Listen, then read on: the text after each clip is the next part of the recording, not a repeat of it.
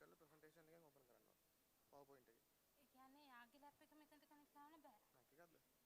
මං හිතන්නේ වාතයි. එක්ස්ටෙන්ඩර් වැඩි හරියන්නේ නැහැ. එයාට දාන්න කියන්නේ මේක ඩ්‍රයිව් එකට හරි කොහෙට හරි දාගන්න. ඒක ඩවුන්ලෝඩ් කරලා මේකෙන් ඕපන් කරන්න හරි. ඊමේල් කරන්න කියන්නේ. යන්නේ නැද්ද? අනේ මම බයයි. යන්නේ නැද්ද? ඇත්තටම අපේ ලොකු මගේ ඩාර්ක් වර්ෂන් එක. සිරා. එයාට ඊමේල් කරන්න කිව්වනම් හරි. නැත්නම් පෙන්නයි හරි කොහොම හරි ඉල්ල ගන්න. හරි හරි. වැඩේ තියෙන ඩවුන්ලෝඩ් කරලා ගන්න ඕනේ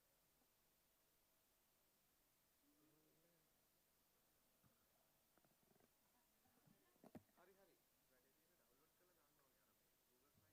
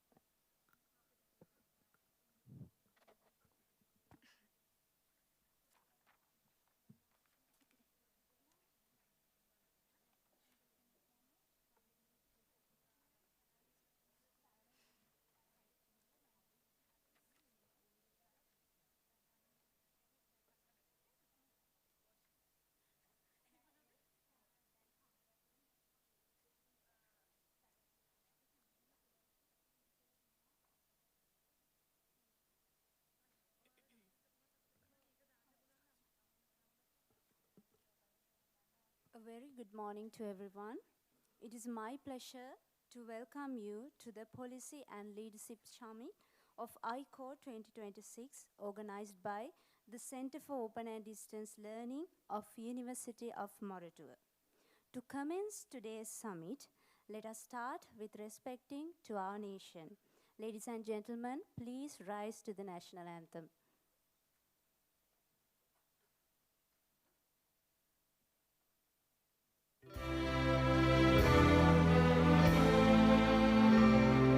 Sri Lanka Mata, Upper Sri Lanka, Namo, Namo, Namo, Namo Mata. Sundara Siri Barini, Surandi Ati Sogamana Lanka. Dhanya Dhanaya Nekamal Palaturu Piri Jaya Bhumiya Ranya. Apahata Sapa Siri Sata Sadhana, Jeevanaye Mata. Pilidanu Mena Apabhakti Puja, Namo Namo Mata. Upper Sri Lanka, Namo, Namo, Namo, Namo Mata. Obave Apavidya, Obamaya Apasatya, Obave Apashanti, Apahada Tulabhanti, Oba Apahaloke, Apage Anuprani, Oba Apajivanave, Apamuktiya Obave, Navajivana Demini, Nitina Apakubudu Karan Mata.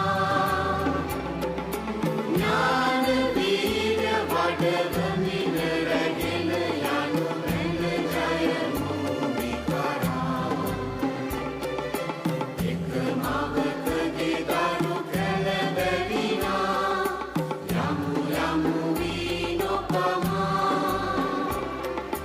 Prema Vada Samadena Durala, Namo Namo Mata.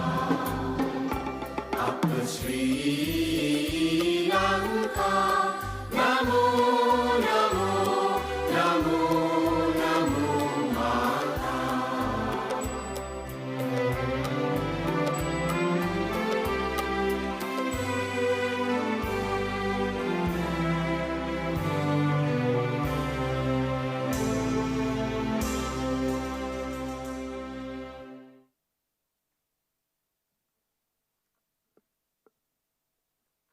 As we begin today's Policy and Leadership Summit, I would like to start with a simple yet powerful thought.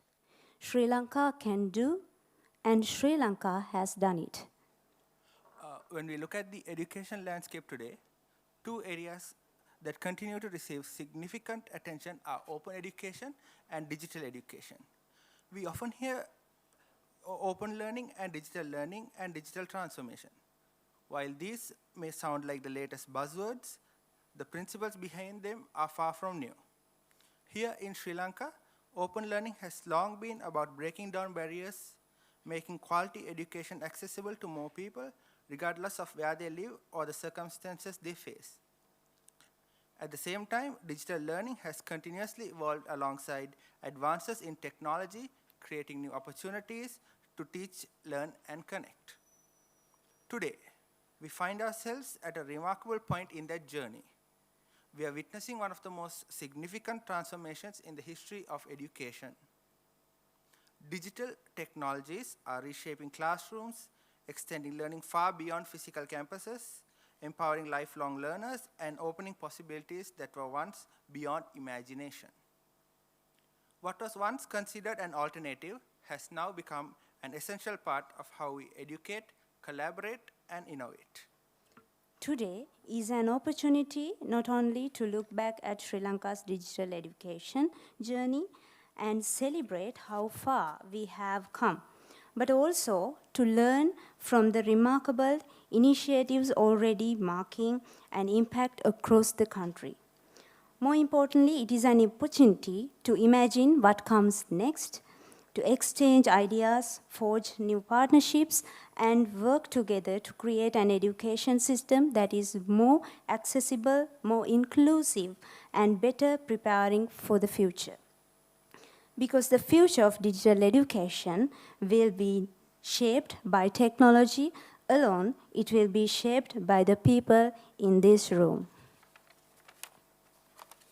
To officially welcome everyone and set the foundation for today's discussion, it is my great pleasure to invite Professor Delika Dias, Acting Vice Chancellor of the University of Moratuwa, to deliver the welcome address.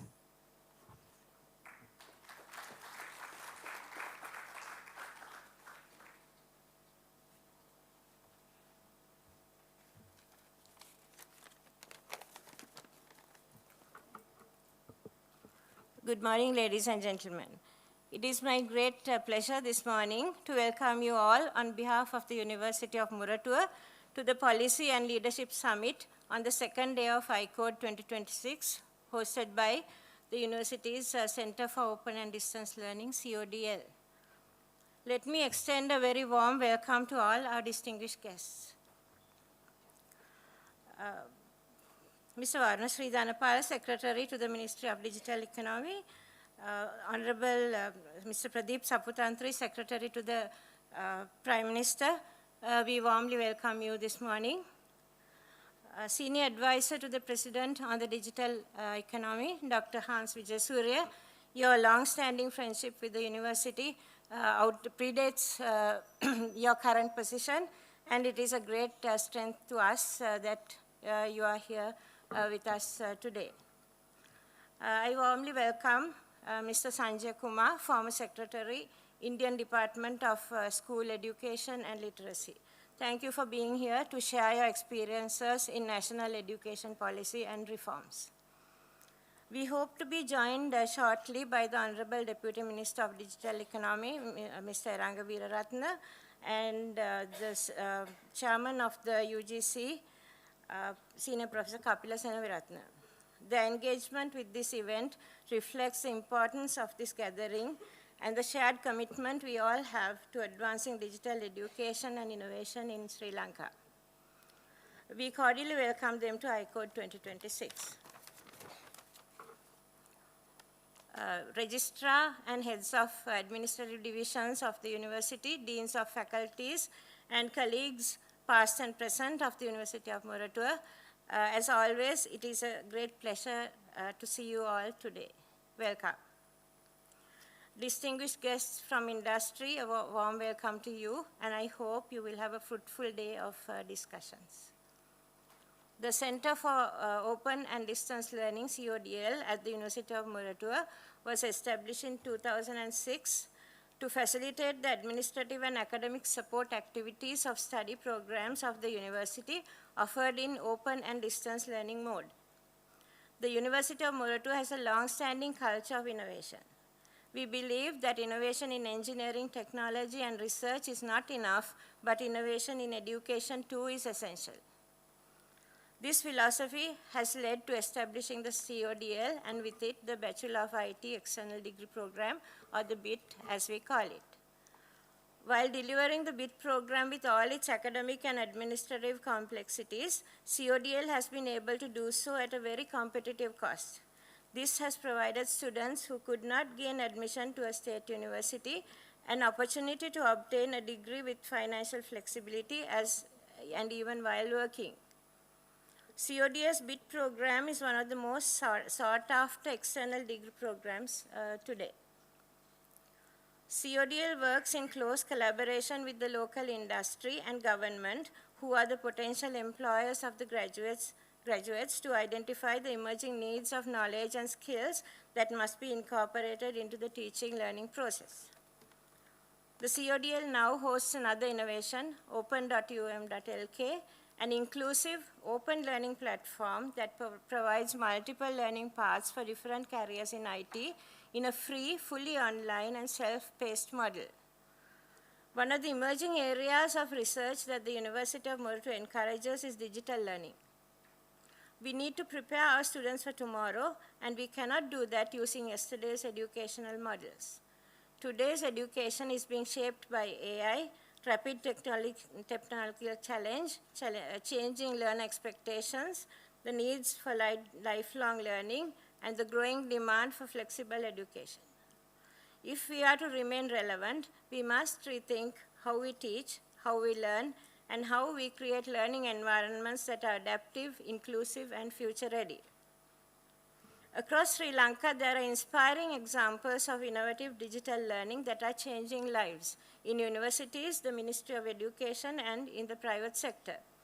Our next challenge is to connect them, learn from them, build on existing strengths, and scale what works. We need to embrace collective progress. This is the objective of ICODE 2026. No single institution has all the answers to making education accessible to all.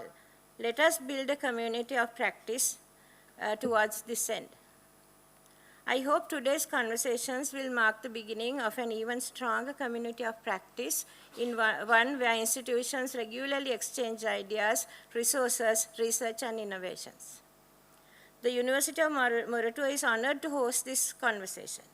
If today's summit enables us to connect our experiences, learn from one another, and work together, then we will have taken an important step towards building a stronger and more inclusive higher education system for our learners, our universities, and our country. Before I conclude, I would like to sincerely thank and congratulate the Director of CODL, Ms. Visakha Nanayakkara, and her team for all the dedication, hard work, and care they have put into organizing this inaugural conference. I'm truly grateful for their excellent efforts. Thank you. Thank you so much, madam. Please wait for a moment with us. And I invite Professor Malik Ranasinghe, event patron of ICODE 2026, to present a small token of appreciation.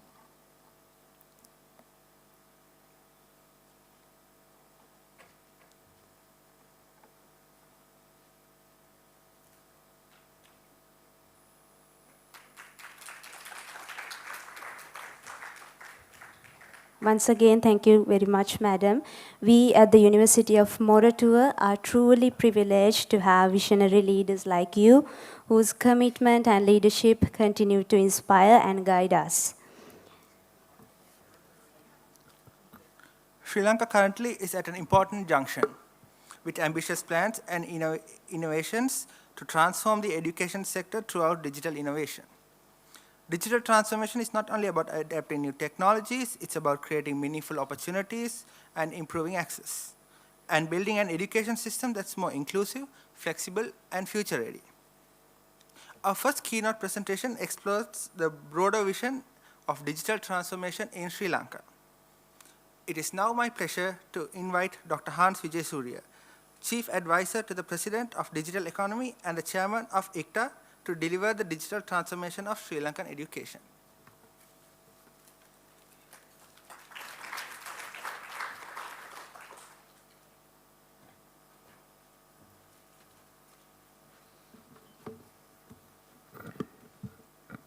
Secretary to the Prime Minister, Mr. Pradeep Saputantri, Secretary, Ministry of Digital Economy, Mr. Varunasri Dhanapala, Professor Dilika Das, Professor Visakha Nanayakkara, Professor Malik Ranasinghe, Professor Gihan Das.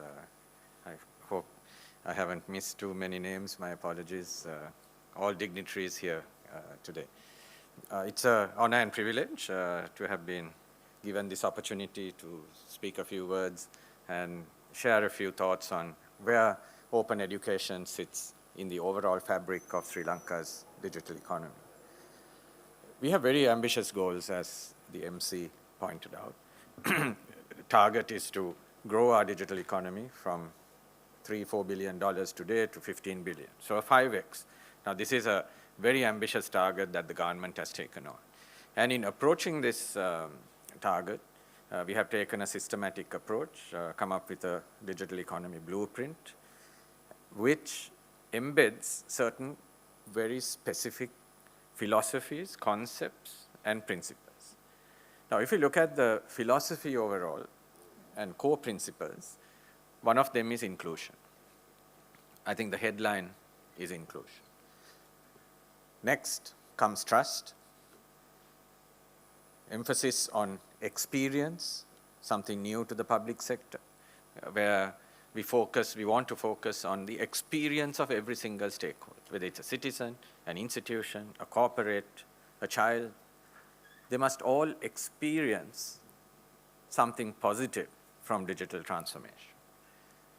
Last but not least, that everything we do should be sustainable, not only in terms of ESG, but also in terms of the business model behind what you do.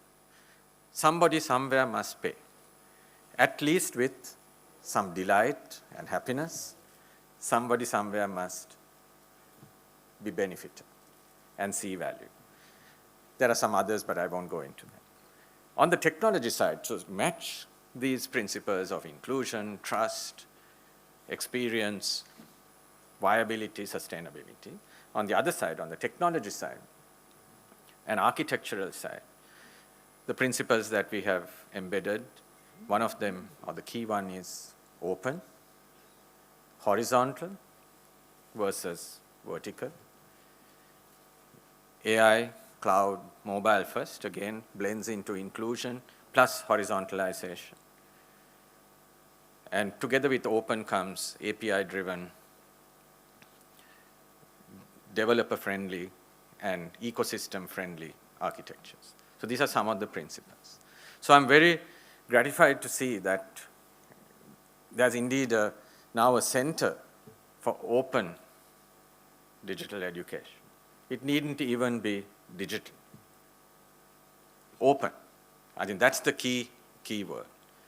Because when you bring in this word open and you combine it with horizontalization, it refers to elevating education just like water and air and electricity, opening it for shared access, open access, non-duplication of investments and resources, and maximizing the output from any investment that is made towards the development of that horizontal. So indeed, we are now recognizing not only that the infrastructures and the technologies behind digital education should be open, but I think we are embracing an even more powerful concept, that the humanware, all of us, every single student, every single human being, is becoming a part of a horizontal platform. If we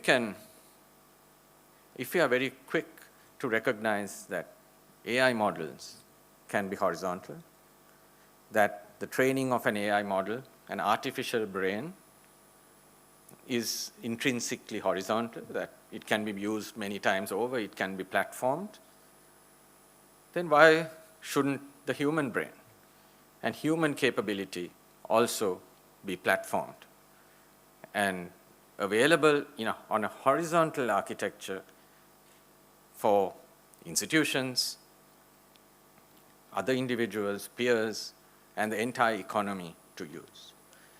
So that I think what the University of Moratuwa has triggered through this initiative, and I truly hope that we embrace this as in its deepest form, that not only should education be horizontalized and open, it should also be continuous, the same way we continuously train AI models.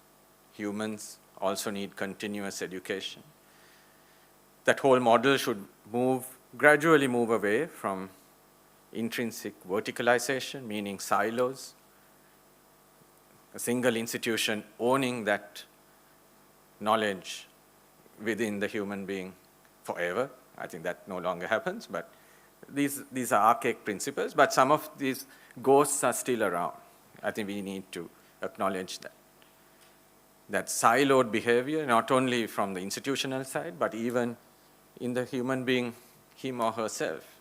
All of us have some degree of siloed behavior when it comes to knowledge. Being more and more open to sharing, to put it out horizontally, and together with everyone else on that horizontal platform, whether it's digital or physical or just meeting up with people, that's a horizontal platform. Be open to share, and the ocean will rise through that collective effort. So bringing in mechanisms for expertise to be available horizontally, both to learn from and both to apply, and as well as to apply. So if there's a particular expertise being developed in a caucus of individuals, why should it not be shared by multiple institutions in government and or the private sector? Why shouldn't collaboration platforms be restricted to single institutions? I think we have begun to embrace that. In a single institution, you have collaboration platforms.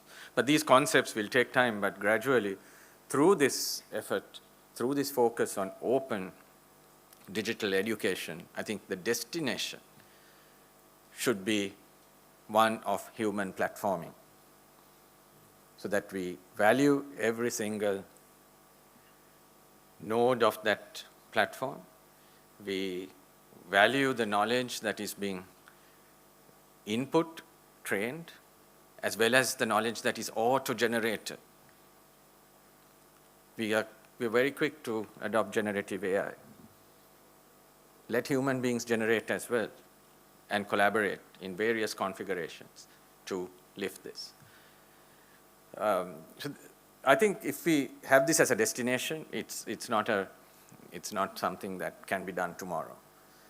But the digital economy blueprint, which is a layered architecture, starting with the very, very basic layer of connectivity, which is again driven by the principle of inclusion, broadband connectivity across the country. We aim to deliver a minimum speed any time of day of 2 to 4 megabits per second by 2030. And of course, for specific requirements, 5 to 10 megabits per second. And institutional level would of course be in the 50 to 100. So this kind of universal connectivity is the fundamental layer. Next comes the data centers, compute, as well as storage, and the hybrid infrastructures which combine the power and the cost advantages of the global hyperscalers with sovereign and resident infrastructure. These two combined, connectivity and compute and storage combined, will be the digital infrastructure layer. Next comes digital public infrastructure, like the ID and the verifiable credentials, data exchanges, payments, etc. An important DPI within this will be the talent base. So that connects to what I was saying earlier. If we truly have a digital public infrastructure which develops talent anywhere, anytime, plus brings this talent to the fore to be tapped upon as a national infrastructure, not free. That's not the idea of digital public infrastructure. Many think it is charity or it's a free platform. It's not.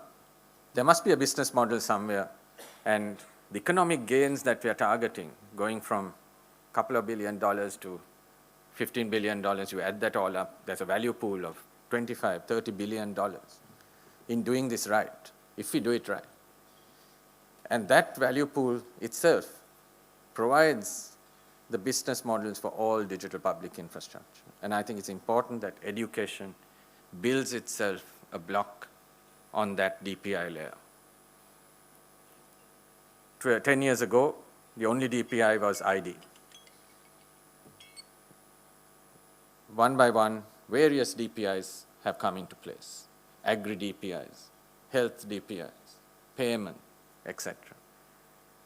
we need to think seriously about the education DPI, education digital public infrastructure, which captures in that wording itself, digital, public means open, infrastructure means platformed, horizontal, for use of everyone. So these principles, when brought together, I think create the core of a modern, inclusive digital economy. And upon that can build all the digitalization and digital transformation of industries, services, and the citizen experience very often, importantly.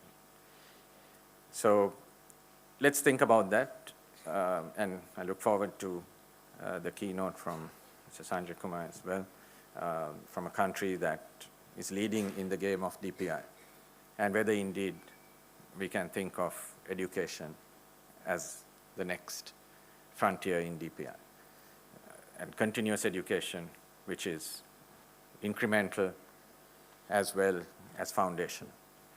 So thank you very much for the patient hearing. It's been an honor and privilege. Have a great day. Thank you. Thank you, Dr. Hans. Could we ask you to stay for a moment, as I would like to invite Professor Dilika Dias, Acting Vice Chancellor, University of Moratuwa, to present a small memento.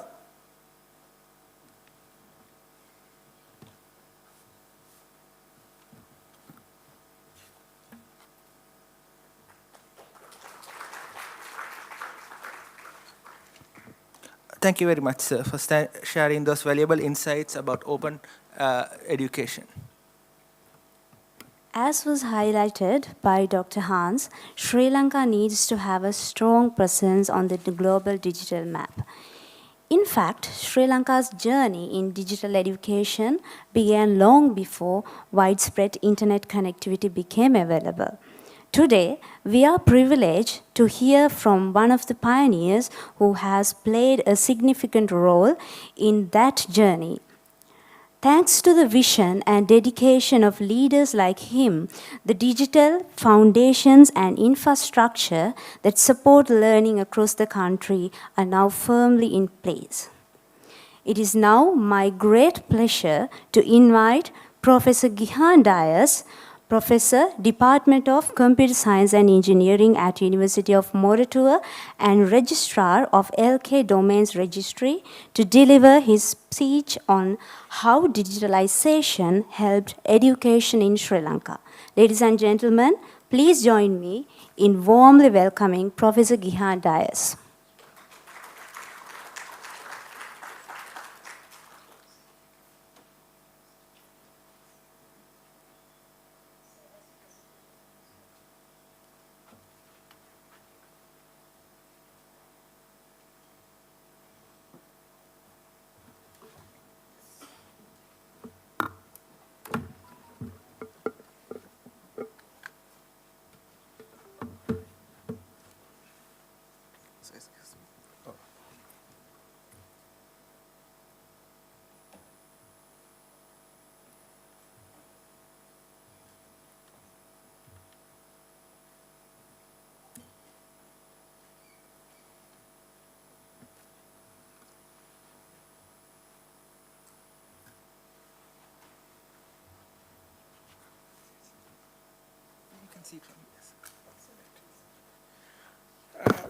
Good morning, everybody.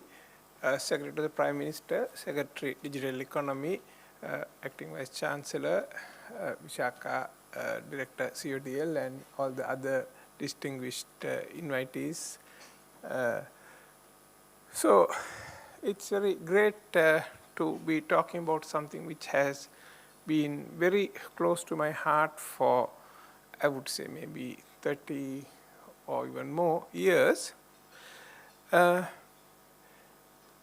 I am happy to say that I was involved in maybe this digitalization of education in Sri Lanka long before this word was ever thought of. I don't know.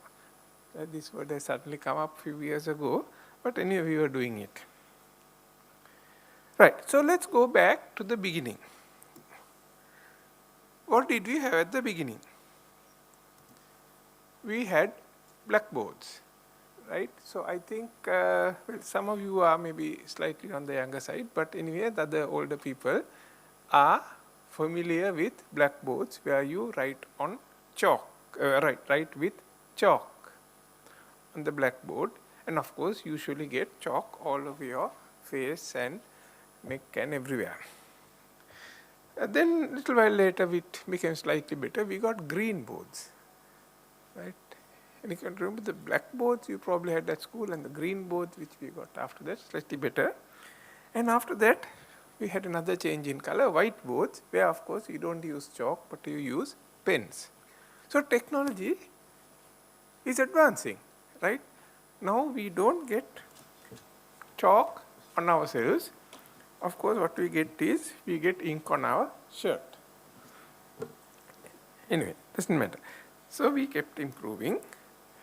And anybody can remember these overhead projectors? Shahani is smiling. Yeah, shows your age, Shahani.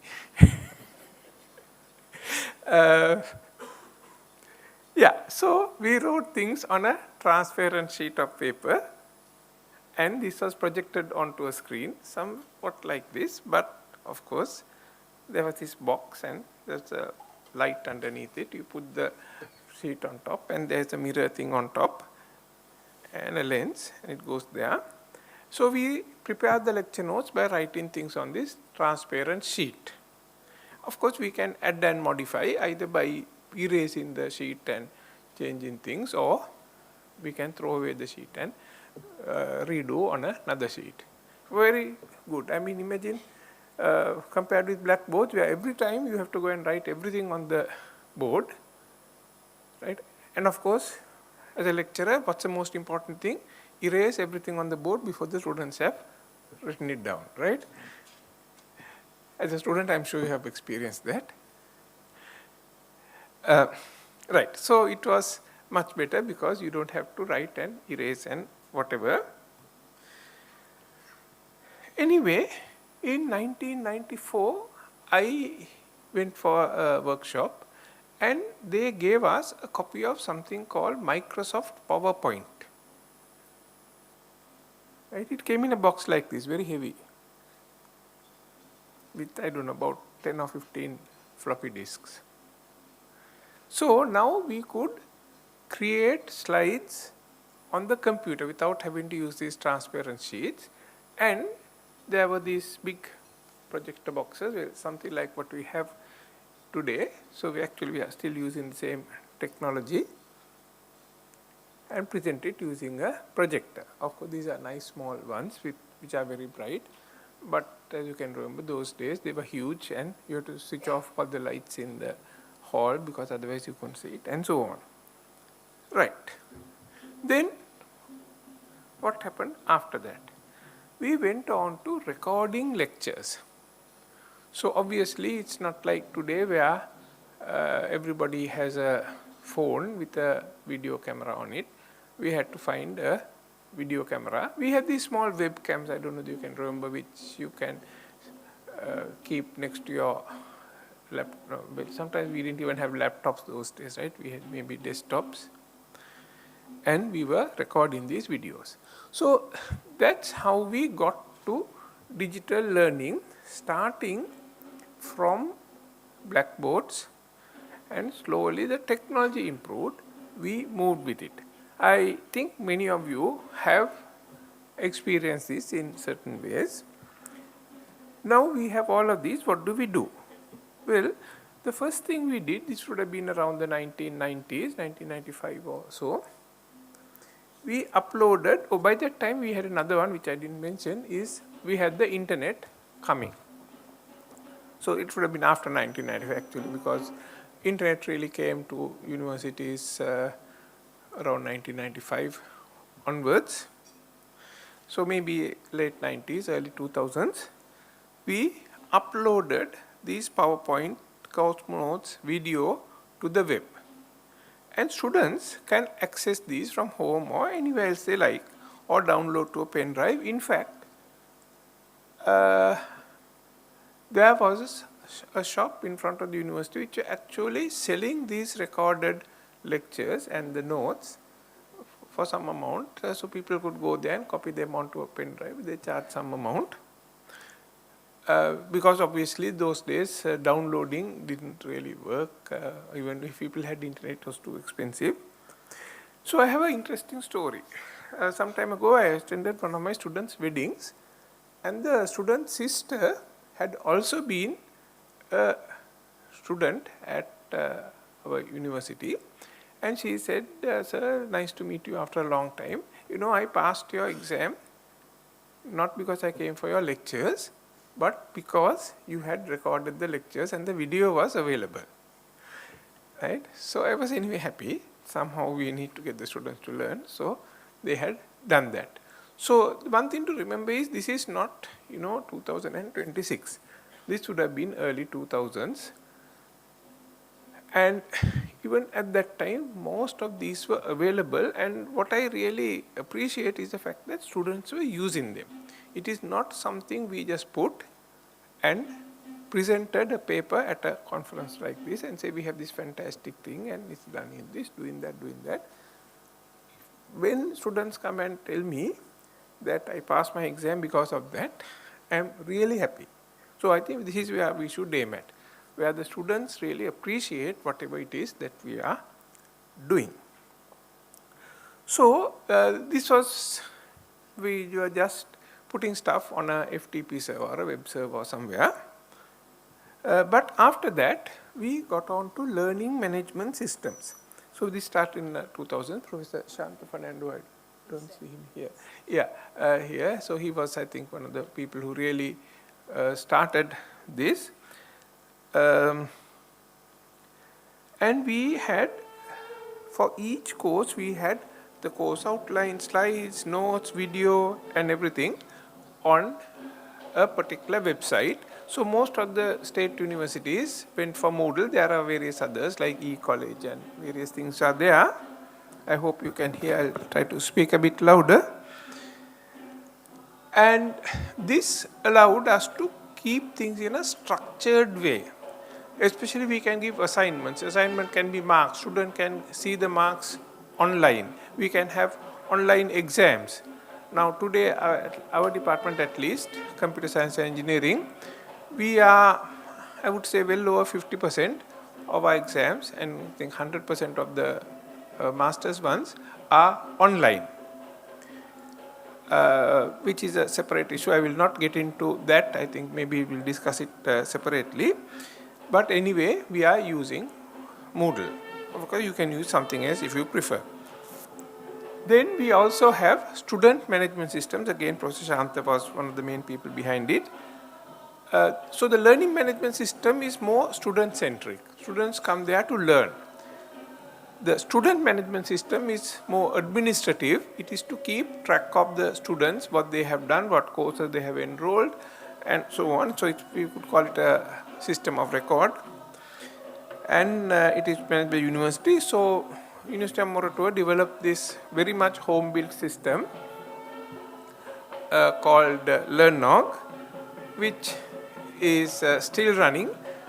Whether people like it or not is a different matter, but anyway, it's running and it's doing its work. And then we got on to video conferencing, which allows students to participate in classes from home or hostel or anywhere. Interestingly, the actual video didn't really become very popular in Sri Lanka. Very often, it was just audio or whatever. The main reason being that students are often having in very far away places with low bandwidth, and if you try to have video, their connection drops and so many things. So we sort of tended to go for audio only, but of course video is good.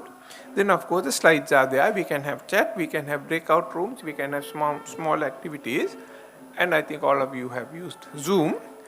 For e-learning, there's another popular platform called Big Blue Button, and then there's others, Nextcloud Talk, Google Meet, and Microsoft Teams, and so on. So these are the technologies that we have developed, and interestingly, all of these were really developed at least 10 to 15 years ago. So actually we don't see that this is a field which has suddenly been revolutionary. Of course, so many advances are happening, but things have been available, technologies have been available for a while. Then in 2020, we had a very notable occasion, COVID-19. And overnight, suddenly universities had to move to an online mode. Not only universities, schools as well. So schools actually had many challenges. We can discuss that separately. Interestingly, the universities and the Learn network were already using online learning quite a bit by March 2020. And overnight, we were able to change. And let's look at some graphs. So this is from Professor Rohan Ragel from Learn, which he did around that time in 2020. This one is state universities' weekly asynchronous activities. That is basically people using the learning management system, mostly Moodle. So as you can see, there has been a fair amount of usage. The first one is early March 2020. But there has been a significant increase, as you can see, going forward to about May or so. Interestingly, the video conferencing, Zoom. So everybody started using Zoom, so they managed to get some kind of whitelisted thing and some free thing from Sweden or somewhere. And very quickly, various things were arranged. And here you can see the growth of video conferencing or Zoom over those few years, April, May, and maybe June, I can't remember. Actually, I can't read these letters, they're too small, maybe you can see them over those few months. So let's go look at a table. If you look at the Zoom, in the first week of March 2020, there were 194 participants in Zoom across the universities. It was being used. We can't say it was not being used. By end of May 2020, we had 354,033 participants during that week. Right? So I think this is a success story which we have discussed. This is not mine, actually, it's from Professor Ragel from Learn. I wasn't very much involved except just as a user. That when problems happen, we can do things. So even recently, suddenly there was this dengue issue and the university was very suddenly closed for 2 weeks, just a couple of months ago or a couple of weeks ago actually. We didn't really have a major issue. We basically told students, okay, we are going to move online, and students were, okay, let's do it online. And we really managed, and I was surprised because at that time I was teaching not the computer science students, who of course are fairly, as you said, technically literate. I was teaching earth resources students, and I was actually very worried, thinking, okay, those guys, they may not have computers, they may not have internet, but only 2 or 3 of the 70 or so students complained about not being able to use computers, and so we gave them a make-up session afterwards. People are using this. Then even in the class, the physical class, when they come, I see everybody is using laptops.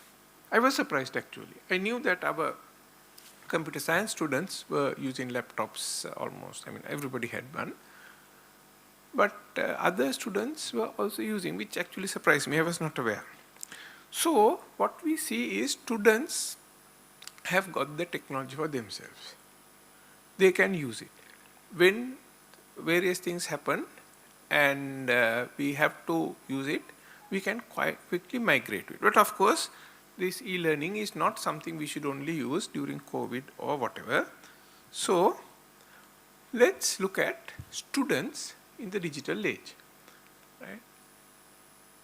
So we are all concerned about students, right? Even if we are doing, say, adult education, let's just call them students as opposed to the age, just they are studying. What is digital? Digital often means use of digital technologies and so on. So I think I will not try to define digital, you all know.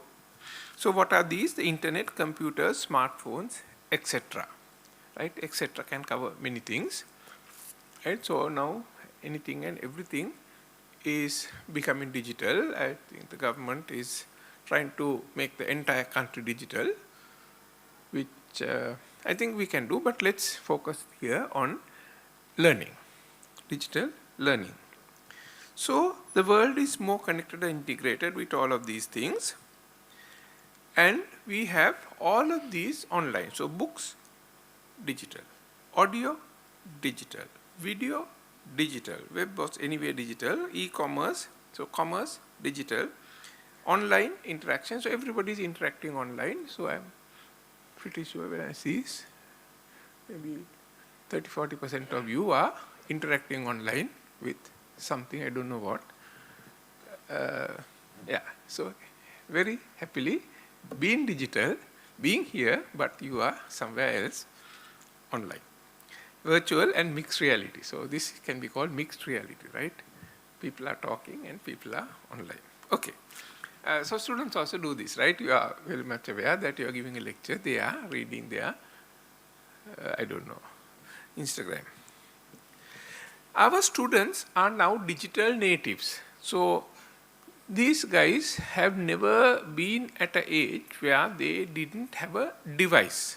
I mean, maybe when they are very small, but often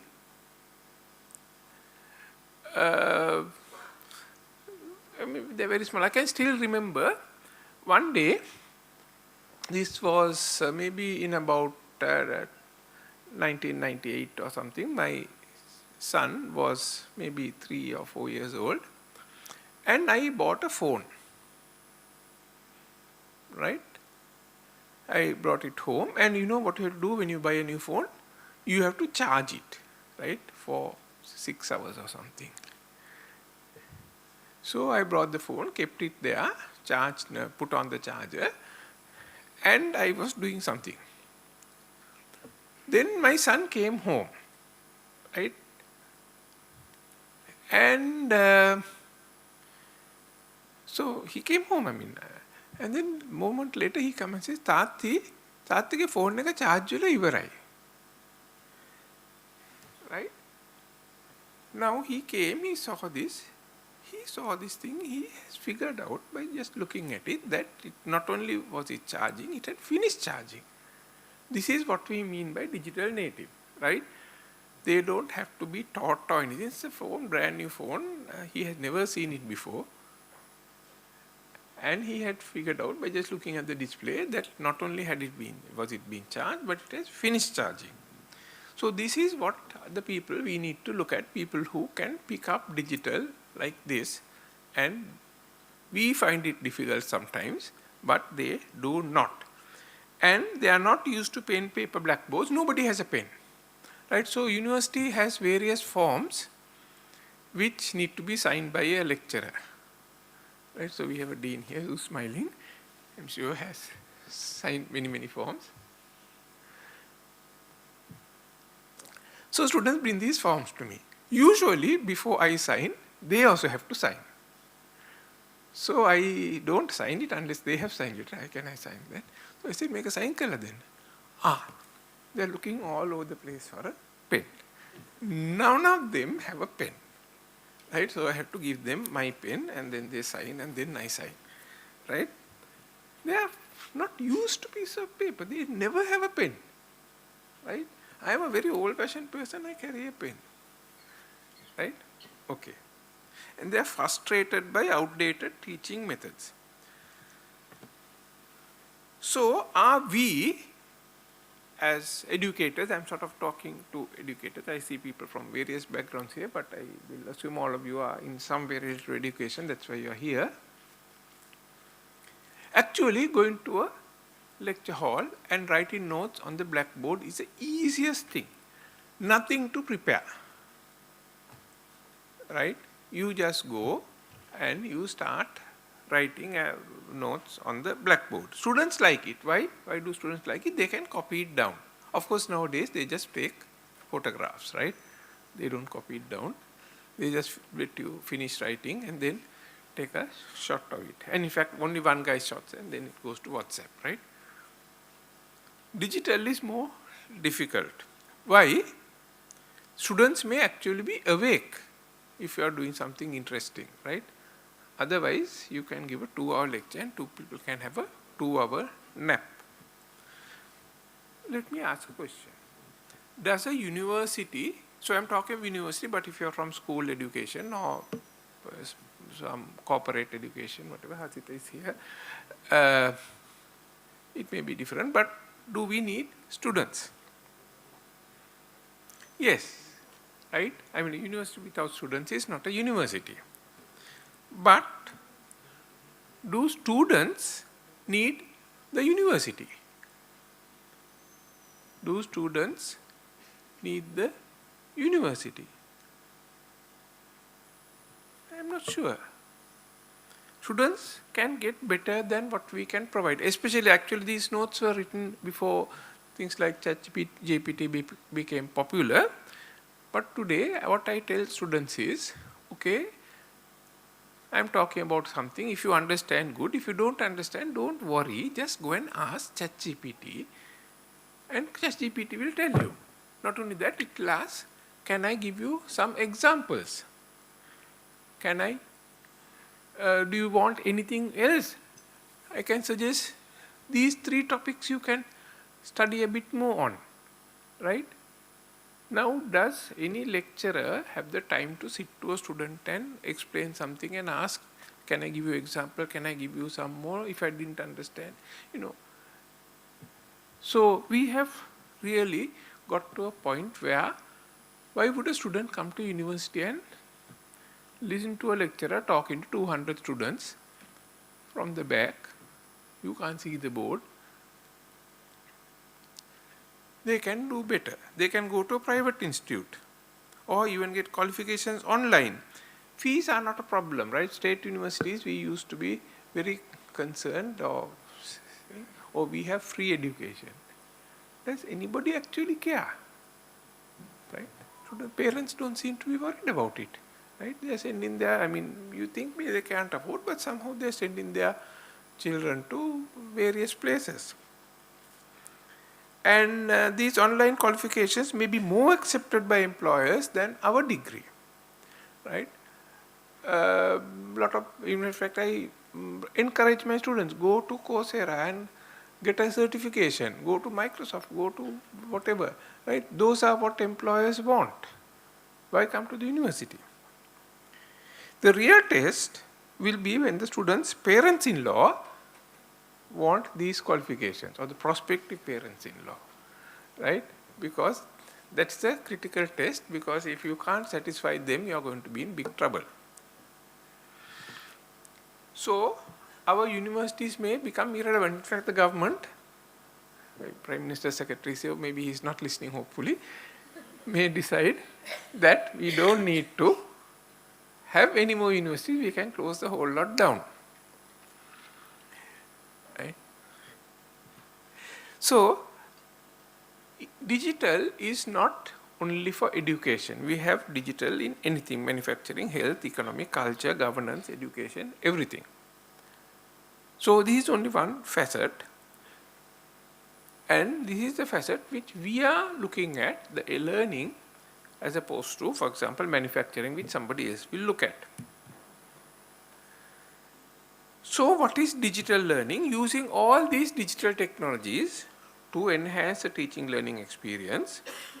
Why?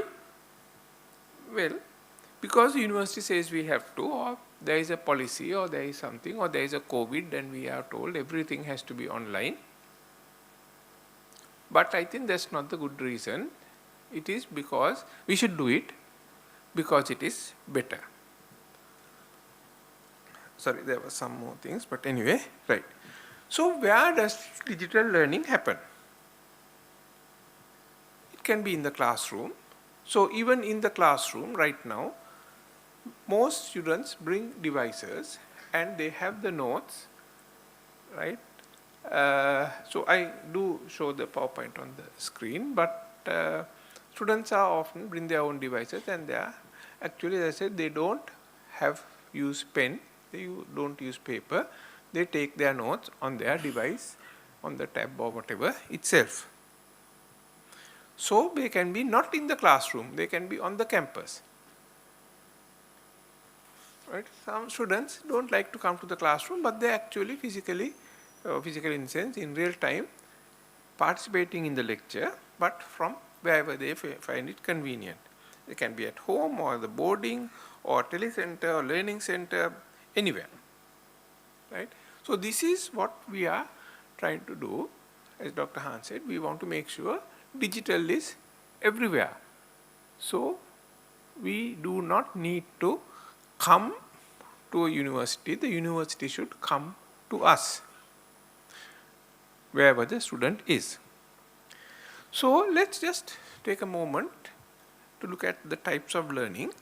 One is called synchronous learning. Synchronous learning is like this, where the speaker or whoever is the educator in that case is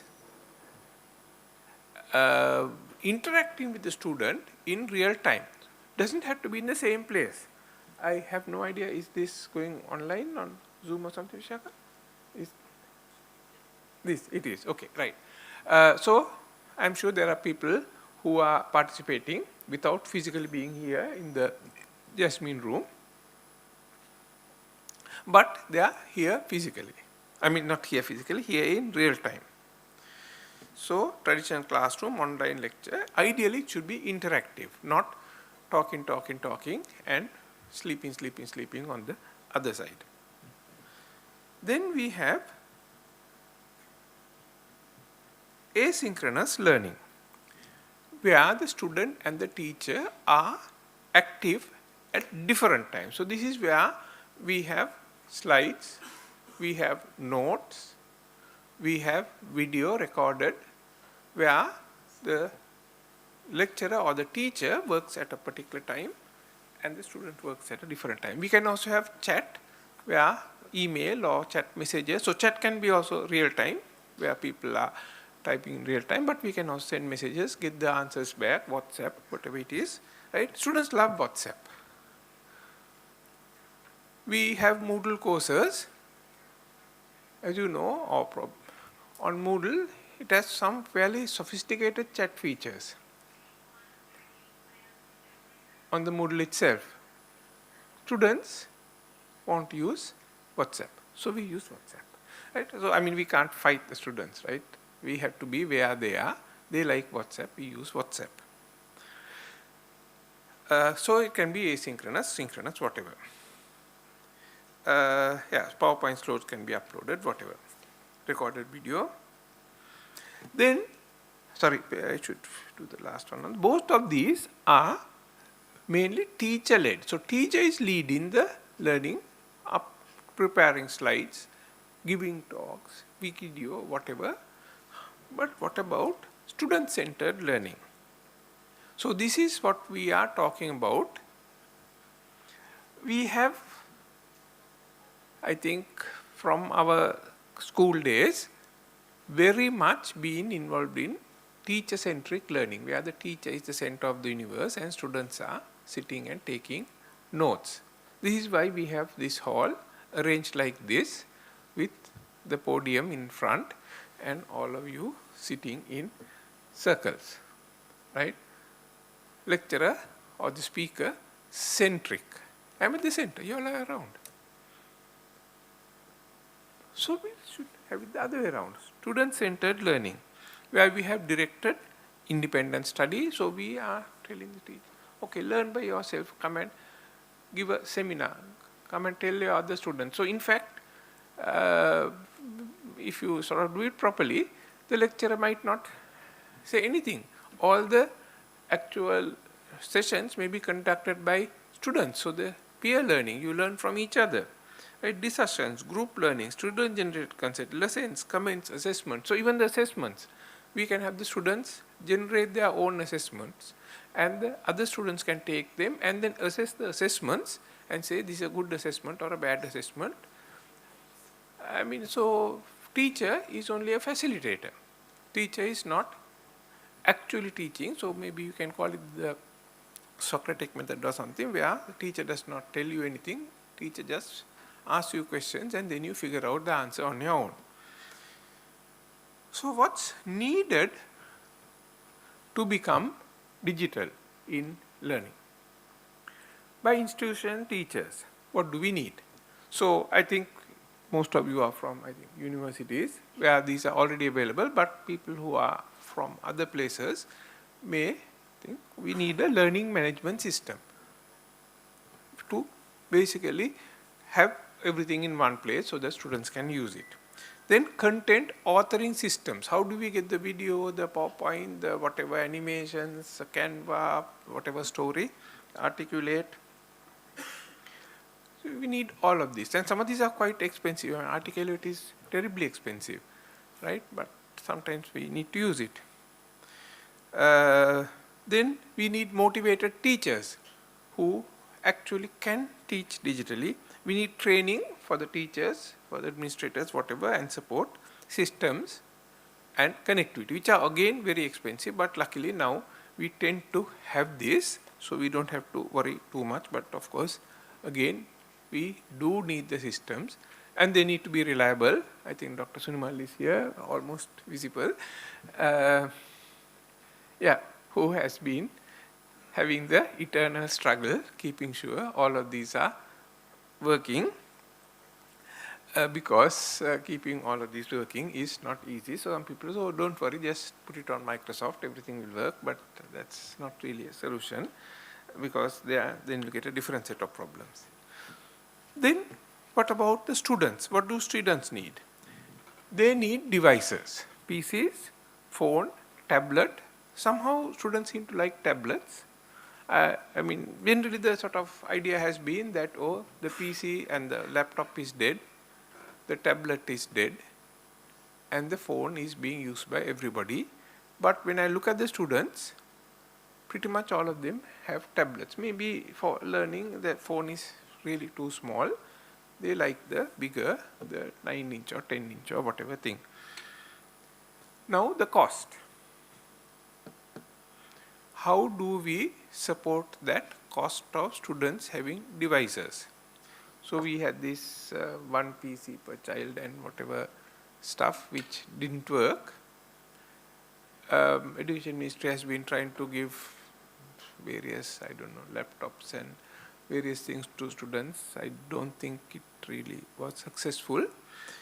One is cost, other one is reliability.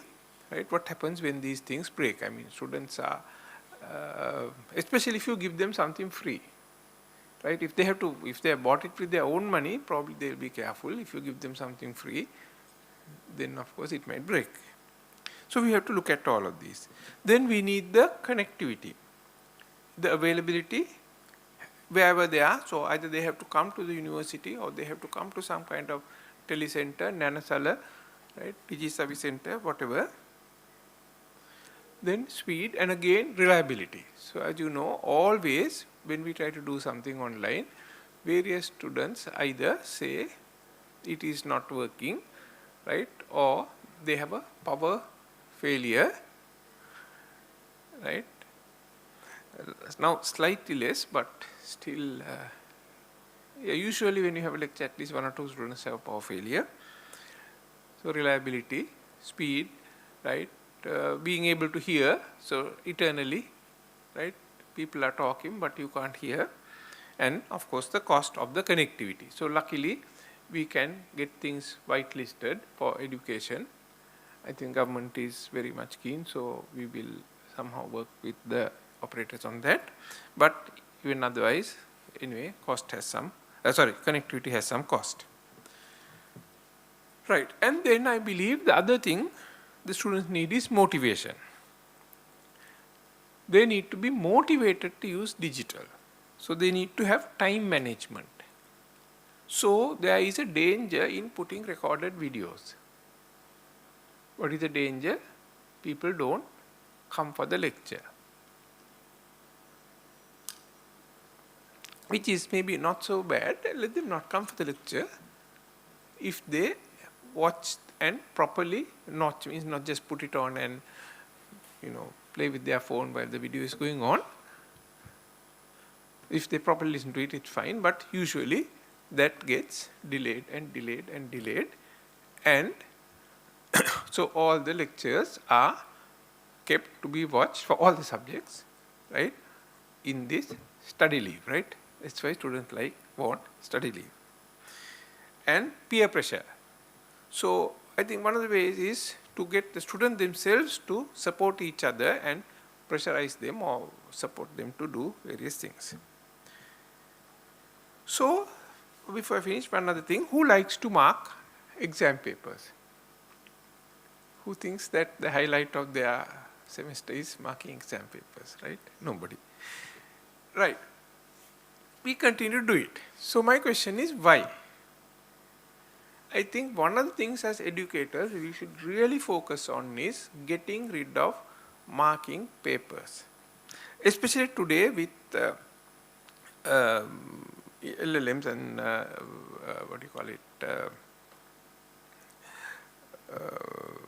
GPT and so on.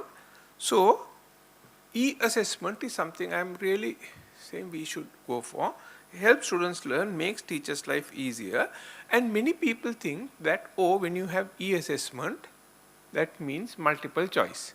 We have been taught this from, I think, the grade 5 scholarship exam, which is about to start. I believe it's still multiple choice, right? I don't know. I think so. Multiple choice.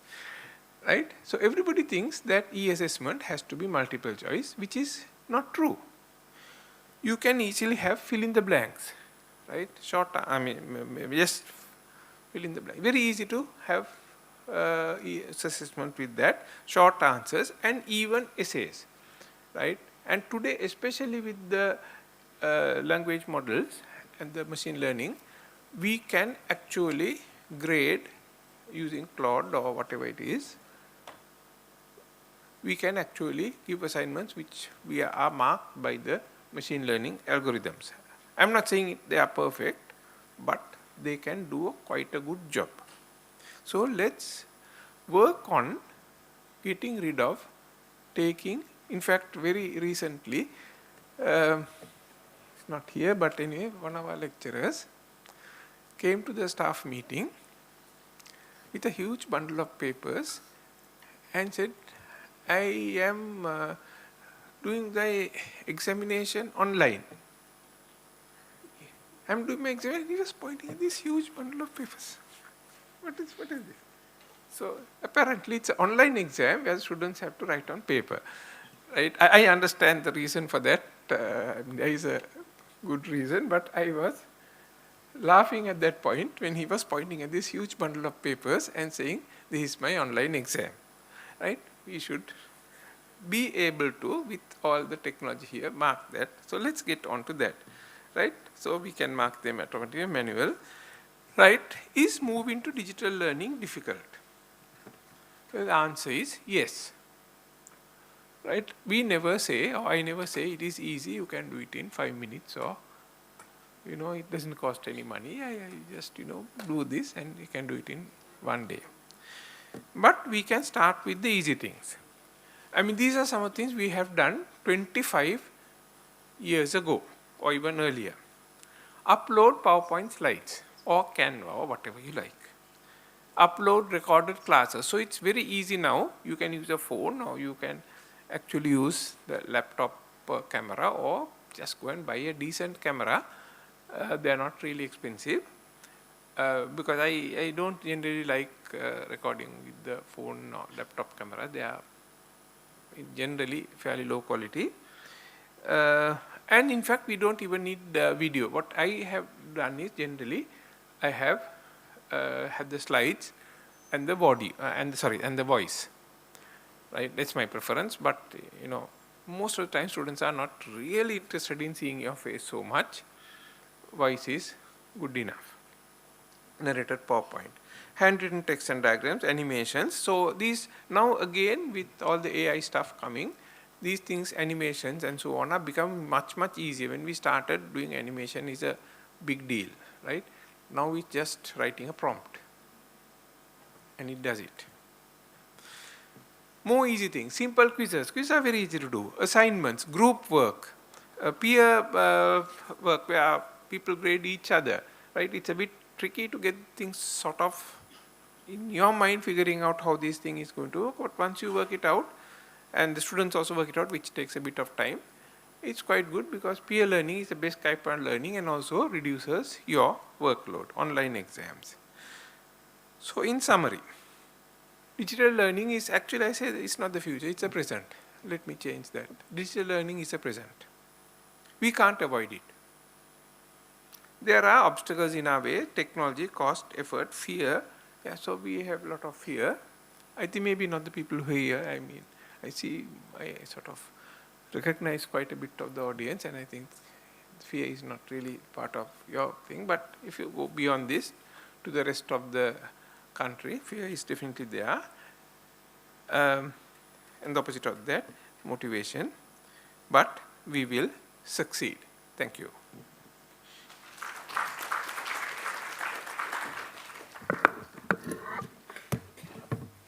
Thank you, sir. And also I invite for you to wait for a few moments. And also I invite Madam Vishaka Nanayakara, Director of Center for Open and Distance Learning of University of Moratuwa. Thank you. So may I invite you there. While Professor Dias talked a lot about digital education, I think something that is known among these communities, sir's contribution to facilitating the backbones for that, be it at Moratuwa, be it at national level. He has done a tremendous lot of work. Professor Gihan Dias retired from the services of the University of Moratuwa on 31st July 2026 after more than 40 years of service. To appreciate his contributions to multiple different areas in the society, I would like to invite some of you in the audience to come forward reflecting Gihan sir's contributions in various different areas. You all may be wearing multiple hats and I may be just picking on one hat. So let me first invite the industry associations, Dayan Rajbaksha representing FITIS, Vimal Gunapala representing SLASCOM.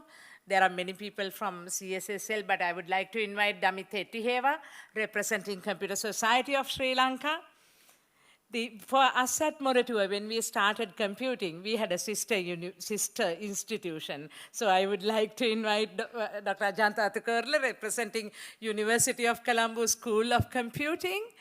I'm pretty sure I'm going to miss some of you, but I hope not. Before I move on to the government, may I invite Acting Vice Chancellor, University of Moratuwa, who may not be any stranger to Professor Gihan Dias, Madam Professor Dilika Dias, and also the Registrar, University of Moratuwa, Mr. Dishan Jayantha. Representing the Deans of Faculties, may I invite Professor Tanuja Sandanayaka, the present Dean, Faculty of Information Technology. We do have, as I said, quite a lot of people. Representing our experienced partner today, may I invite Dr. Shahani Marcus.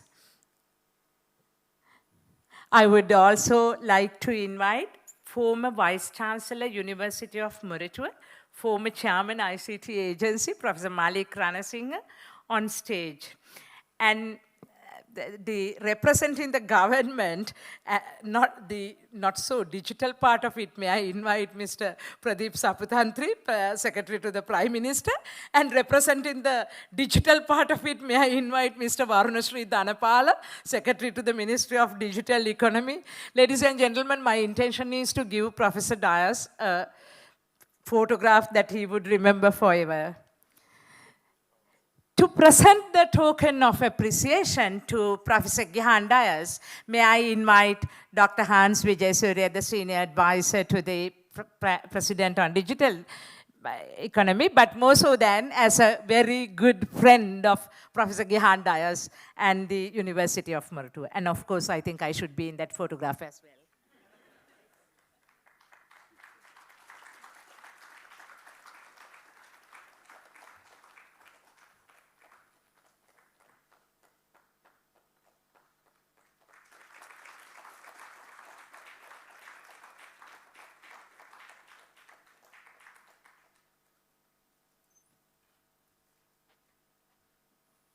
Thank you, ladies and gentlemen. Once again, I apologize if I forgot any one of you. May I have Professor Asita Bandaranayaka representing Learn, because CTO Learn, I don't see. There you are. Huh?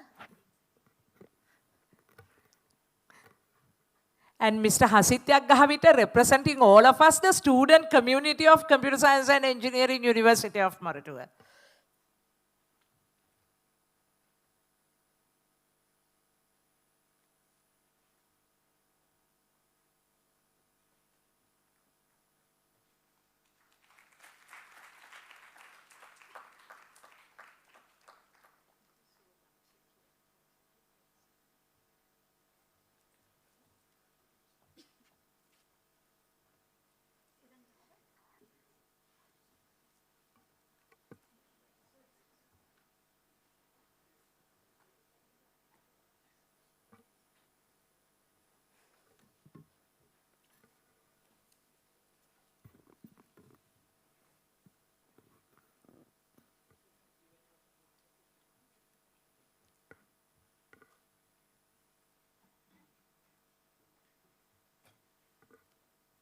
Thank you so much. Before we move to the next speech, we would like to present another token of appreciation. I would like to invite Mr. Pradeep Saputantri, Secretary to the Honorable Prime Minister. We would like to present you a token of appreciation, and I would like to invite again Madam Vishaka Nanayakara to present the token.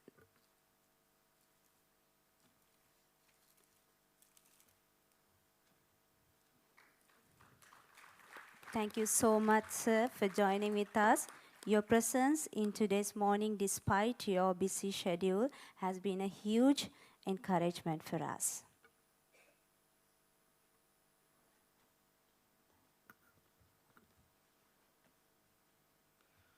Our next speaker is a distinguished public sector leader who has been at the forefront of Sri Lanka's digital transformation journey.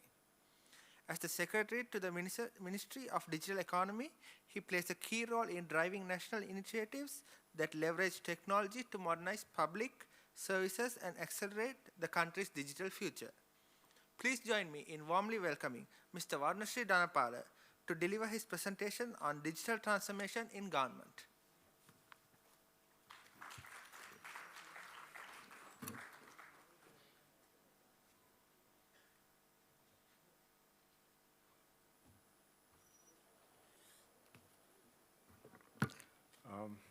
Very good morning to all. Mr. Sri Sanjay Kumar, former Secretary to the Department of School Education and Literacy of Government of India. Professor Dilika Dias, the Acting Vice Chancellor of University of Moratuwa. All other senior academics, Dr. Hans Jesuriya, the Senior Advisor to the President on Digital Economy. All colleagues from the government as well as from the academic institutions. Especially Mrs. Vishaka Nanayakara, the Director of the Center for Open and Distance Learning, CODL, who was in touch with me throughout the past couple of weeks to make this interesting event happen. All distinguished invitees. So I think most of the things I have to present has been mentioned by Dr. Hans Vijayasuriya, but basically, it is my pleasure to extend our greetings as the Minister of Digital Economy for this international conference on open and digital education. So both open and digital, so I'm going to combine this together in my presentation. So I've been a part of the compilation of the Sustainable Development Goals in New York under the aegis of the United Nations. So we had instrument called Troika, that is India, Pakistan and Sri Lanka together represented this engagement 12 years ago. So what we want to have is a common vision for this overall sustainable development ecosystem. But one interesting thing is we push to have education is at least within first 5 of SDGs. So it ended up as the SDG 4 finally. So what it means? To ensure inclusive, equitable, quality education and promote lifelong learning opportunities for all by 2030. This is not confined to the school, it will not confine to the universities, and it will not confine to any of the higher education institutions. This inclusivity part, I think Dr. Hans has mentioned explained very clearly. So where the distance education serves as a primary accelerator for this goal by breaking down geographical, financial, and social barriers and allowing remote, disabled, or working learners to access continuous education. So the combination of the pandemic era remote protocols, as Professor Dias also mentioned, and energy-driven transport constraints, as we experience today due to some of the escalations in the Middle Eastern region, force global education systems to pivot from physical mobility to digital continuity. So, fuel shortages, public transit cutbacks, and economic instability restricted daily commuters for students and teachers and other partners of this education system, making traditional school and university attendance difficult and prompting hybrid home-based learning solution. So that is where this distance education matters. The distance education matters for some difficult terrains like mountains and some of the islands, because it bypasses physical barriers, as we have seen with the emerging technologies that is coming with different speeds as well as different magnitudes. It connects isolated communities to central schools and universities without the massive cost of building and staffing local facilities on every remote island or mountain peak. This is where we have to take a policy decision on many of our physical infrastructure. And myself and I'm also part of one of the national university as a council member. So the investment we made on physical infrastructure, the discussions around that, procurement and all other dialogues are much massive than what we are really focusing on the education and content and the quality of the student-teacher partnership. So in that context, even in the SDG dialogue, we discussed the digitalization of island state, how to make these small and developing states to connect. So this is where these technologies like high-speed satellite broadband works, where those affordable countries can do better in all these digital services, including education, but it should be a leverage for all other sectors. So, ladies and gentlemen, Sri Lanka's vision for the digital economy has been outlined by Dr. Hans very clearly. So, it should serve every individual, and its digital economy blueprint wants more manpower. So, how to create this manpower? The traditional education, university education system cannot make this workforce of 300,000 professionals in a very short period. So this is where we, as policymakers in the government, think of distance and open hybrid platforms are imperative to reach this target. The history of Sri Lanka's distance and open education is decades long. Actually, we have seen the institutions like the setting up of the Open University of Sri Lanka under the government's patronage. Then there are some other universities, this College of Distance Learning of the University of Colombo, as well as our own institution, the Distance Center of Open and Distance Learning at the University of Moratuwa. So these programs have become very attractive for those who are busy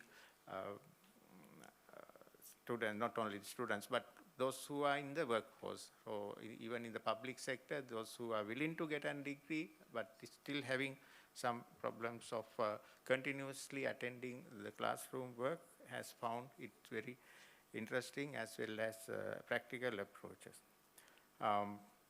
So Sri Lanka has set an ambitious target to achieve universal high-speed broadband connectivity for every citizen, including all school children by the end of 2029, but I think it could be much faster with the work that we are doing. Many of us are part of the task force, special task force appointed by Honorable Prime Minister, who is the Education Minister as well, chaired by Mr. Pradeep Saputantri, who left, the Secretary of the Prime Minister.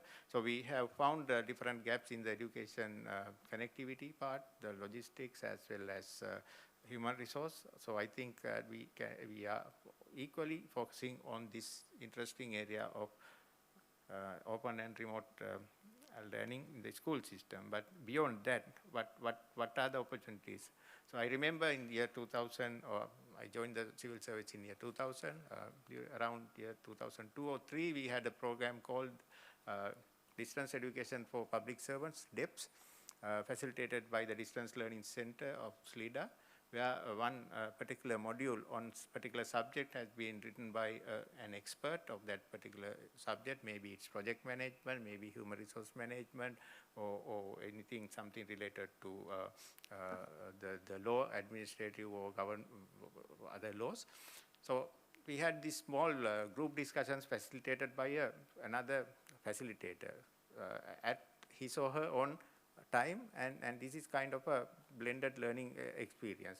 There will be a newsletter around that, there will be email groups. We didn't have WhatsApp during those times, but still it worked with some interactive kind of engagement with some small group engagement, some huge heated arguments over certain contents of the textbook itself. So that itself is a very unique setup that even we are going to explore in the next phase. I think this evening we have a discussion with Mr. Kumar at SLIDA to explore more opportunities around this area, because our Deputy Minister as well as the Deputy Minister of Public Administration is very keen on expanding the training and learning base for all through digital approach, a standardized, digitalized approach. Ladies and gentlemen, so we are in the process of revisiting our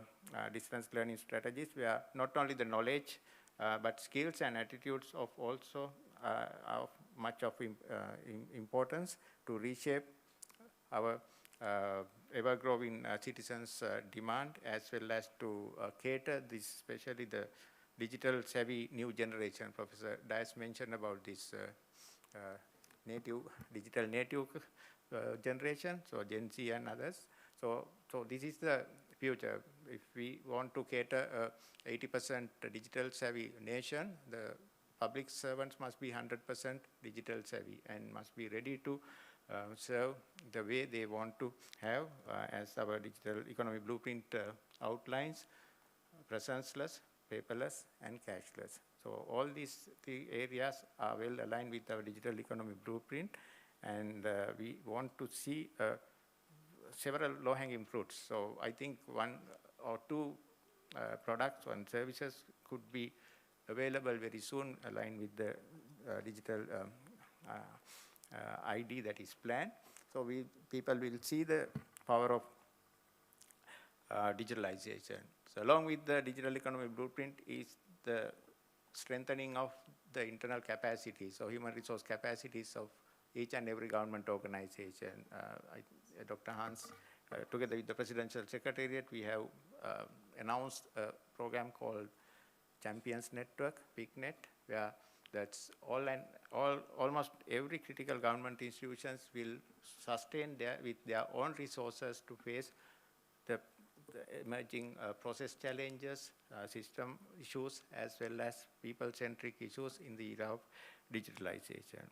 So along with that, we must place the society also ahead of technology amidst enormous challenges posed by AI and other rapidly developing trends. So I think the key is to dominate the technology before the technology dominates you. Hence, we see some of our partners, like the industry associations, they have come up with different concepts like Society 5.0 to focus on human-centric, super smart society that use digital tech, AI and IoT for their day-to-day work, and maybe for their education as well. This is very good forum for policy dialogue. I think many of us are in a different capacities and different speeds are engaged with this national dialogue while we observe our own families. Right? Maybe it's your child who is learning in a local university or an overseas university. I'd say in my case that's true. One of my son is in a local university and another one is an overseas university, and my wife is engaged in a teaching profession. So it's part of my daily life, the education. I also served as a temporary lecturer for about 3 months in a university. That is pre-internet era. Right? So that is different type of blackboard and paper-based era. So I don't take much of your time, or we have to listen invitees from various domains. So I wish ICODE 2026 would contribute heavily to develop this sector in the region, in Sri Lanka, and inspire all the sectors of our country, R&D sector, and all the policymakers and other stakeholders to realize the much aspired goals in their respective sectors. Thanks again for inviting, and wish all the best in this session. Thank you.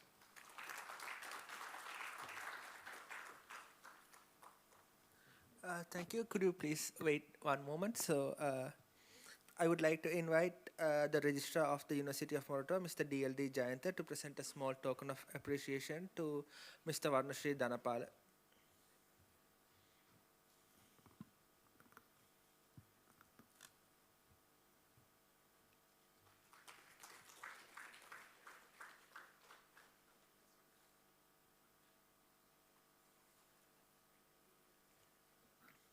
Thank you. So, ladies and gentlemen, now we'll have a short tea break. So, tea will be served outside, and the next session will begin in 15 minutes.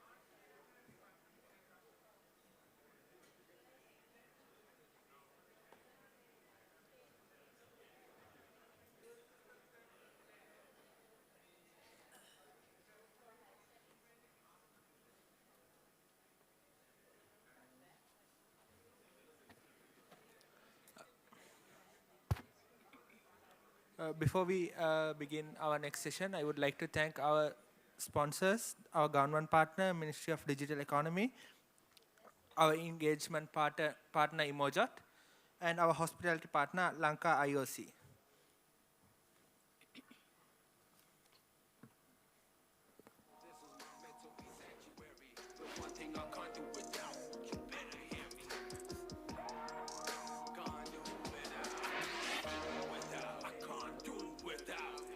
The ultimate biking experience is incomplete without Servo 40 Extra from Lanka IOC.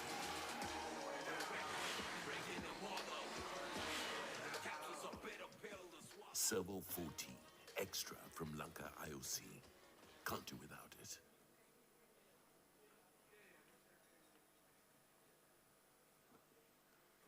Let's move to another speech. When the world began embracing online learning, the University of Moratuwa had already taken significant steps towards making quality education accessible through open digital learning. Through open.um.lk, the university has developed and delivered massive open online courses, providing learning opportunities to thousands of learners both in Sri Lanka and beyond. Behind this remarkable initiative is a visionary leader who's been instrumental in driving its success. It's now my great pleasure to invite Professor Malik Ranasinghe, event patron of ICODE 2026, Chair of the National Academy of Sciences of Sri Lanka, and former Vice Chancellor of the University of Moratuwa, to deliver his presentation on inclusive open digital education, open.um.lk.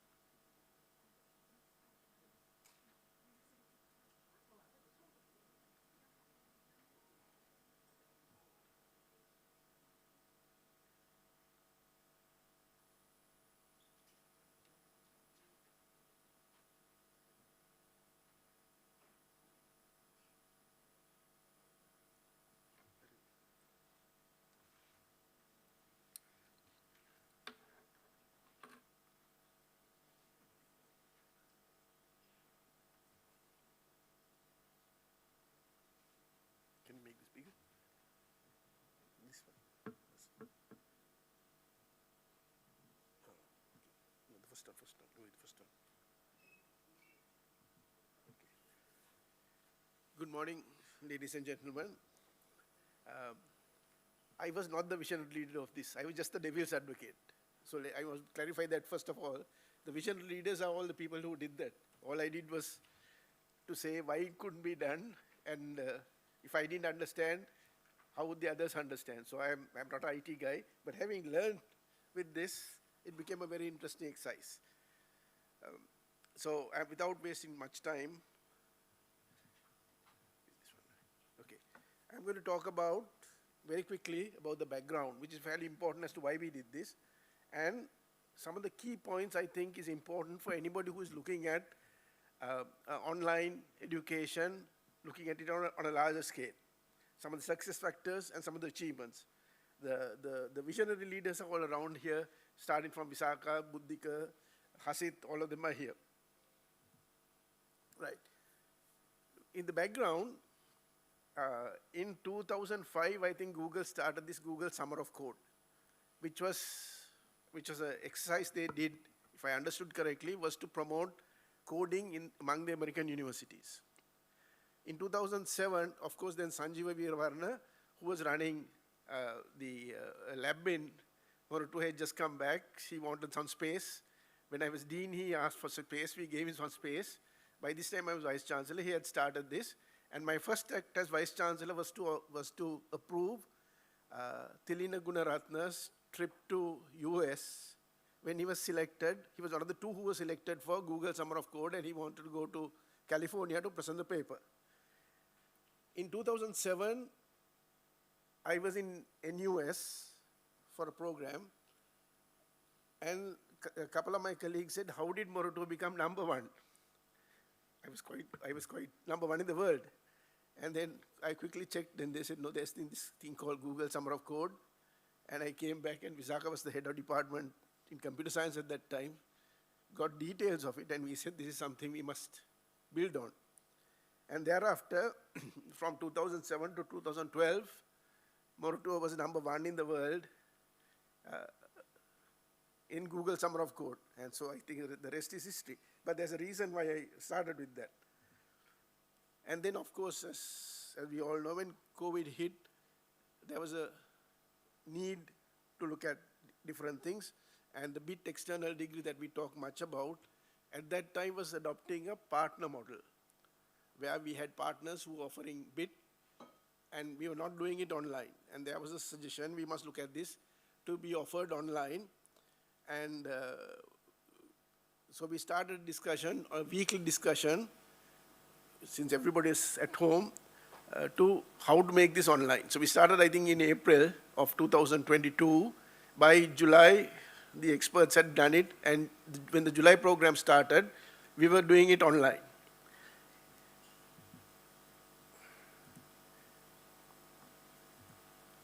So we had this weekly, and one of the reasons, with a lot of industry people came in, with Hasit, there was Nuan, key people were there every week on a Thursday evening, including Mr. Dhammika Perra, who was very interested in this. He was one of the people who pushed for this.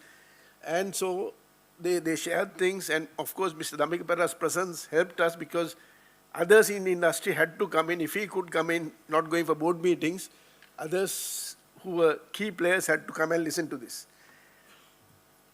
And one of the reasons I talked about the Google Summer of Code is one of the success factors, with the way I saw it was, by that time, most of the talented people, young people had come back with their degrees. Sunimal, Sureka, all of them had come back, and they needed to do something. And I think this was a good opportunity for them to come together and to work together. In the discussions, we did, when the matter was being solved, there was another need that rose where people felt that we should have a program that would actually address the needs of students who have finished their A-levels to be able to come to the digital economy quickly.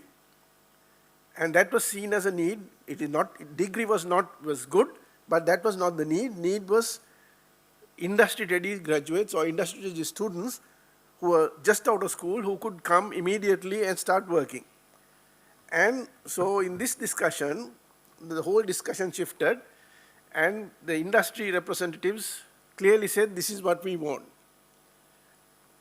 Very, very interesting. I learned a lot on that. And of course, the talented people who were there were able to pull out, and they decided to, they proposed that full stack developer program was the best thing we wanted, and 6 courses were proposed, 6 modules. Of course, being from at that level, we didn't want to call him a full stack developer. So we agreed it should be a trainee full stack developer, not to mislead the industry. Basically, somebody who would have enough knowledge to go into the industry as a trainee. That was the objective. At that, just to get some focus, at that time, there was somebody offering a full stack developer program in the private sector. He was charging 250,000, and he said he wanted 18 months. Got these, so that was a challenge. How do we meet that? And all these are proposed by the experts, both the staff and the industry, saying this is what we want. And the model was, I think the word was mentioned, was the ask model. First attitude, then skill, finally knowledge. Knowledge anybody can get. The focus of the program should be to improve attitude and to have the skills, which industry was saying was very important for somebody coming to industry. Also, another reason that we did was this: when A-levels are finished, it was natural for the parents to ask the children, what is next? And it was obviously IT. And especially the rural child used to go to the nearest town, go and do a diploma in one of those trainees things, get a diploma and come to Colombo to realize what he has been taught is not what the industry wanted. So we just wanted to make sure, give something to do that.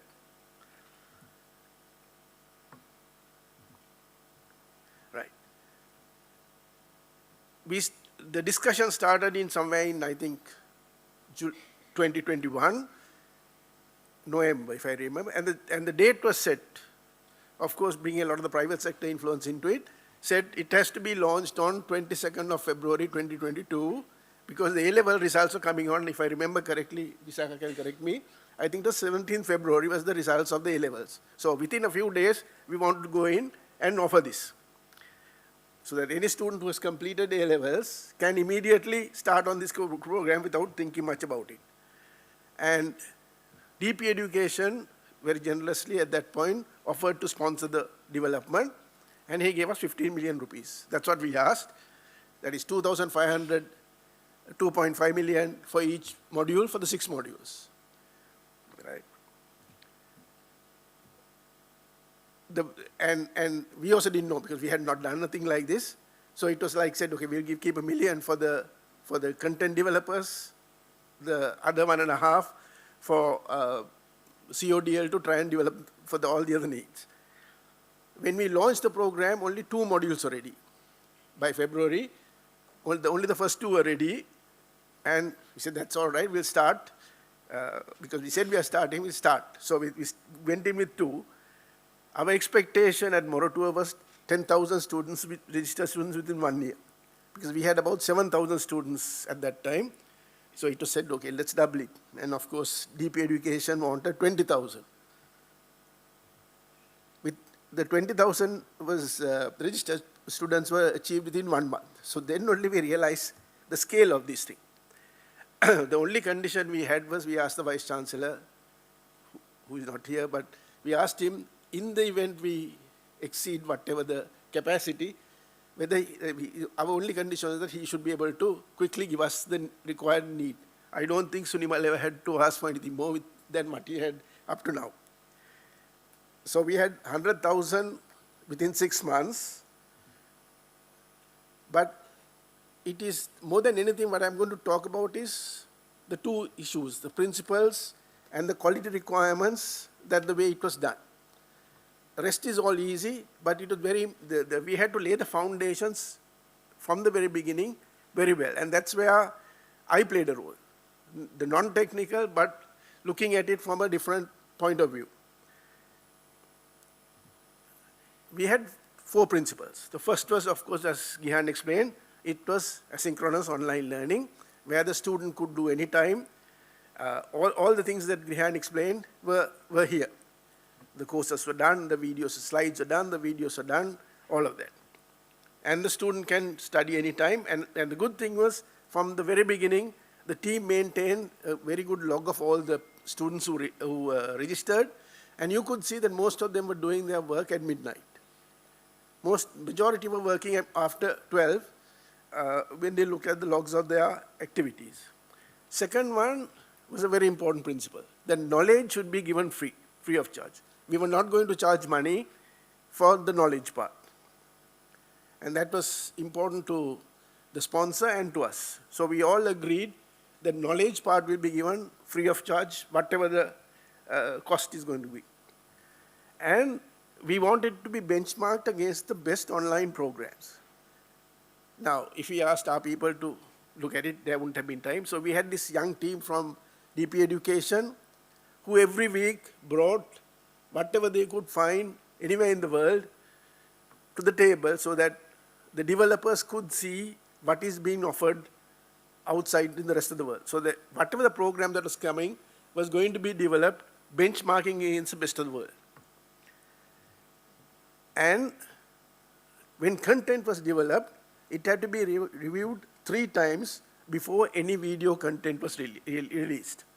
That was fairly important, which I will explain a little bit more, why that came, how that helped us, and how we understood the process a little bit better. Now, to develop this whole thing, we decided on 2 frames. We had 6 modules and a program. The 6 modules are going to be in what American system calls auditing. There is no, it's not a credit thing. Every student can participate. It's open to any participant, irrespective of the qualifications, irrespective of the age, irrespective of anything, open to any participants, and it is free of charge.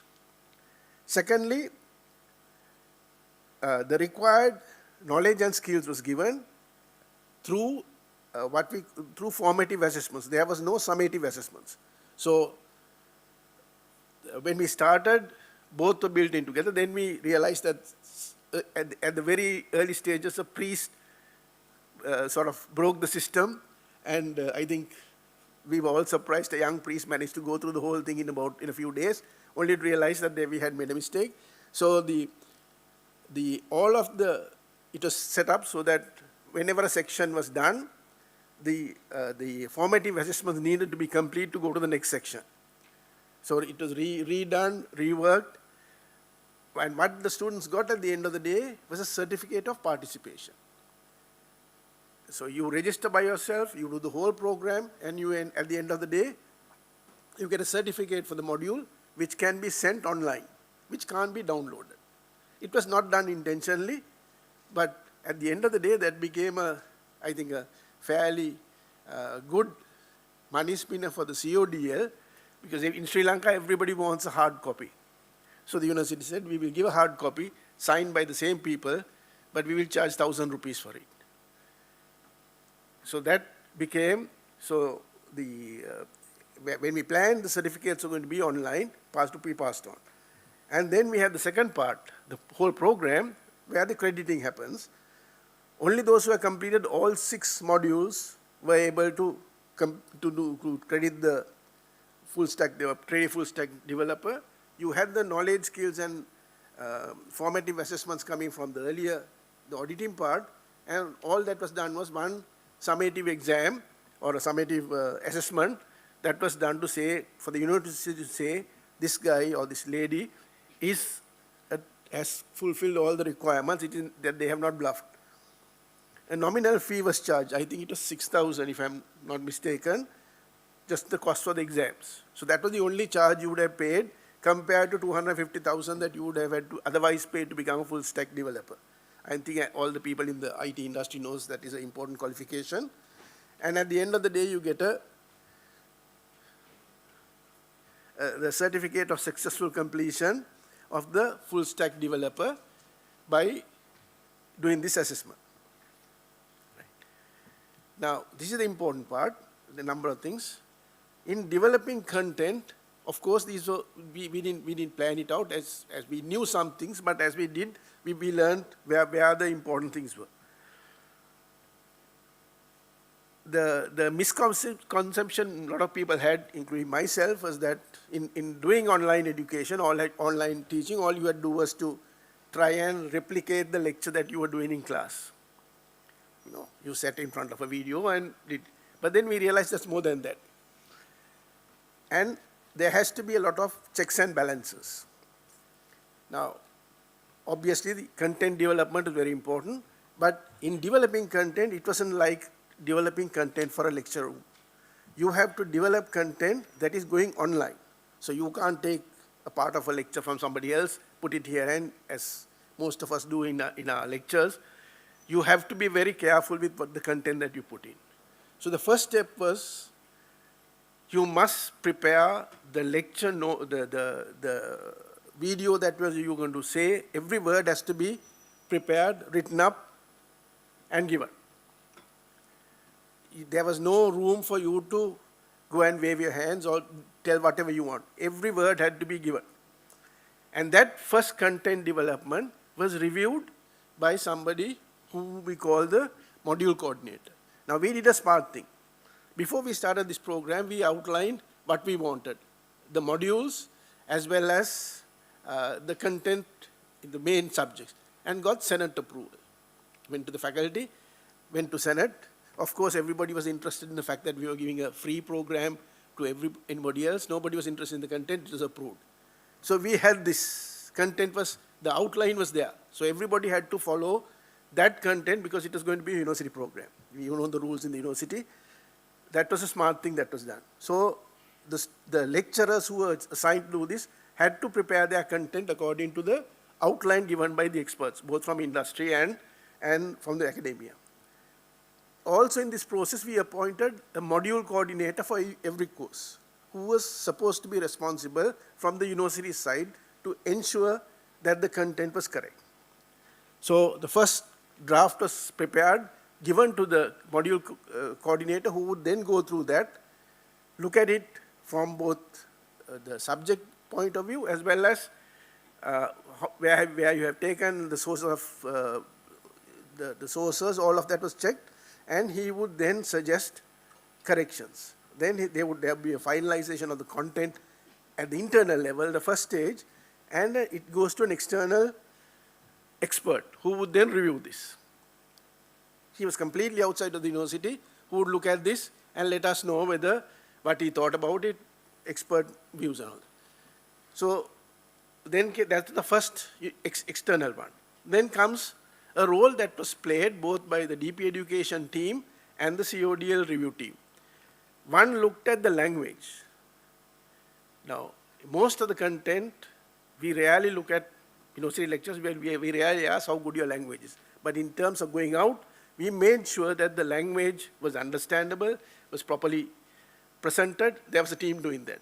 Then what the DP education team did was to structure it, brand it in a way it's all standardized. The slides are made in the proper format so that, and the colors used were exactly the same. There was a color coding given at the very beginning. If it's very important, it has to be this color, so that a person watching the whole program would know if it was red or purple, whatever the color was, it meant something. And that was given up front as a key. And that part was done very much by the young team from the DP education, which is very helpful. That the sort of work that needed to be done was done there. Once all this feedback came, the content developer had to incorporate all this into the program, and the module coordinator then took responsibility saying, okay, now it has fulfilled all the requirements. So this is the difference between doing a lecture in a university classroom and trying to teach it online. It is not the same. You can't just sit in front of your thing, and that is the message that is very important to understand. If you are talking about online or digital education, there has to be very careful curation of this whole content that is being presented. It had to meet all the international requirements, as well as, because once you put it out online, you can't take it back. Whereas at a lecture, we could say something and forget about it.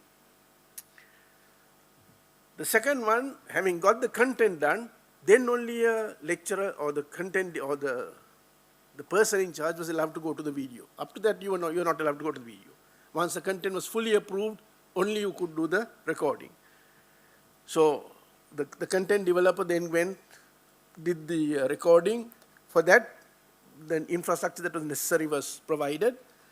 The CODL had cameras, all of that was bought, where once the video was done, video looked okay, it was checked out, it was reviewed at these meetings, and then it was put on Moodle. Having put it on, the first thing we did was we used to give it to students to check it. So this was at a very low level. I think, if I remember correctly, the first year students had just completed their first year examinations, and they were at home. So Visaka, as usual, sent it to all of them and said, and they had just finished a course on Python and all the rest of it. They were asked to review. And the person, if you remember correctly, who did most review was a student who came from Anuradhapura. He had done everything, and I think we gave that guy an award also for helping us. The student review was important because if the students who could say whether this is actually understandable to others, and we were looking at our audience. So there were a lot of attempts made there.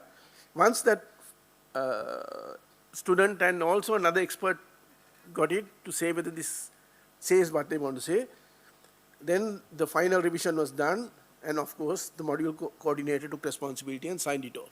So there we learned this process. Of course this is put in much later after having learned the process, but we realized that it is not like doing a normal lecture. It is not, even for asynchronous learning you could have the normal setup. But the moment you went to asynchronous learning, you had to be very careful in doing it. I think the mistake a lot of people make is when you say online content development, you think I just can take a few things from here and there and just present it. No, you can't. Right. Let me quickly do some success factors, which is also very important. We had at that time, in my opinion, both well-qualified and motivated content developers. Of course, the fact that most of them had just come back from their higher studies or just joined the faculty available, and this is more of a challenge. And those who came from industry was also motivated to make sure that this is done properly. So there were a number of them we recognized always who helped us, who did this work right along. And this is a very important point. In this case, both the substantive expert and the normative expert was the same. Who are substantive experts? Substantive experts are people who know the subject. It could be a doctor who knows about medicine. It could be a civil engineer who knows about civil engineering. Whereas normative expert is the person who knows about computer, the manipulating the computer and developing all that. He might not know the subject.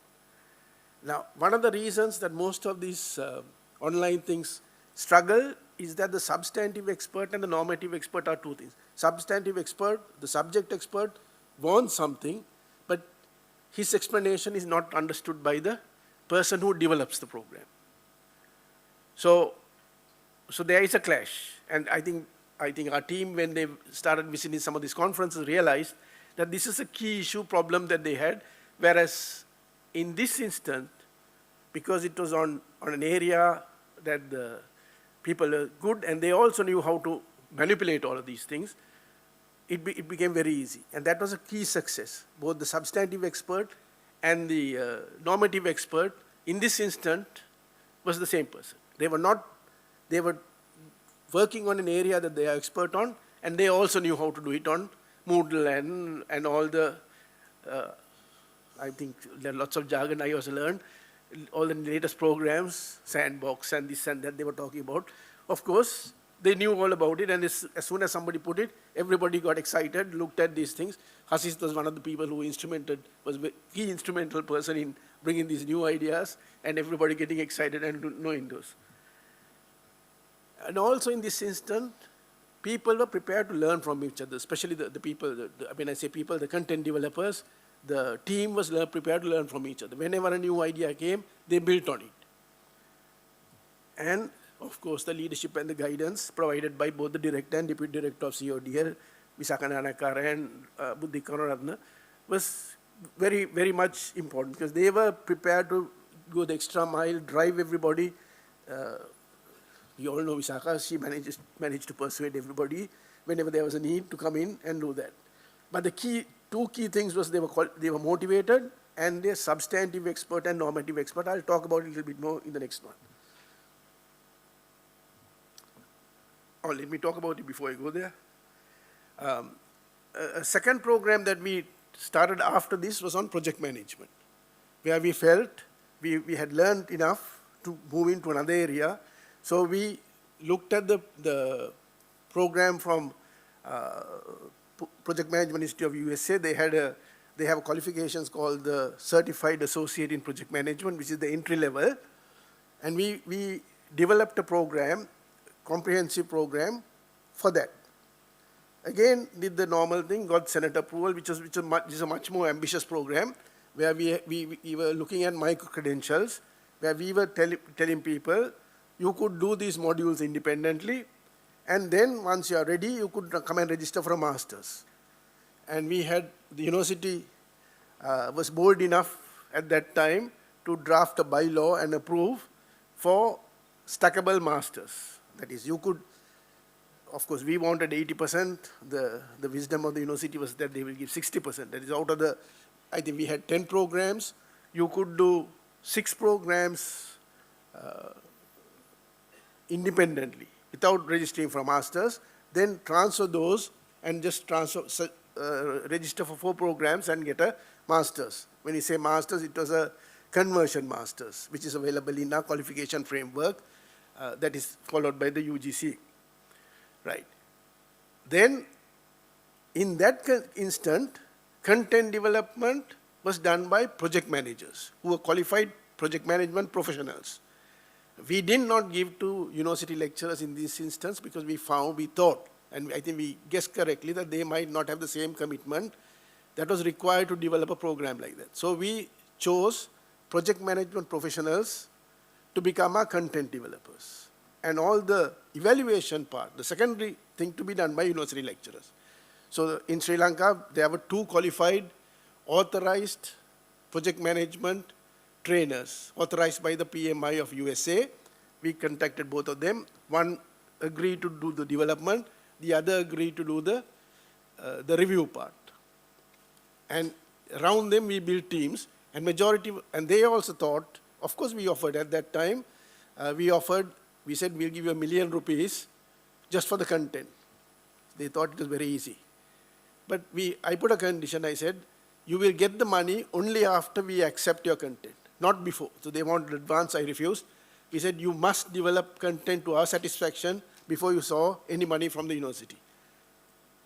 So we developed, and then they came into the program. I think Visakha and the team first taught them how to develop content. They were surprised. Then they realized that content that they thought was content and the content that we wanted were 2 different things. So it was not a matter of number of times the content was rejected. We refused. We said, no, that is not what we want. Go back and write. So there were a lot of goals. But at the end of the day, they learned. I think they appreciated. We also had another condition, especially because they were using content for their training. We said this is not exclusive to the university. What you develop, we will pay for it, we will use it, but you also can use it for your training programs. That was the win-win for both sides. We were getting content, and they were also able to use it if we didn't use it, or if we used it, they could use it, as long as they developed it. And there was a case where the difference between a normative expert and a substantive expert. The substantive expert had to be taken right along saying, this is not what we want, this is what we want. And that's a challenge, I think, when somebody wants to develop an online program. One has to be very clear that content development is not like doing a lecture. There's a lot more involved in it. And unless you understand properly and do it properly, you might end up with a program that is of little value.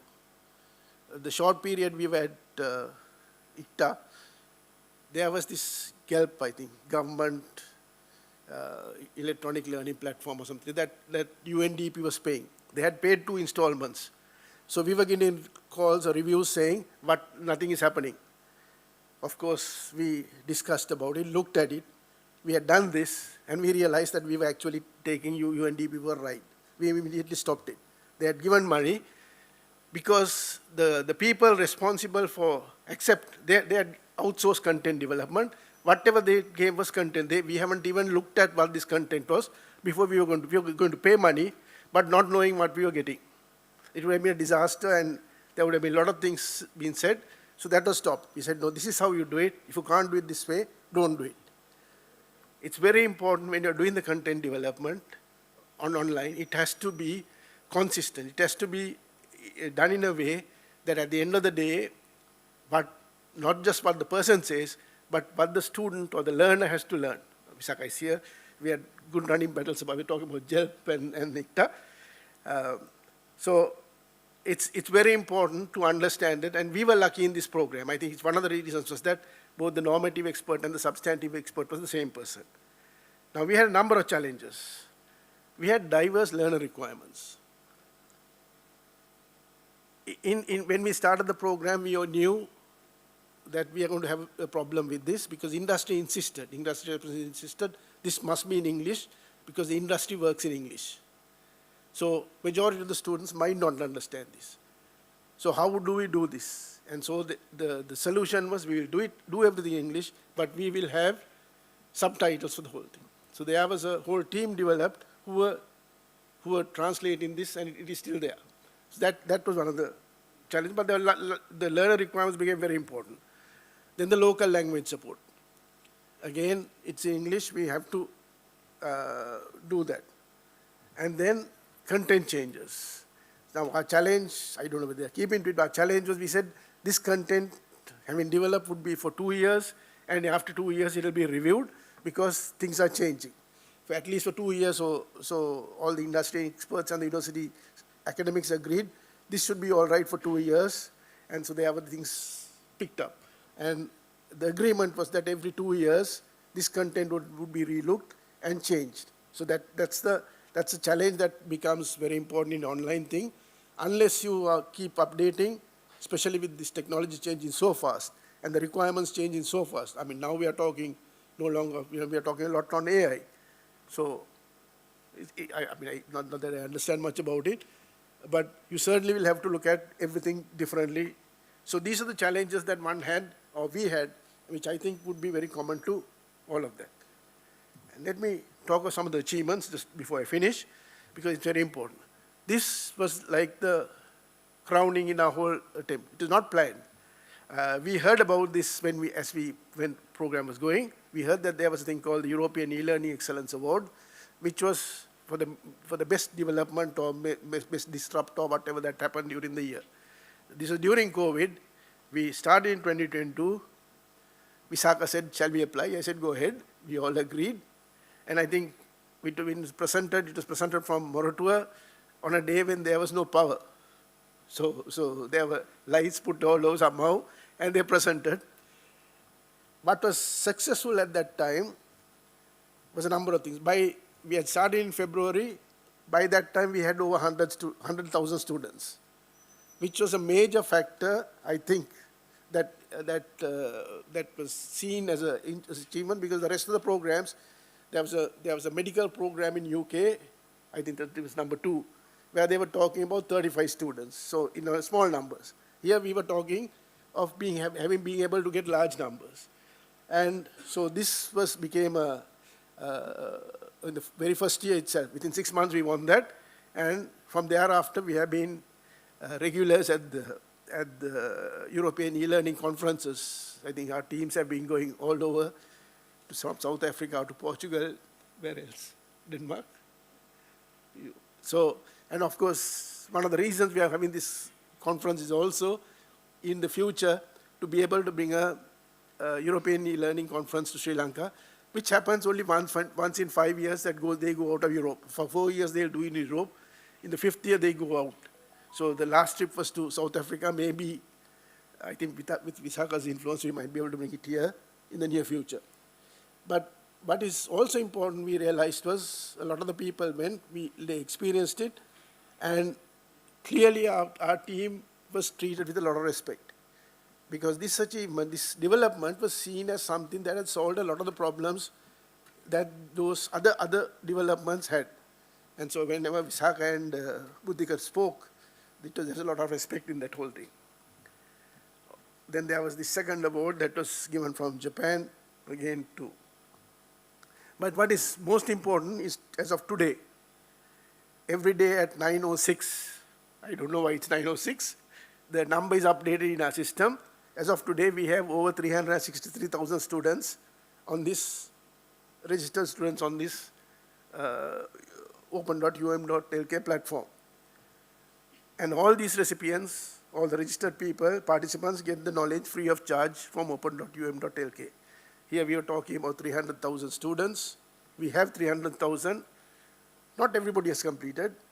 I don't think 15% or 20% has completed, but the potential is there and the system can take it. So if, and we know that most companies now look at this as a basic program that you should have when you're trying to come into the industry.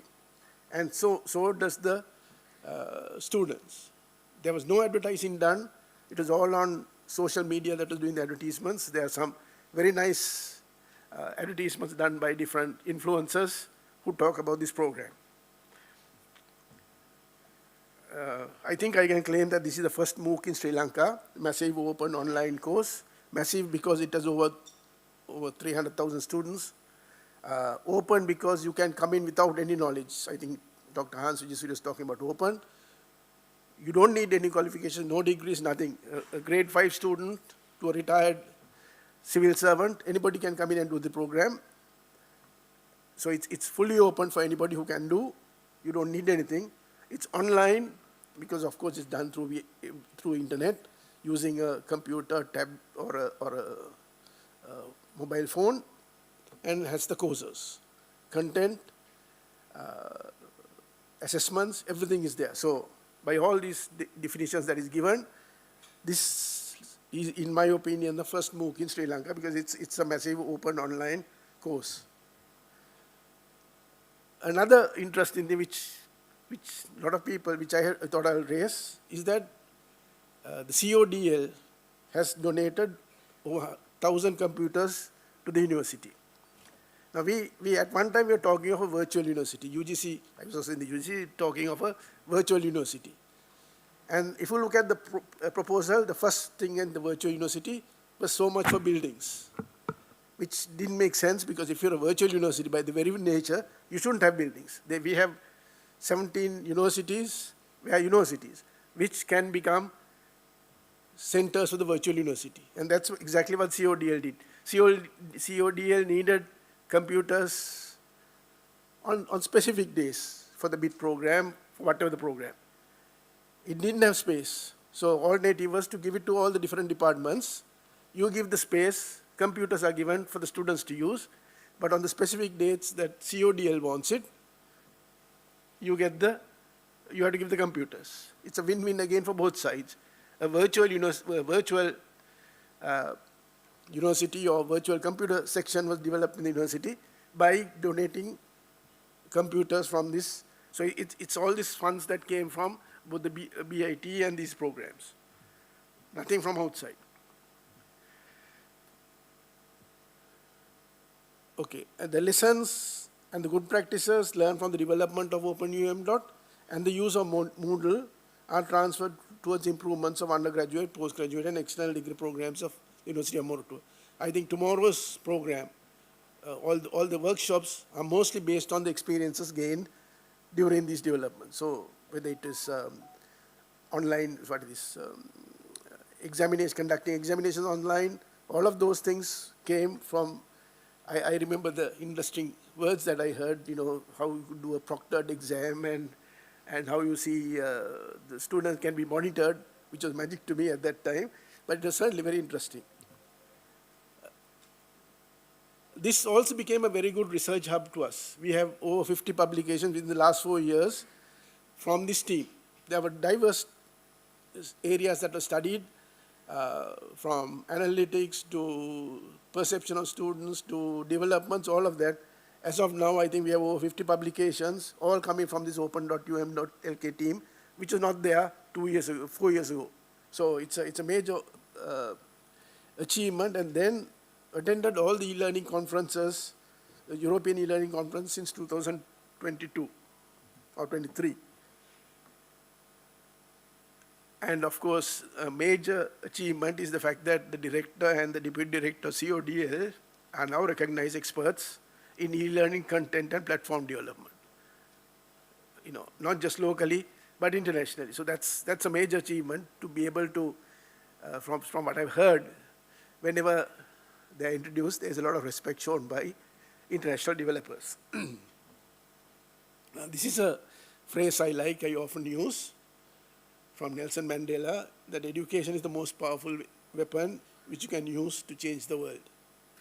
I think if he was in recent times, he would have said online education or digital education is the most powerful tool, which we are all agreeing.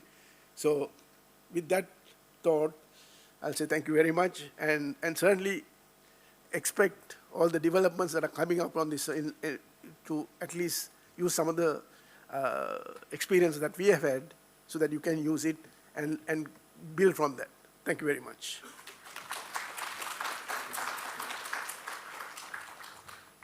Thank you, sir. Please remaining for a few moments, and I invite Dr. Buddhika Karunaratna, Deputy Director of Center for Open and Distance Learning, to present a token of appreciation.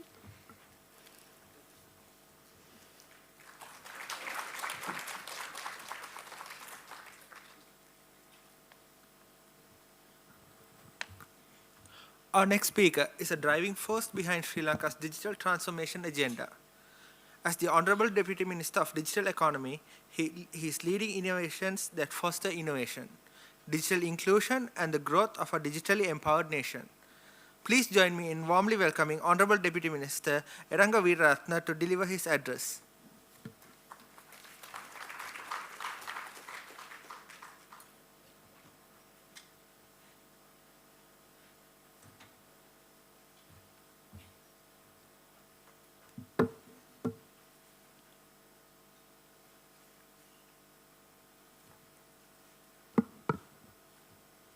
Mr. Sanjay Kumar, Professor Malik Ramsingha, Professor Gyan Dias, Mrs. Vishashka Nayakara, distinguished guests, members of the academic community, industry leaders, ladies and gentlemen, good afternoon.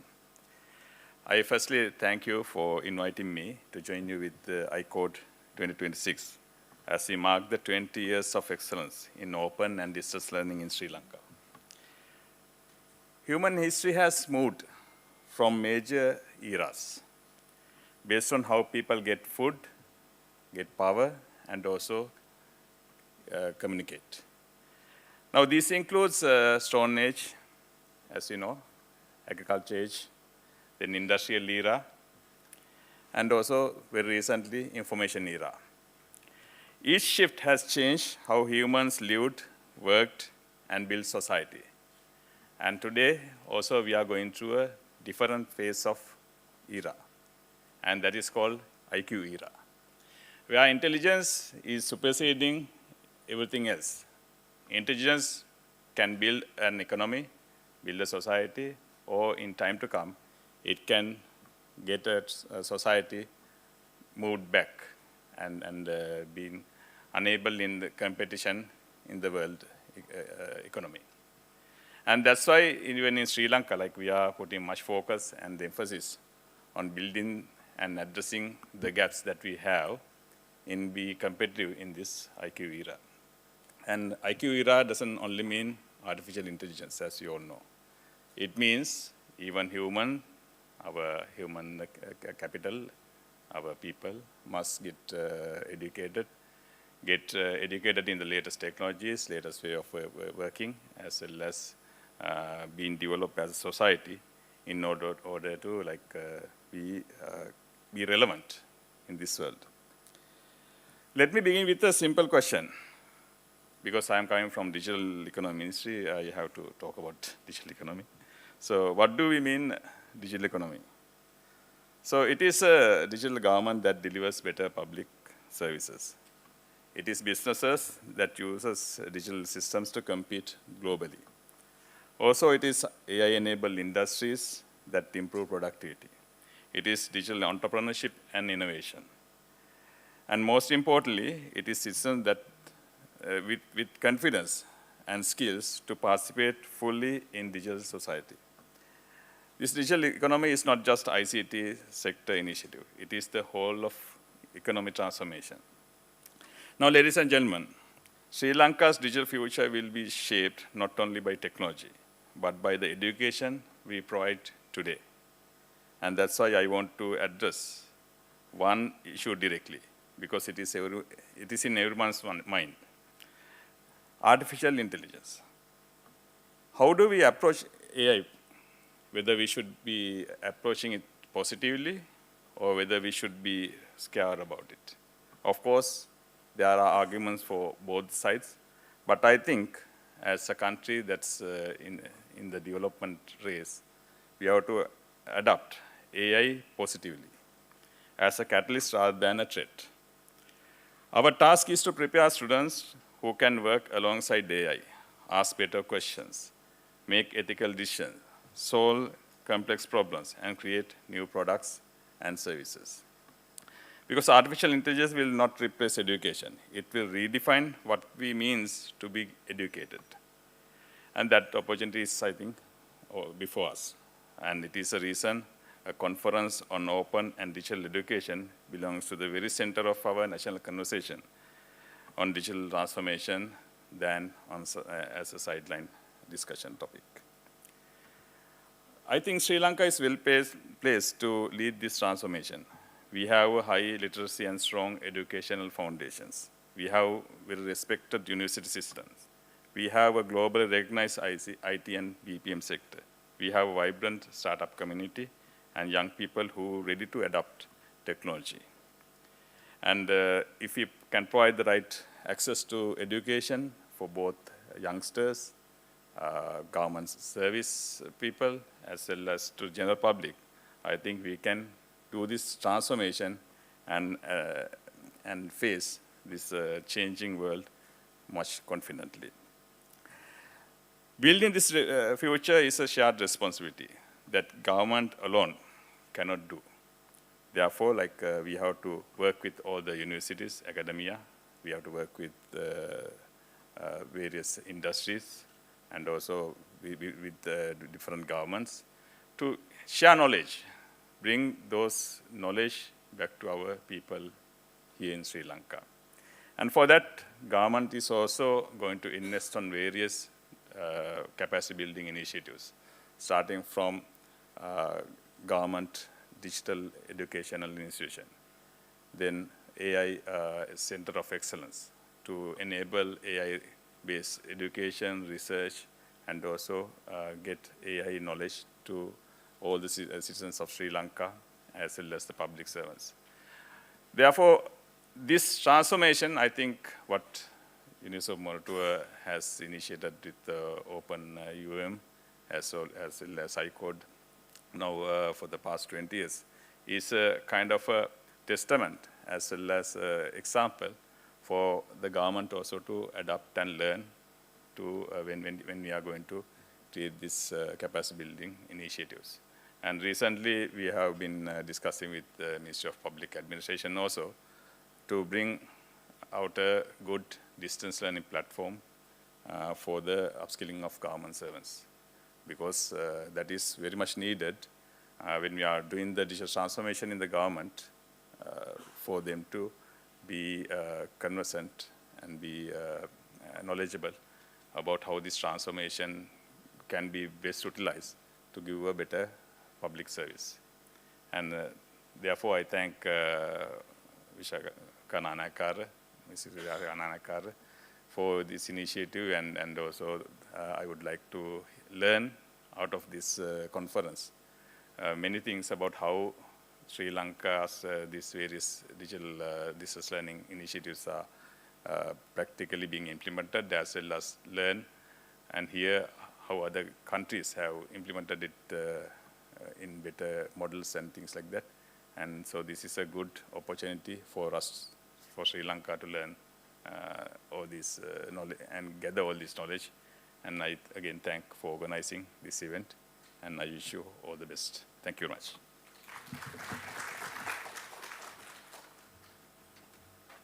Honorable Deputy Minister, could I have one moment? I would like to invite Professor Gian Dias to provide a small memento.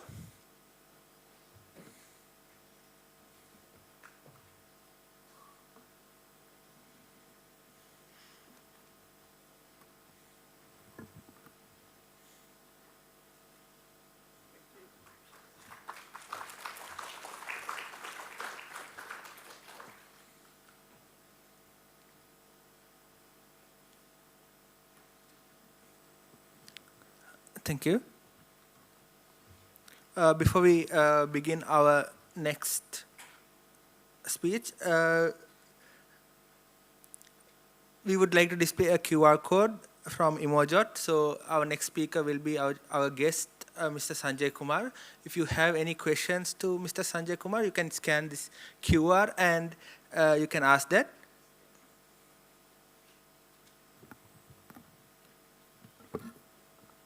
It is important to look beyond our borders and learn from global experiences that can inspire our own journey.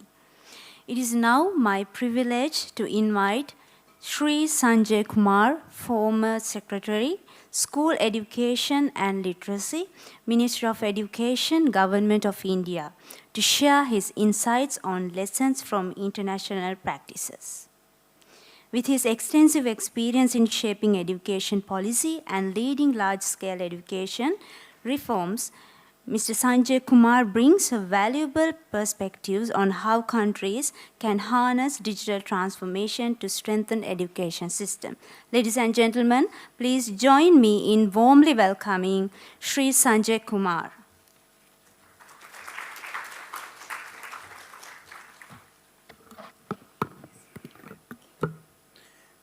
Finished, then you can. Okay.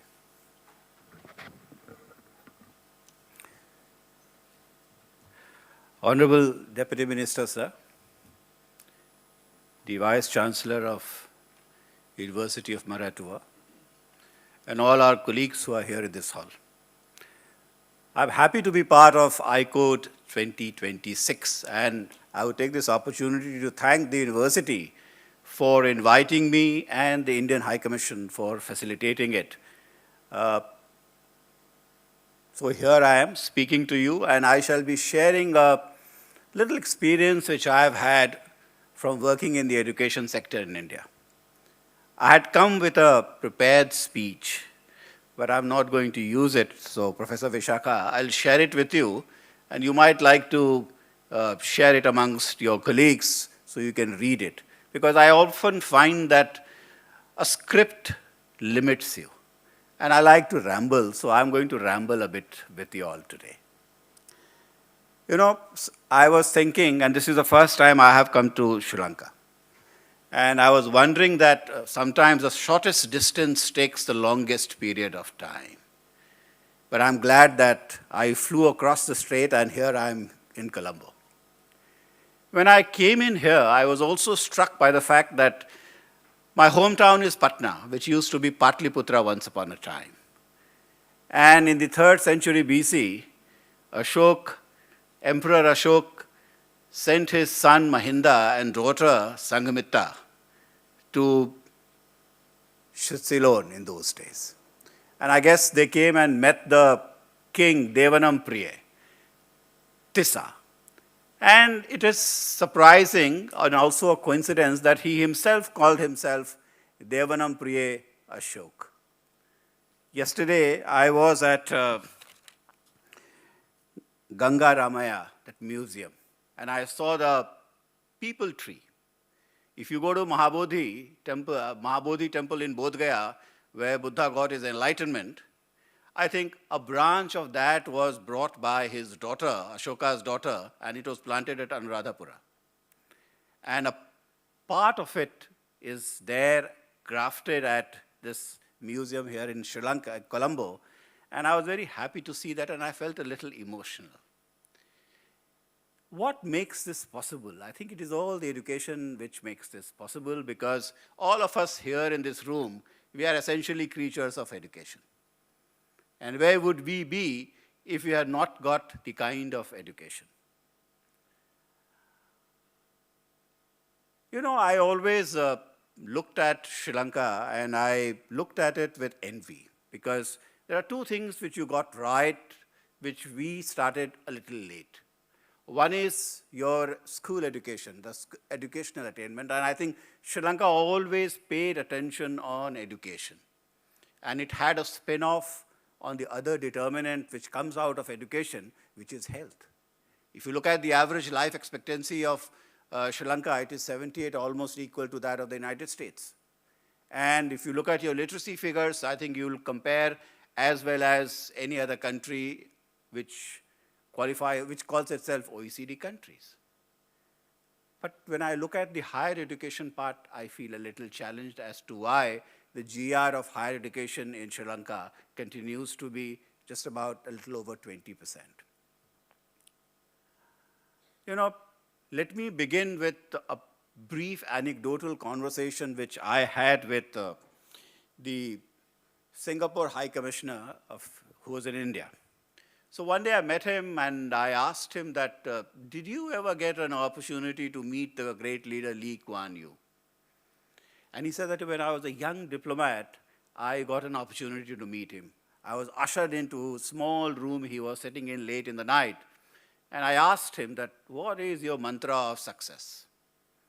And he said 3 things. He said, no child should be out of school. The second part, he said, was everyone should have a job. And the third part was that the job should pay you adequately to keep your body and soul together. And I think in these 3 lines, he sums up the essence of what we may call development.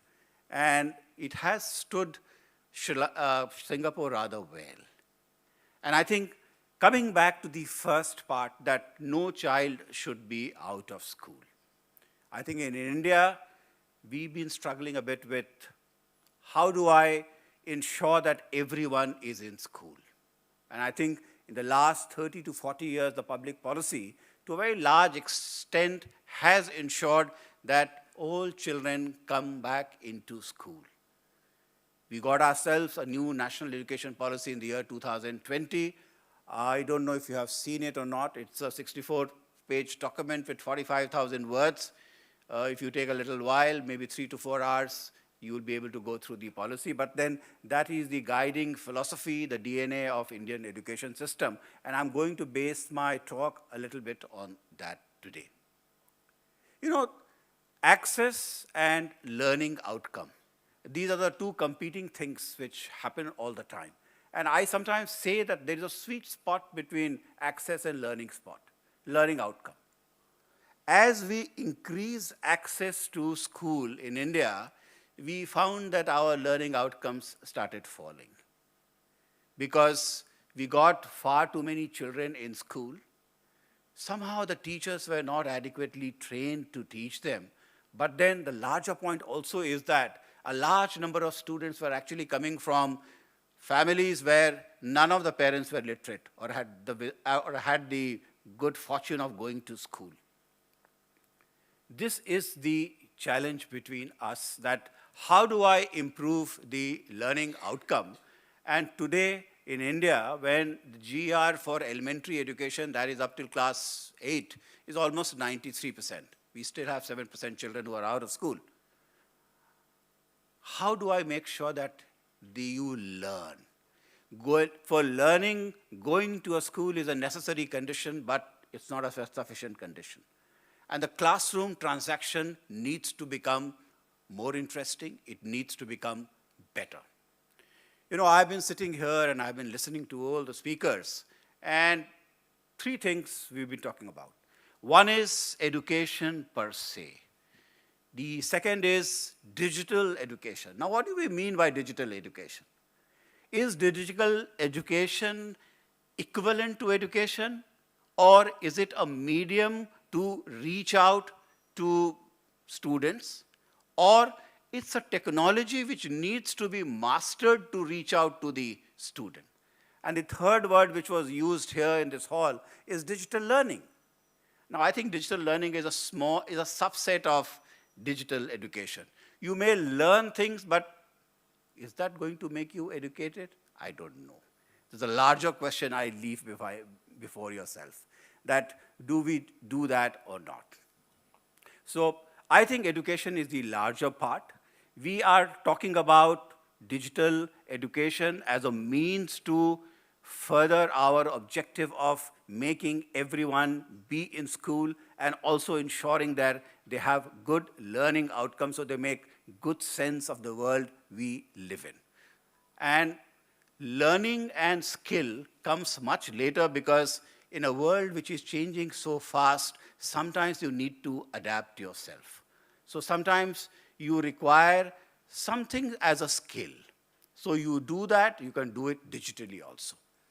Before the digital education, we had open distant learning schools, and we were doing correspondence courses. And as and when the digital education has come in, and I think bolstered by the fact that the entire world faced the pandemic and COVID, we suddenly discovered that we are at home and there should be a new way to reach out to children, and digital way of doing things somehow became comfortably ensconced in our mind. We became comfortable with an idea which otherwise may have taken more time to internalize. So,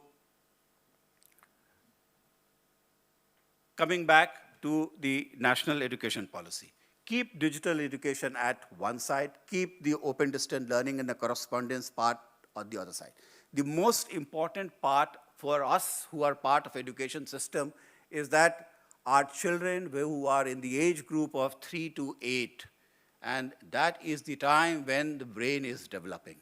80% of the human brain is developed by the time you are 8 years of age. And subsequent to that, other things happen. What is happening in this particular time becomes the most important part of education, and the NEP 2020 says that this portion, this part, which is foundational literacy and numeracy, this perhaps is the most important part of it. You must learn a language with comprehension and be able to do a bit of logic, which is based on manipulation of numbers, which we call arithmetic. So this is the most important part of it. I think technology would come a little later, artificial intelligence would come a little later. If you don't learn a language in this particular age group, then I think rest of the life you are going to be compromised. So this is the most important part of it. Are we using technology in this particular portion of your education? Not for the children, but definitely we are using technology for the teachers who are part of it. So getting foundational literacy and numeracy is extremely important. I think India is a multilingual country. The Schedule 8 of the Indian Constitution has 22 languages, and here I am speaking to you in the 23rd language, which is English. But it is not part of the Schedule 8 because English is a foreign language. So how do you again reach out to children in that many number of languages? Multilingualism is again something which we consider is extremely important. I think here in Sri Lanka also you have Sinhalese, you have Tamil, you have English, you have other languages which I may not be aware of, so pardon me. But then we need to have multilingual education. What can ensure that multilingual education becomes easy, because getting that many number of teachers is a little difficult and it is also expensive. Technology can do this work for us. So that is one portion where digital technology, digital education, and artificial intelligence can become easy for us. We are creating new curriculum. And the new curriculum is in India is created by a very specialized institution called the NCERT, which is in Delhi. I don't know how many of you had an opportunity to visit NCERT, but I would request and I would encourage you that if you are in Delhi, then you must visit NCERT. It is creating new books. Now these books are in physical form. These are the books, they are like the way we use them. But what we are also doing is that we are creating and digital equivalent of all these books. And digital equivalent of all these books is much more than a PDF. It needs to be brought in with all kind of multimodal issues which technology makes it possible. So it gives you the audiovisual part of it. It gives you the podcast part of it. It gives you the gaming part of it. And it gives you the comic part of it. And if you incorporate artificial intelligence with it, then you make a content which is personalized, adaptive, learning compliant. So it is PAL compliant. And I'm very happy to say that we are working on that. During COVID time, the Nandan Nilekani Foundation, they had developed Diksha. And they had developed it on a platform which they call it Sunbird. And much later, it migrated to Government of India. So we are working with Diksha as of now. We are incorporating artificial intelligence in it so as to make it PAL compliant and to ensure that all these EdTech is available in all the classrooms of the school via smart classrooms. But then ultimately, it is only a way of reaching out. The teacher has to teach. It can be a good digital aid to him, but I personally feel that education is all about human interaction. You know, MIT has put all its courses digitally available. Is enrolling for all the MIT courses equivalent to going to Massachusetts Institute of Technology, or is it a little different? Education is also part of being an ecosystem. Where you meet people, you are part of a system in which you challenge yourself. There is a sparring of ideas between you and the other students, and there are the best of the teachers who are actually talking to you. We are telling our teachers that, look, the classroom transaction has to become two-way process. Culturally, I think in India, and I don't know how true it is for Sri Lanka, our classrooms tend to be one-way communication. The teacher would come to a classroom, he would write down something on the board, and expect that the students would copy it. I don't think the student in class 2, 3, 4 is treated equally. Can the child get up and ask a question which is bothering him or her? That is usually not encouraged. So we are trying to reach out to our teachers through in-service training that is extremely important to be two-way communication in the classrooms. I think the same thing holds for the higher education. Pedagogy has always been an English word for a very long time. You can always learn something on your own, and people have been doing it for the last 200, 300 years. And every time the technology changes, it changes the way we learn. So I'll take you back to 1453. In 1453, Gutenberg printed the first book. And it changed the way we access knowledge. It changed the way, it democratized knowledge. It brought knowledge to everyone. And the last 400 years, we have developed an education system which is based on physical books. And in a very short time, we are completely moving away from it.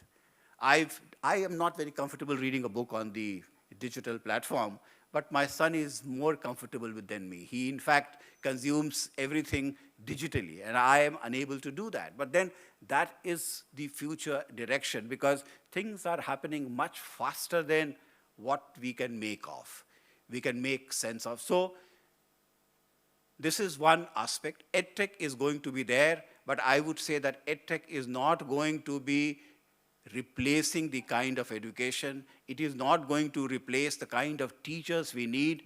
And I often tell everyone that next 10 years, we in India should be looking at the classroom transaction, invest more and more in teachers. I don't know how much investment is being done in teachers training and teachers education, but that is the most important part. I can share with you the kind of things which we are trying to do in India.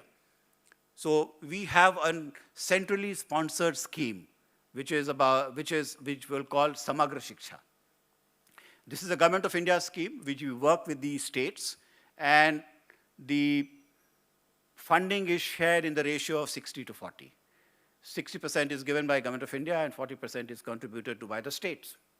When I look at the Samagra Shiksha funding and I see what is the breakup, I find that almost 80% of it is being spent on elementary education, that is up to class 8.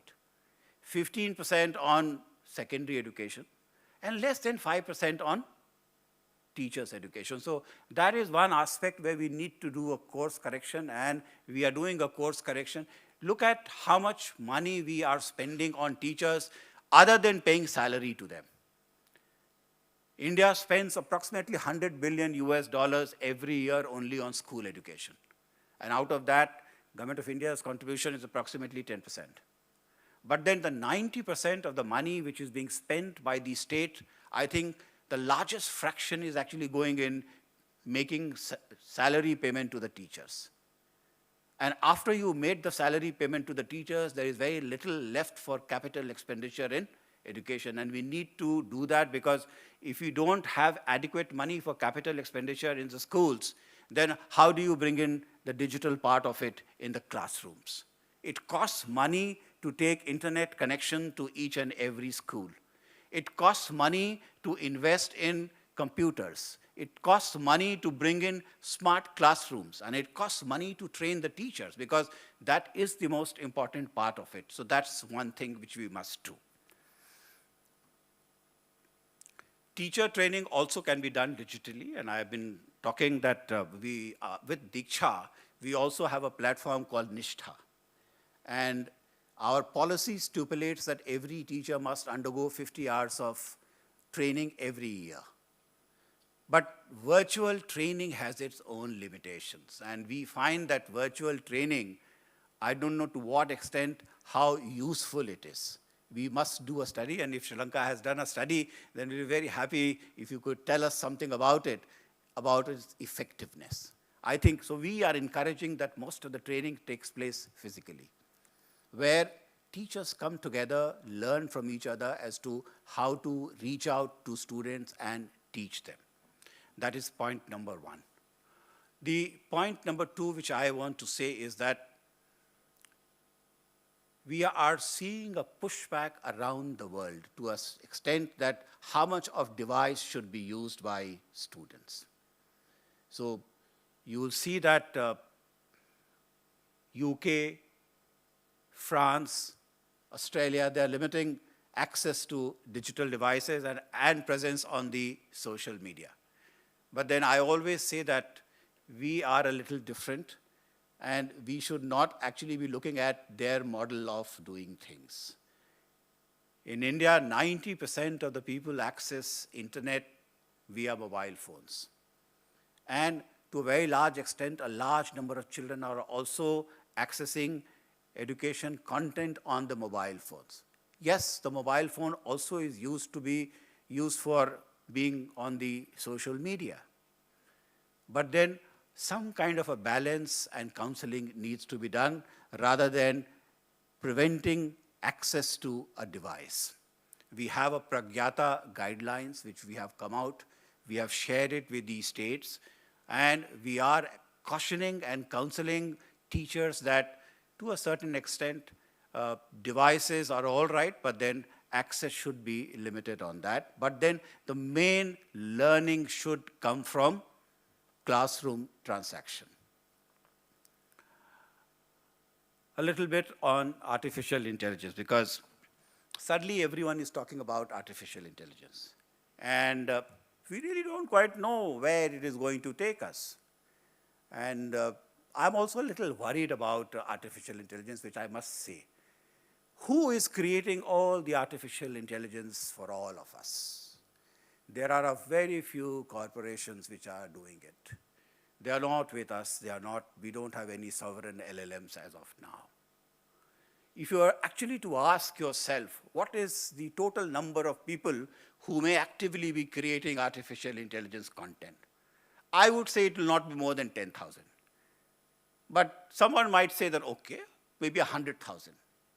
100,000 people creating content for 8 billion people on how to think, how to access information. I think this asymmetry of power is a little too much to bear.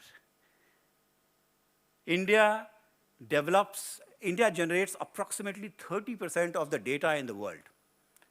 And how much data are we storing in the country? 3%.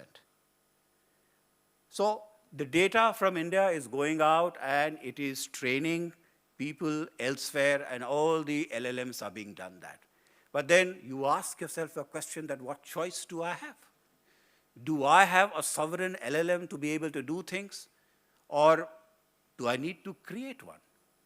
And I think one of the larger questions with all the countries like us are facing is that we are losing our best talent to elsewhere.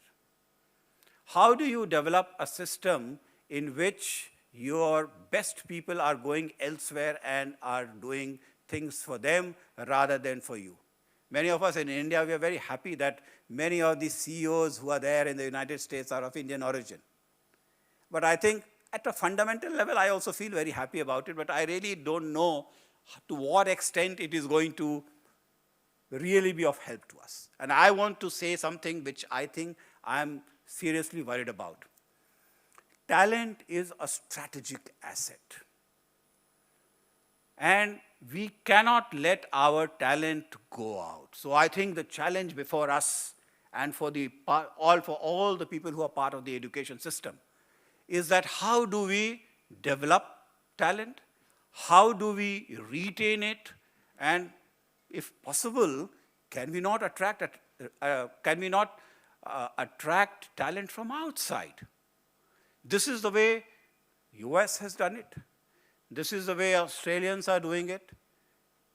And we are not thinking about it.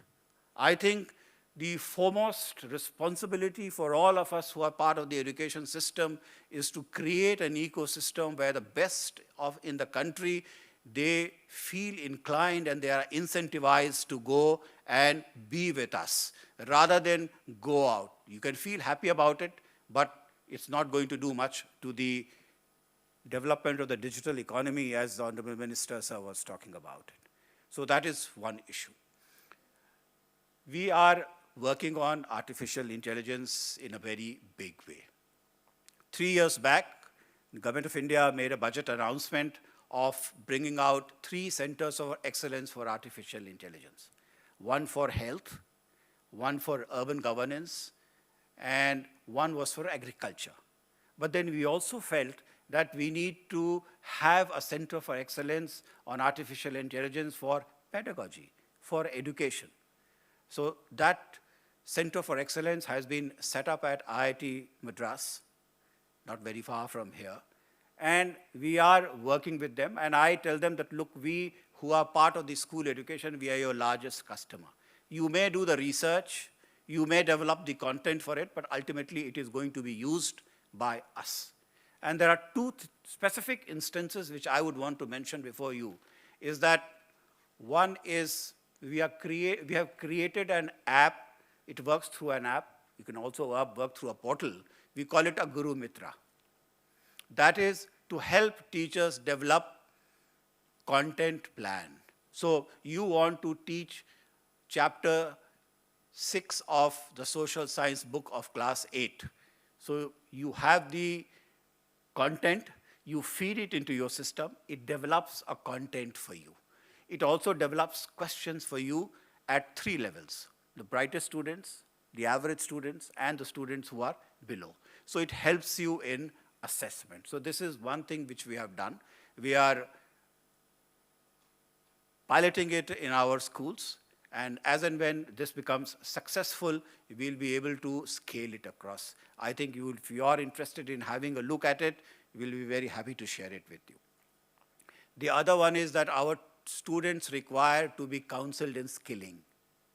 So we come out with an app which is called the My Career Advisor app. It's an AI-enabled system to help you find as to what your motivations are, what your core strength is, and accordingly, it will help you to develop and find what you can do on the kind of skilling you are interested in. But then, of course, all these systems need to be aligned with the industry, because ultimately, skilling is going to be done and required by the industry. For creating multilingual content, AI can be used. So if AI could be used, even if I was speaking in English, here in this hall, everyone could hear it in their own mother tongue, provided we use artificial intelligence. So we are using AI to create multilingual edtech content for us, multilingual books for us. So artificial intelligence, we are using it as a prop to do things, but then the main education content remains in the classroom. Second portion I would want to say is that how can you use technology for education governance, because that is also extremely important. Pedagogy is important, but education governance is equally important, and I would want to attract your attention towards two things.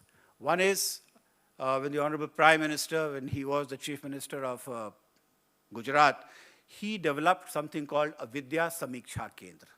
So, and now we took that concept, Vidya is education evaluation centers, basically. So we are using large data analytics, and we are using AI to make sense of it. For instance, how do you find out which child is going to fall out of school? And if you want to know that, then you see the children who are not doing well in mathematics.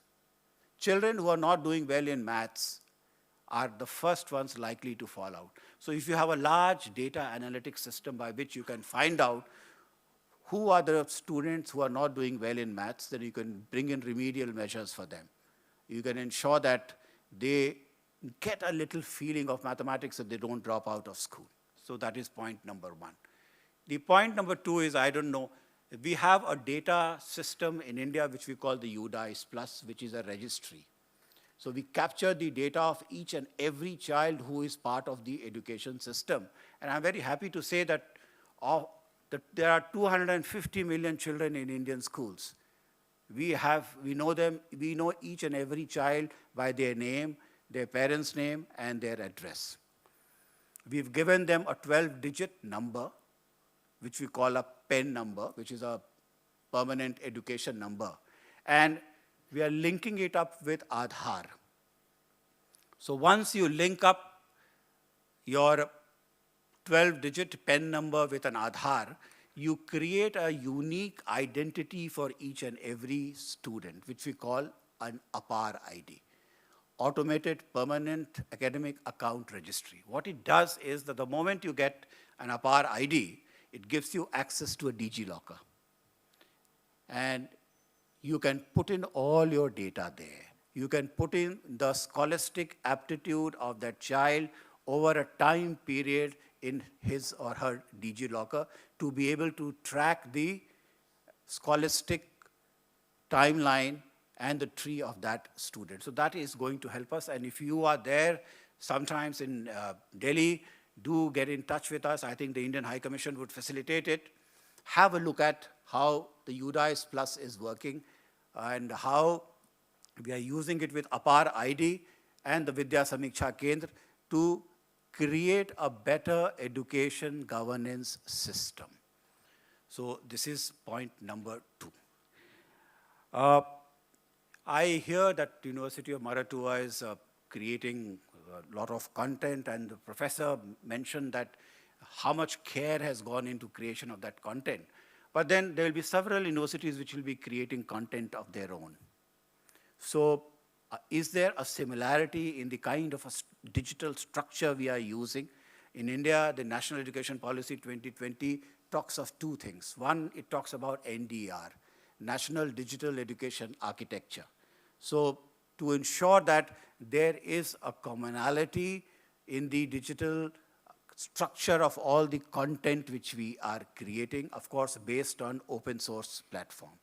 And it has a body called the NETF, National Education Technology Forum, whose job is to ensure that all the digital content which is being created across the country, it has a common digital architecture. So that is, again, which is extremely important.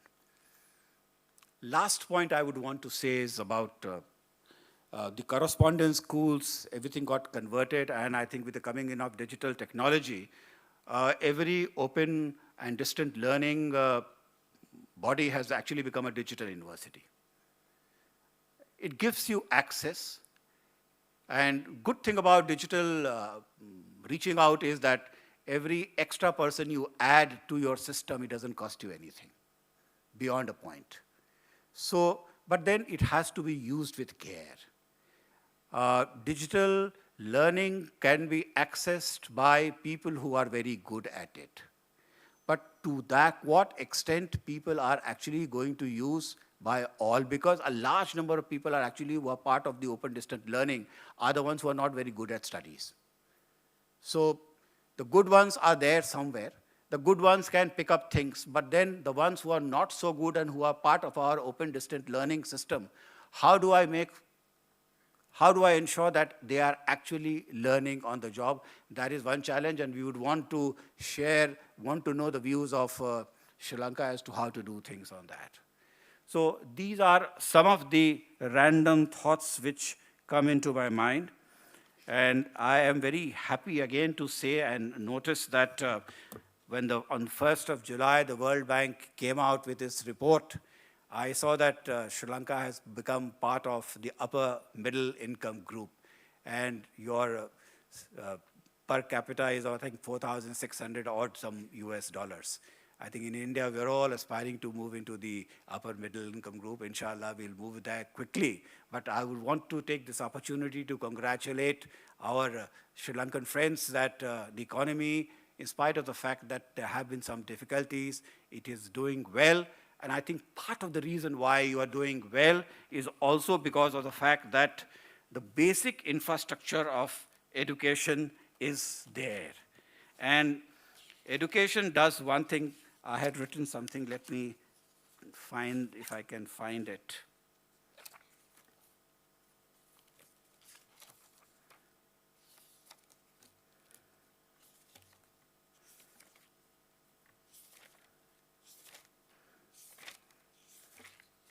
I'm not being able to find it as of now, but that all I'm saying is that I'll come back to it. But the fact is that when you've had good schooling education, you can comprehend and understand the language, and you have the power of logic, it's extremely easy to pick up things. Human mind is got great amount of neuroplasticity. And this neuroplasticity is what makes it learn fast, but then it has to have a base, and that base, I think, you have it because you've done your school education well. But the higher education part will have to be done even better. And I would end with one example. I was looking at labor productivity figures. In India, the labor productivity is $8 US per hour. And China is approximately double of that. US is $80 per hour. Ireland is the highest in the world. It's about $140 per hour. Now, what is explaining this productivity? I think there are very complex, nuanced answer for it, but a simple way of looking at it would be to see what percentage of a workforce has actually had higher education. So in India, almost 70% of the workforce is less than basic education. And only about 5 to 10% is higher education, whereas if you look at the commensurate figure in the US, it is more than 50% of the workforce has had tertiary education, higher education. So it makes a difference. I know this argument is rather simple. The actual answer may be more nuanced, more complex, but higher education needs to be propped up in a manner that a larger and larger part of our workforce have gone to these institutions, and it brings in much greater nimbleness in your thought process to be able to do things well. I was watching a video by Jeffrey Sachs, And somebody asked him a question that, how do you assess a society is doing well? And he said that if you want to assess that a society is doing well, look for 4 things. First, are children learning well? B, are they learning innovation? Are they thinking how innovation can be done? And if you do these 2 things together, then is new technology being created? The 4th one is, of course, whether your your internal domestic saving rate is going up or not, because that is part of all the investments you make in the society. 3 of the 4 things come from education ecosystem. May we all do well on this. I take this opportunity once again to thank you for listening to me, and I'm happy to be here in Sri Lanka, seeing your beautiful country. I'll carry back very beautiful memories from here, but I think there's a need to come together, learn from each other, and also, if internationalization of higher education is to take place, I think there's a much greater opportunity among the South-South countries to be able to do that better. Thank you, ladies and gentlemen.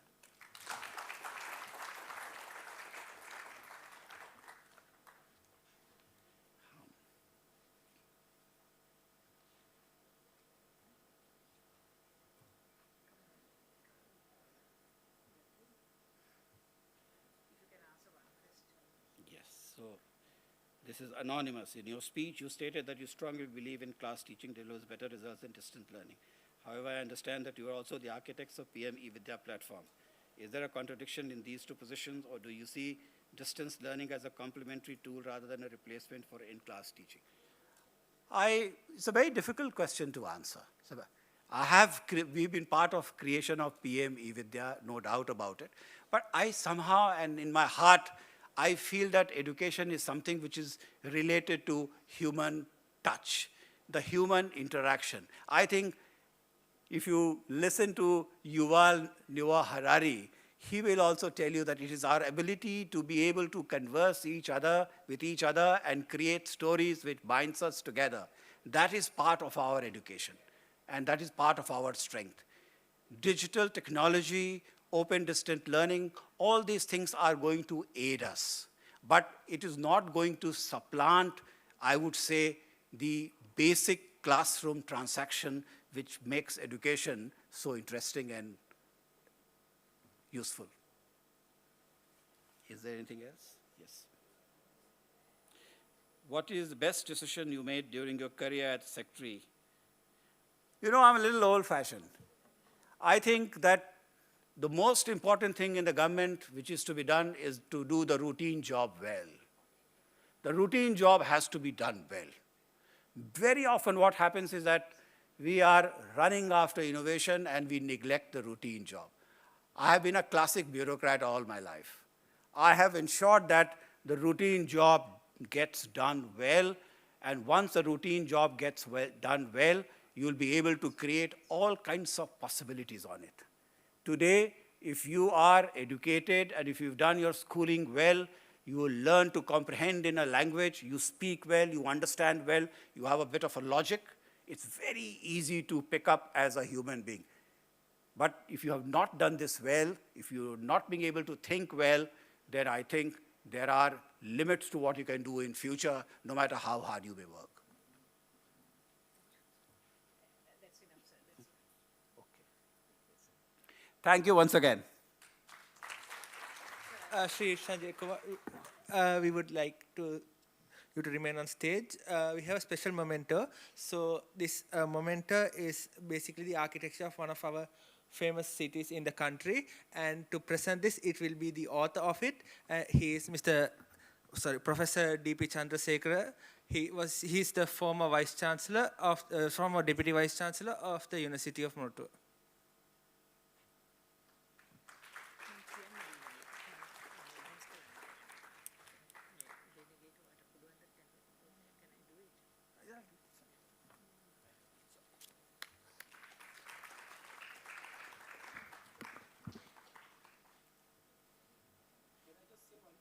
Sure, sir. You know, when there's hype amongst us for many things, always remember Buddha. Buddha always preached the middle path. The middle path is always very important. I think, and it is always the guiding force for me. So when there is too much hype going on, I always look at the middle path. Thank you, sir. I hope that is with regard to the digitalization and not about the author giving you the book. So thank you, Professor Chandrasekhar also. Ladies and gentlemen, we are really running out of schedule, but we have a panel discussion scheduled next. We are not going to have that, but one of the panelists really have to get to his face-to-face teaching. So we will take 5 to 10 minutes, giving a chance for one of the panelists in human capacity development, and I think it really resonates with what Mr. Sanjay Kumar was talking about, the middle path, the blended learning. So let me invite Professor Udeni Navagamwa to do his presentation, which he was going to do for the panel, because as I said, he needs to get back to his face-to-face teaching. After that, we will break for lunch, and then we will start with the panel after lunch. Thank you, and over to you, Udeni.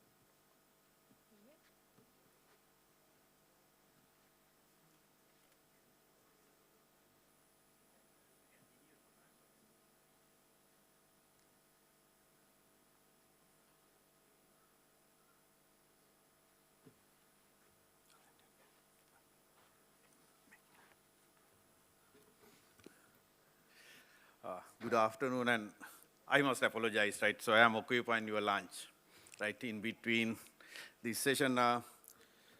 Honorable Deputy Minister, Digital Economy, Engineer Eranga Viraratna. Our chief guest today, Mr. Sanjay Kumar, the Deputy Vice Chancellor of University of Moratuwa, and all the invitees and guests. And thank you very much for inviting me for this session. This was one of our activities we have done with the CODL, and we had few organizations that I wanted to highlight here. The Sri Lanka Association for the Advancement of Science, the Ministry of Education, the National Academy of Sciences Sri Lanka. Along with University of Moratuwa, we organized this one. This is called Building AI Capacity for School Teachers in Sri Lanka. So as I already informed, so this was our team. I must thank Mrs. Vishaka Nanakara. When I told that we must do some things like this, he said, why not Udeni? She never says no, right? So she said that we will talk with the ministry and then we will organize this kind of activity. And actually, 95% was done by Mrs. Vishaka Nanakara. Even though she invited me to present this, so she did most of the work, right? So I must mention the Ministry of Education, the CODL, Department of Computer Science and Engineering, that I was the General President at that time, then financial support from the National Academy of Sciences, Sri Lanka. And what we did, we had two programs. One was in Sinhala medium, the other one was in Tamil medium. We did it in 2 days, actually two slots. One Sinhala one was in 2 days, and also the Tamil was in another 2 days. And our reach was nearly 800 teachers. And we had several universities involved in this, not only University of Moratuwa. I will show you those information. And we conducted as Mr. Sanjay Kumar suggested, that we don't have 23 languages here, but at least Sinhala and Tamil, that we conducted this in both languages. And we had 12 hours of teaching, or the engaged sessions, hands-on training, and it was a truly national program that we conducted we reach the teachers from all over the country. And I just want to share these two maps that I prepared by incorporating all these schools that the teachers attended from. And then you may see some gaps are there, right? So we have covered the Sinhala one is the right-hand one, and the other one is the Tamil program. So my right hand and your right. Okay, let's say. Okay, so the first one that you see is the Sinhala medium, the other one is the Tamil medium. But there is a gap here, right? So we could not cover the areas that you see, Mena, the Putlam side, the Anuradhapura, Polonnaru, Trinco side, that we could not cover, Deputy Minister. This is something that we have to do, right, so that we could not cover in our first phase, right, so that is one of the things, right. So other things actually we have covered, right, so that's that you can see from these two maps. And why it worked, that did really work well, right. So then we had a very strong partnership from the government, the academia, and also from the professional bodies. And also university experts translated their knowledge into this work. And also this was hybrid delivery, that the main center was University of Moratuwa, the computer lab of our computer science and engineering department. And then there were several other places that we had this one, right, I think that is missing here. I will just read out some of these. I think these are very important universities that I have to mention. University of Moratuwa, the southern campus of KDU, and we had University of Ruhuna Engineering Faculty, Sabaragamu University of Sri Lanka, Matara Center of SLIT, SLIIT, and the Kandy Regional Center of OUSL. That was for the Sinhala program. For the Tamil program, we had University of Moratuwa, Northern University of SLIIT, SLIT, Ugavellasa University, and Southeastern University. It was a huge collaboration that everybody contributed to this. So that I really appreciate their presence, their work, the commitment of their instructors in this, right? So that's why it worked. And also the topics covered very basics. It was fundamentals, the personalized learning, content generation, the classroom management, data-driven education, and also ethics of AI. So what we learn here, the point that I want to highlight, the capacity building is most effective when knowledge is shared through trusted institutional partnerships. That's what we did. And we had some challenges. I think Professor Malik Rana Singh also talked about challenges, that we had a lot of challenges. The teachers were not at the same standard, right? So some of them knew AI, some of them even haven't touched a computer, right? So we had different challenges that we had to face. So I saw at Moratuwa that the instructors just personally helped them how to log in into a computer system, right? That was a system or situation we had. And you know, school-wise, Deputy Minister, we had very limited digital infrastructure, right? So we have to invest on this. And there is a rapid evolution that what we teach today is not something we need tomorrow, right? So that there is a rapid evolution, that we need continuous, you know, CPD, continuous professional development, otherwise it will not work, right? And also some lessons that we can share, right? Teachers are highly motivated. They were really interested in this program. And also, the most important thing that I want to highlight, that I mentioned those names very specifically because the regional universities, they helped us a lot. And they're delivering this program in both mediums, Sinhala and Tamil, right? That it worked well. We did not teach in English. We taught in Sinhala and Tamil. And also professional societies like SLAS, that where I was the president at that time, that we effectively bridged this gap. The way forward that I want to say, right? So this cannot be just one-off training. It will not work. So we have to develop some advanced, that second level, right? So that we have missed this, that we have to do it. And also we have to establish some communities of teachers that they have to, learn this. They have to they have to teach the others as well, and also self-learning resources through CODL, that we have to get their help continuously. And we have to have this partnership continuously with the universities, Ministry of Education, professional associations like SLASOS. Actually, that is there because I was there, but we can take ISL, whatever the other associations that we can talk. So the point that I have to highlight is human capacity development is not simply about teaching people to use AI. It is about empowering educators to transform teaching and learning responsibility. The closing remark, so this is the last slide in between lunch, right? So the one lesson we learned is that human capacity development cannot be achieved by a single institution. That's very important thing that I want to highlight. So the success of this program came from bringing together the Ministry of Education, the University of Moratuwa, Sri Lanka Association for the Advancement of Science, National Academy of Sciences, Sri Lanka, the regional universities, all work together.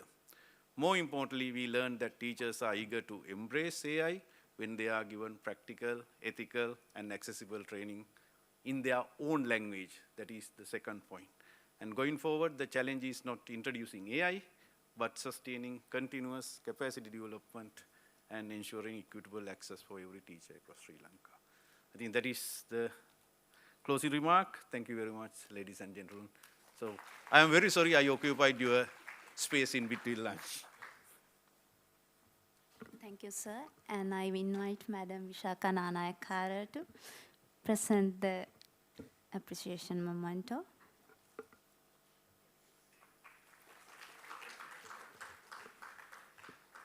Ladies and gentlemen, we will now break for lunch. Lunch will be served at the outside of the hall. Our volunteers will be there to guide you. Please enjoy.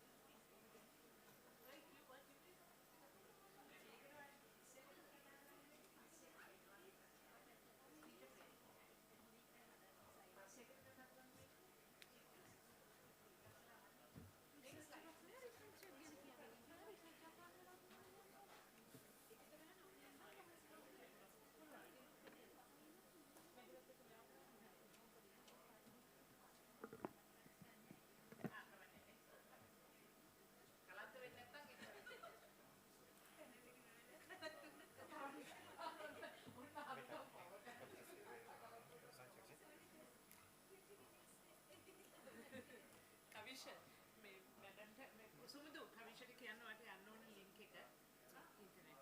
එයාට internet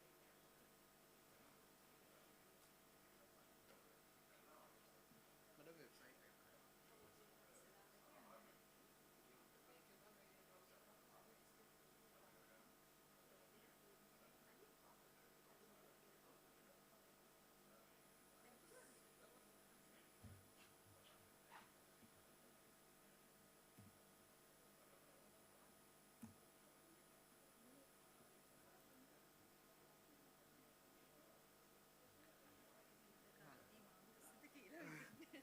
madam ද ඉස්සෙල්ලම slide එක මොකද්ද madam title එක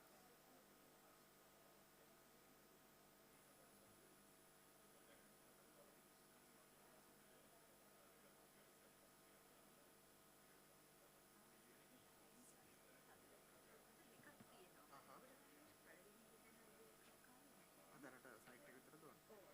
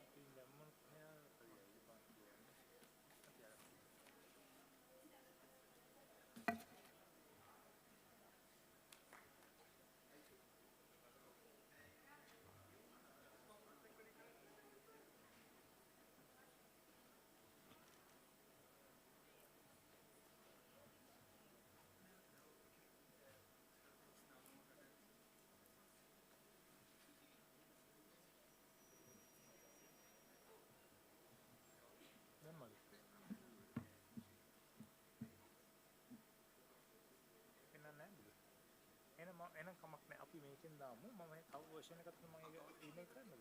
ඒක මම කරන්නේ ලේසියිනේ.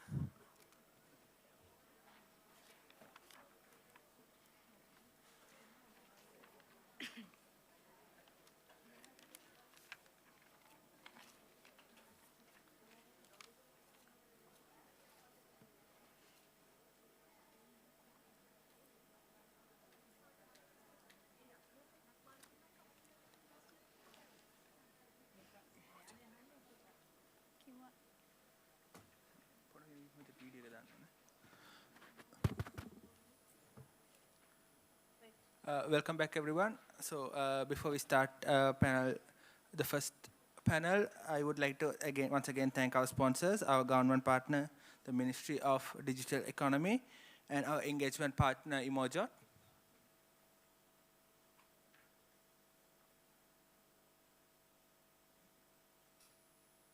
For every student, experience shapes everything, from the first inquiry to graduation and beyond. ICODE turns that experience into intelligence. Today's students expect digital-first, always-on support. When their signals go unheard, satisfaction slips, and retention and reputation slip with it. Institutions already run on student systems, inboxes, and spreadsheets. What's missing is a unified layer that listens, understands, and acts on sentiment across every touchpoint. ICODE is that layer. It captures feedback end-to-end, routes complaints automatically, unifies sentiment on one dashboard, and answers students instantly. From admissions and onboarding to teaching feedback, student services, campus life, grievance escalations, and around-the-clock artificial intelligence assistant, every moment is covered. Under the hood, 7 modules work as one, from experience and reputation management to conversational AI and process automation, governed across every campus. Follow a student's journey. Long admission queues become instant guidance. Invisible pain points become auto-routed feedback, and issues resolve before graduation, not after. At its core, Imajot's intelligence unifies every signal, predicts risk and acts, holds context-aware conversations, and keeps every decision governed and explainable. The result: faster resolutions, higher satisfaction, stronger reputation, and data-driven student success. Let's reimagine education together.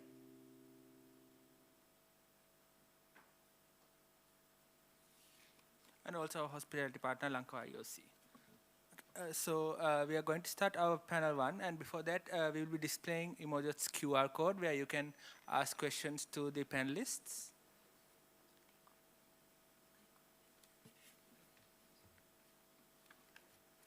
People who cannot see the QR code, you may go to the ICODE website and get the QR.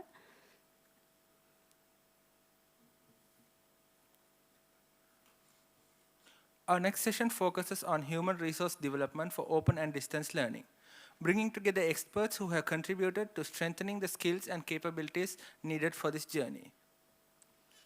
Ladies and gentlemen, to moderate this session, it is my pleasure to invite Dr. Thiloka De Silva, Senior Lecturer, Faculty of Business, University of Moratuwa.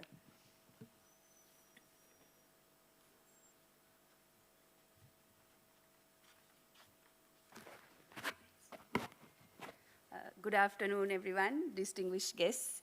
I'm afraid we have the dreaded post-lunch session, but we'll try to keep it as interactive as possible so that we can keep you engaged.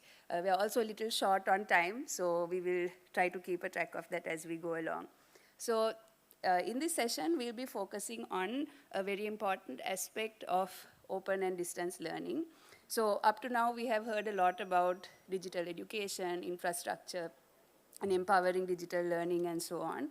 And we know that the success of any education system depends on an entire ecosystem, of which human resources is perhaps one of the most important. So today we're going to focus in this panel on the human aspect of open and distance learning, talking about do we have the right people with the right skills and competencies to deliver high quality online and distance learning in Sri Lanka in the aim of having better access to high quality education, and if not, how do we build that capacity? So we had 4 highly experienced panelists. One of them unfortunately had to leave, but we have 3 other panelists this afternoon, spanning from school education to university education to continuous professional development.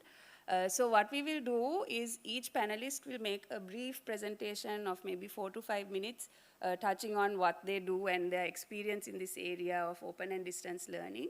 And then thereafter, we will go into the panel discussion. Please I hope you scan the QR code. If you have any questions, you can, of course, raise them during the Q&A session as well.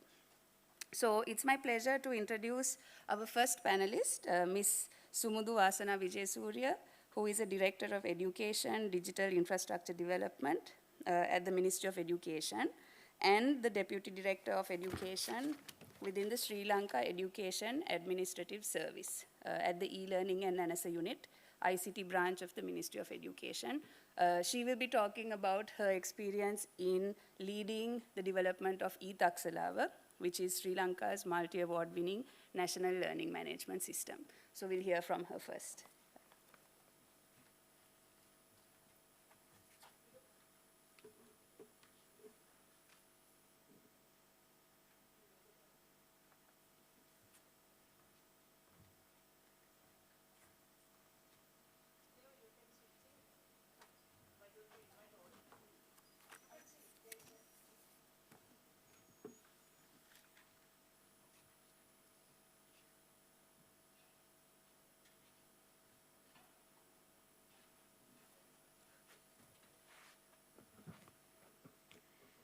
Good afternoon, everyone.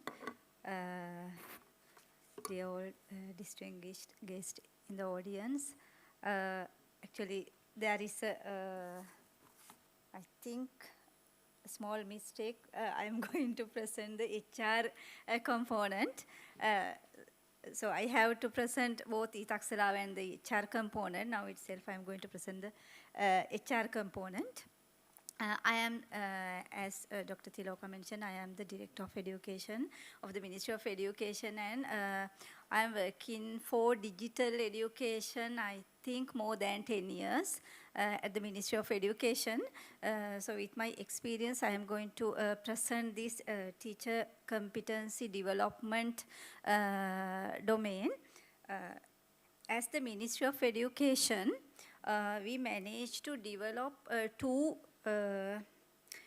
major course content, especially for ICT teachers and non-ICT teachers, because out of the 250,000 teachers of the school education, around 15,000, less than 15,000 teachers are ICT savvy or ICT appointed teachers. So the remaining teachers are non-ICT teachers. So with the penetration of digital technologies or digital applications and tools to the education system, we need to develop the non-ICT teachers' digital competency to engage the teaching learning with to engage the teaching learning process with that digital application and digital devices in the system. So, and also we had to consider about the educational reform initiatives, which was started from 2021. So basically, based on that context and thinking about the digital device penetration, we developed two major modules. One module for ICT skill development for non-ICT teachers, and the other for digital education to develop their digital competencies for both ICT and non-ICT teachers. So I will go to the website and then I think it's better to go with the real functioning platforms. Yeah, you can see the Itaxela platform in here.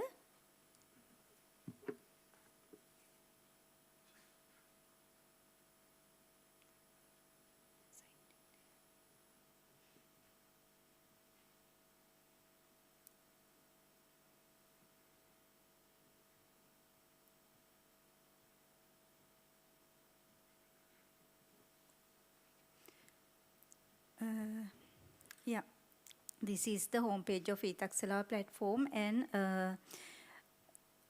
here you can see a special course for non-IT teachers. This is an in-house developed module, so we used our resource team to develop this ICT module because we have 100 ICT, regional ICT centers with expert teachers who are expert for the teacher training. So within this we have 6 modules in here. First, 5 modules are for basically ICT skills, and the 6th one is for blended learning approach. So any non-ICT teachers have to follow these 5 modules before they get the blended learning module knowledge. So after they followed these modules, they can earn a certificate by themselves through the platform. For the first module, they need to support from ICT teachers to do the first module, and after that they can do the other modules as self-paced mode. For these all modules, we managed to train 300 teachers all over the country as master trainers.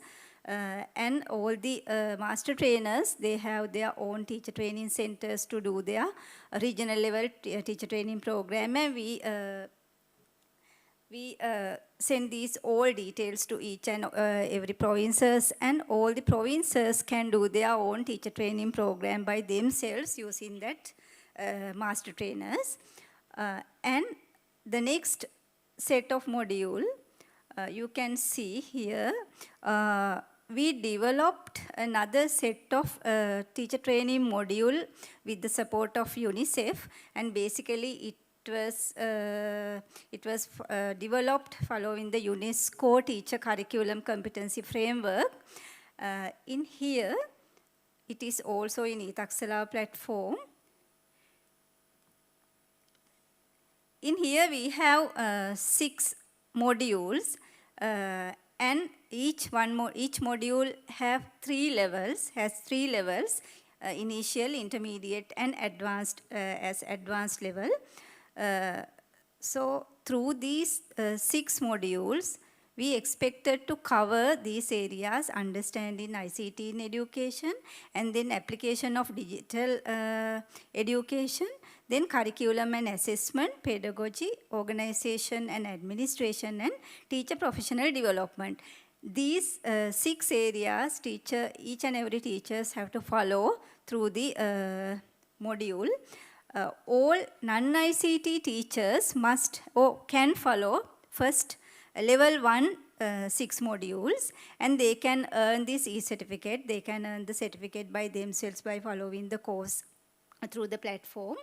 And the other level 1 and 2 set of modules, ICT teachers can follow those modules because those modules are a little bit advanced than the level 1 module set. And all the other non-ICT teachers, after they get the knowledge in ICT skill module and level 1 module, they can follow the level 2 and 3 modules. So this is the structure. Now itself, we have already trained 500 teachers, master trainers for this TDCC, or the Teacher Digital Competency Curriculum Framework modules all over the country. And our plan is to roll out the training program for all non-ICT and ICT teachers all over the country to develop their teacher digital competencies parallel to the technology and devices penetration to the system. So now itself we have completed around 15,000 teacher training, non-ICT and ICT teacher trainings all over the country. So our plan is to complete all the teacher training for secondary schools within next or 2027 next year. And also these each and every trainings are happening in provincial level or the regional level. So we have a separate budget line with us, and also as the task force of the Prime Minister's office as the initiative, by the task force is also support to do these activities in a strategic and streamlined manner. So they have developed a policy for this as well. So this is the teacher training component is doing by the Ministry of Education. Thank you very much.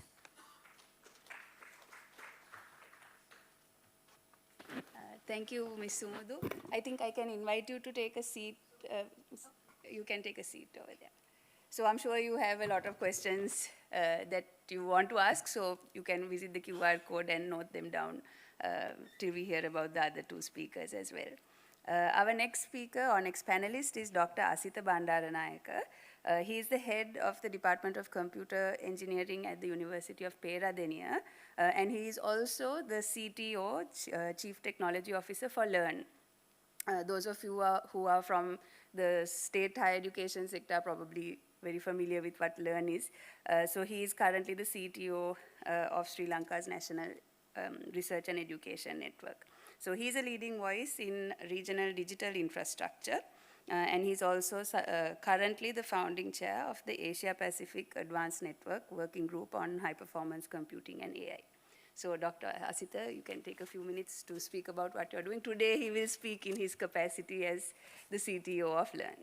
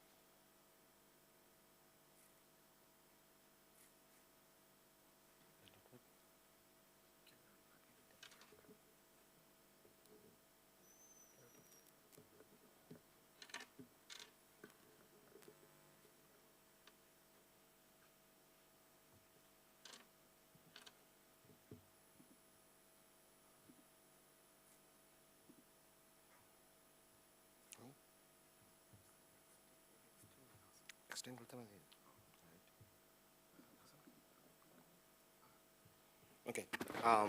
Right. Yeah. Good afternoon, everyone. So, so first of all, it's a pleasure to be here, and thank you very much, Vishaka ma'am, for inviting me. So I'll be speaking in with the main capacity as the CTO of Learn. What's happening?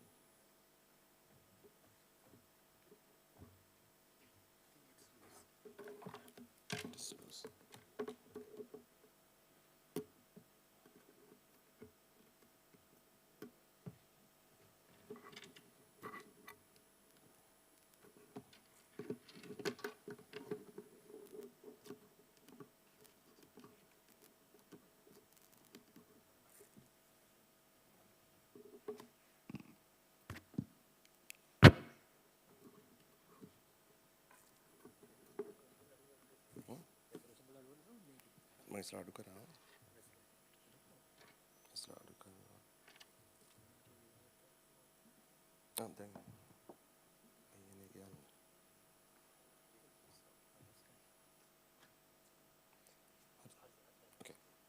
Yeah, sorry about that. And I also, even though I'm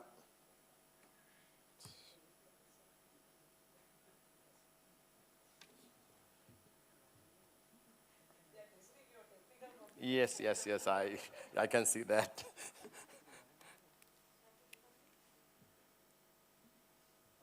Yeah, let me reduce the refresh rate.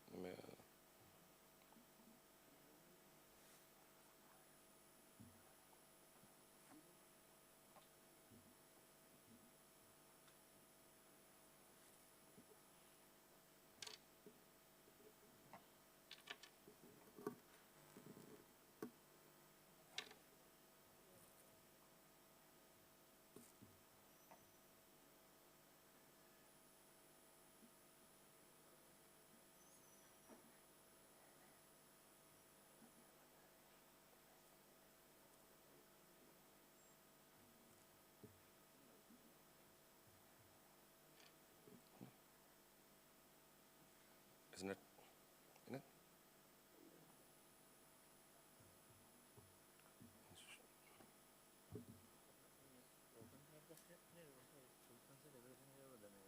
දෙක මාරු කරාම දෙක මාරු කරා fresh ප්‍රීකන්සි එකත් අඩු කරා මේකත් අඩු කරා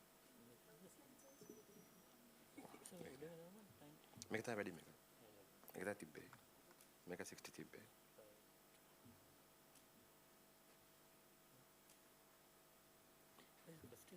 That's fine. If I can, okay, our slides that Venus but that's okay. Yes, but I need that one.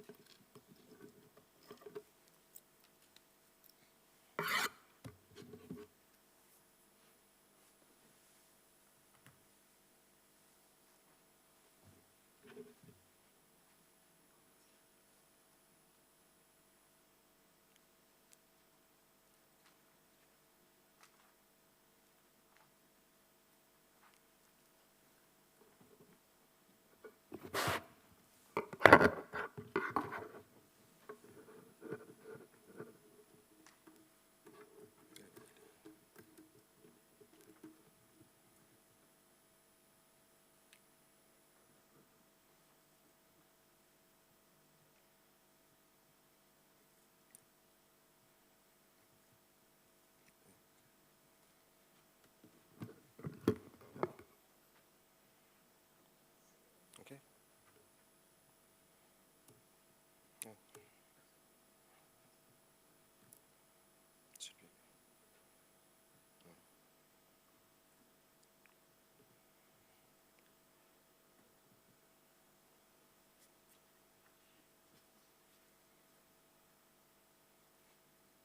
Okay, sorry about that. I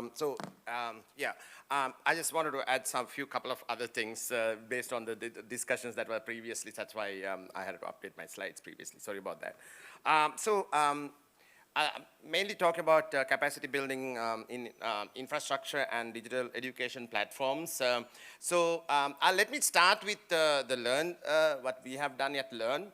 As discussed, or as mentioned earlier, we have mainly came into the picture in this capacity building with COVID.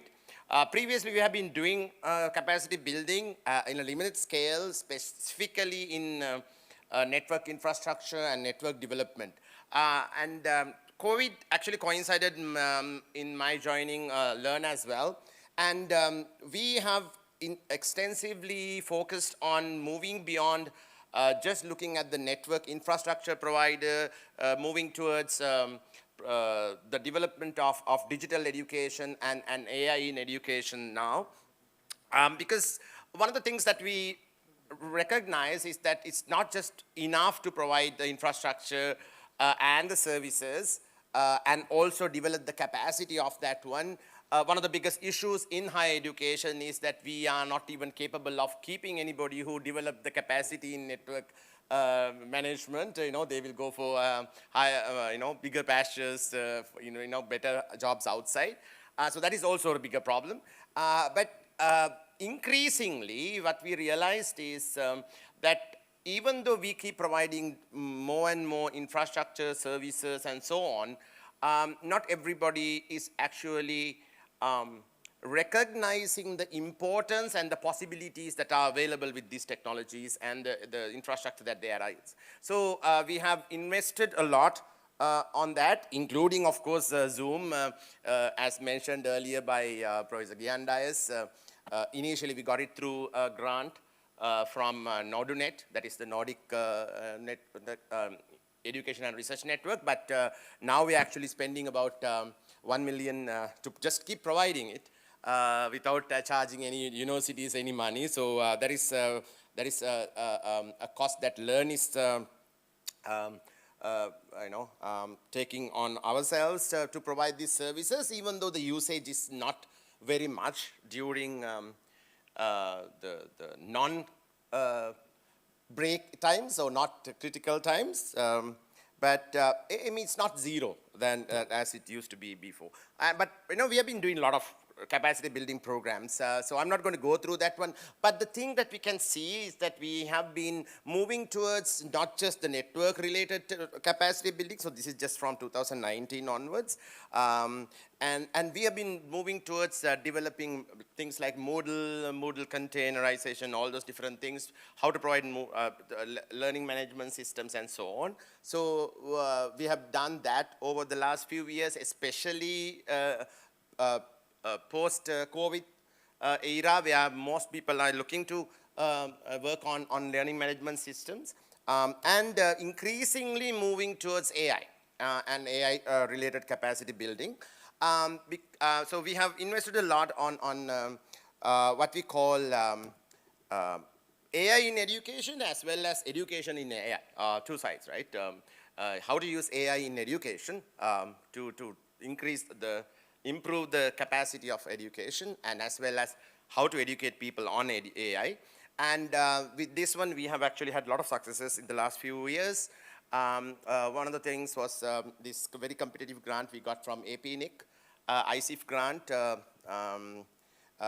We got it in 2024, about $150,000 to do training across Asia Pacific region. And we did this in collaboration with BDREN and APU, Asia Pacific University in Malaysia. Mainly idea is, how to look at how AI can be used. The initial idea was how AI can be utilized to improve productivity and efficiency, but later it became actually multiple streams. I will let you know. I'll show you how it came multiple streams later. This was inspired by a workshop that we did in March 2024, where we trained about 500 people in Kandy in collaboration with Asia Pacific University in Malaysia in a program called AI for Innovative Design and Education, and a 4-day workshop. And which focused on multiple areas. For example, AI Teach, there were 6 modules. AI Teach was for elementary and secondary teachers, AI Learning Design for higher education, AI RE for research, AI AW was academic writing, AI Health Professionals, as well as AI for administrative proficiency. So we created our AP Gain program based on that. We did a lot of workshops around the region as well as in Sri Lanka, 2 pilot programs in Bangladesh and Sri Lanka. And we did 3 regional programs in Japan, Hong Kong, and in Bangladesh at APAN, Asia Pacific Advanced Network meetings during those things. And there was also a lot of requests from many universities and institutes in Sri Lanka. So we have conducted many such workshops around the country in many universities. So altogether, we have trained about 700 plus people around the region, including Sri Lanka, mainly in Sri Lanka, but more than 70% in Sri Lanka, but around the region as well. We also create a certified trainer. We have a certified trainer program, so we create more trainers so that they can go actually and train more people. And then they can get certified as well. And based on that one, we actually got invited to apply for another grant from Asia Connect project. This is European Union-backed project which connects all the entrants in the Asia Pacific region. We got another grant of about 113,000 euro to actually do a couple of other trainings in the region, where we did 2 trainings in Laos and Thailand. So basically the idea is, right, so what I want to focus on this one is not to say that, we are doing this one. And we have the capacity, right? So because a couple of trainers that we have in this program who went and did the training, main part of the training in Thailand and Laos, are from one from agriculture and one from mechanical engineering. So they have become AI trainers who go and train other people in the region. So we have that capacity to do. So that's one of the things that we are actually quite focused on just not becoming consumers or learners, but that we can actually become leaders in the region, and we have shown that we can do it. We also have another big grant well, actually the smallest grant, but capacity is bigger. Another 100,000 from AVP, and that's Asia Venture Philanthropic Network, based on Singapore. We are working with AI Singapore in this project, where we are training 15,000 people around Sri Lanka, across Sri Lanka, in 3 groups: undergraduates, university, school teachers, and vocational training students. So that's actually we have LMS and all those different things there. I'm not going to show those. But as of now, we have trained about 6,600 in the last year, roughly last year, including undergraduates, teachers, and TVET. And one of the things I think Mr. Sanjay Kumar mentioned earlier, doing this trainings, virtual trainings actually does not really work. This is actually supposed to be virtual. That's why it's the price, the funding is less, even for it's a higher number. But what we realized is actually it's not very successful. So now we are somehow conducting these programs, going physically and introducing them, and then getting them to finish the LMS part. And this actually led to what we did in a couple of weeks ago, where we did this AI, UGC AI policy framework and the rollout.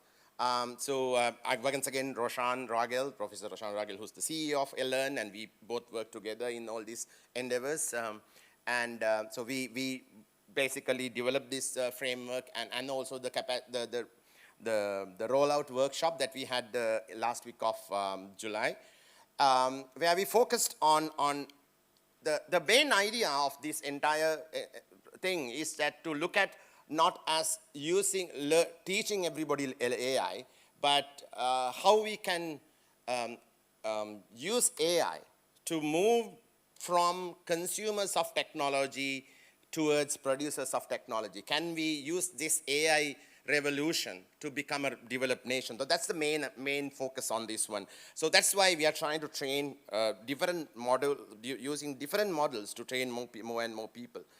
So we had 2-3 different groups trained in that workshop as well.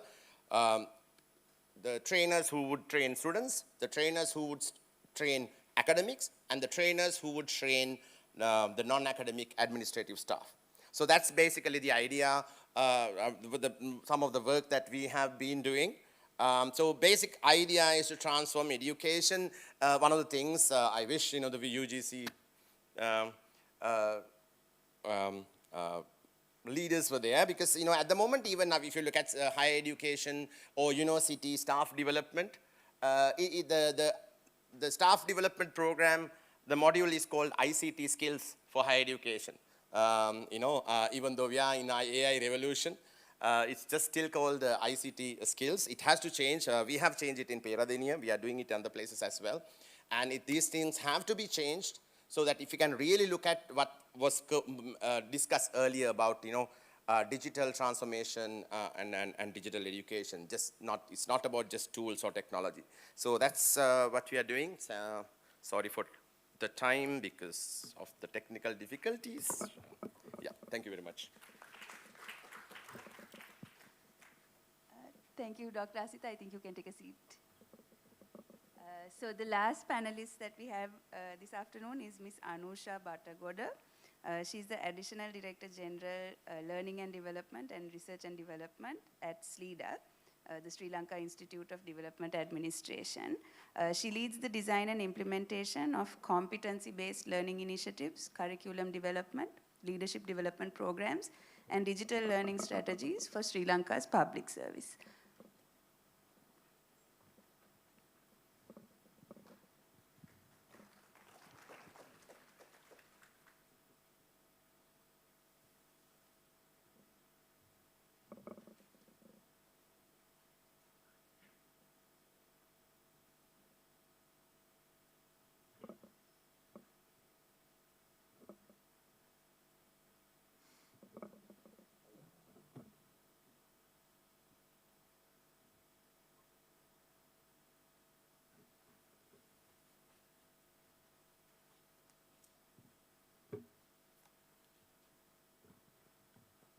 Good afternoon. Knowledge has its value when it is learned. Learning has its values when it is applied. Training has its value if you can transform and improve the performance. Actually, not last, but I should say, open and distance learning, it has big value for what? For make this transformation possible and scale. Saying that, all prestige audience, all ladies and gentlemen, I'm here to talk about today Sri Lanka Institute of Development Administration, public sector premier training institute which offer in development of the public sector employees as well as the public sector institutional capacity. We are the premier apex training body in the country, in the public sector career development. In this scenario, SLEDA recently from 2024, 1st of January, we moved to the competency-based qualification system. In this system, that our main belief was, as well as still it is, that the more physical interaction. We are doing andragogy, adult learning, especially based on the skills development, to cater the public sector needs, especially for that the addressing pain points of the citizens. Therefore, in this thing, we believe more importance is that to the public sector training for the physical interaction, but as that in the morning session said, yes, we are on the kind of a middle pathway with the blended training approach. Today, yes, we are in that pathway. I'm just briefing how we are doing this in the public sector. Actually, as I said earlier, we develop our competency-based training program. Now we call it as the credit-based qualification system in 2024. In the system, we basically consider about the competency, especially that our concern about the intended learning outcomes, which kind of person that we plan to produce after our training, based on their knowledge, skills, and the attitudes. This, after getting that competency value, we develop content. After developing the content, then we design how we are going to deliver those sessions to the public sector employees. When it comes to that point, as I said earlier, yes, mostly it is physical, but with the 2024 new that application, with digitalized central academic management system. In SLEDA, today, there's no more that manual things, that means session handouts, handbooks, all these things are all on that kind of the digital thing, and we have well-developed learning management system. As well as we have central academic management system to manage all academic system within the SLEDA. Next step, we plan to, from this year onwards, we plan to move to that we already generate all profile, the people the participants who can get their all access to their profile and get all the information as well as all learning materials and the exercises through the LMS. Here that our other main importance is that the concern is that the continuous professional development. Concerning that, we thought of bridging the gap between, especially the basic gap about the distance. The participants, they love to learn, but the barrier is the distance. Main barrier, it is a distance that we have identified. We did survey, we did few research about that, the online training as well as the physical training both. And that we got some, we have that experimental data, research data I have with me, but mostly still people, believe me, that because this is research-based, evidence-based thing, still public sector officers, they still allow to come to that learn in the physical manner. That is that the research-based, evidence-based research that I have got from that. We did 3 researches by using in 2022 online data, online curriculum data, online training data, 2023 as well as a part of 2024 data. But still they allow to physically interact with others. There are, because of some challenges that we have, yes, I thought of that, people allow to come to the SLEDA. But that with that distance barrier, still there are people that they are in so far away places, but still love to learn, love to study, love to keep in their continuous professional development. Those people, now we are offering online courses. We have, up to the moment, we are offering 2 online diploma courses. Still 2 online diploma courses, and in each and every program, normally for a year, we are conducting around 40 programs. In each and every program, we offer around 25% online component. 75% physical, but still, so 25% now we are moving towards that the online offering is there. And that whole total, 2 diploma courses are there, it is totally online.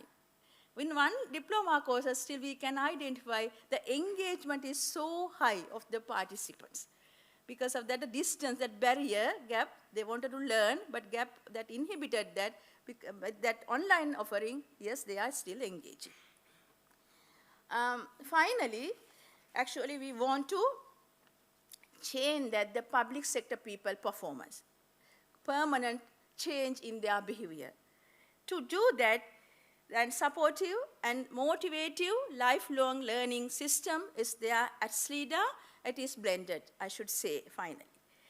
Our ultimate aim is strengthen the public sector performance through workplace-focused competencies.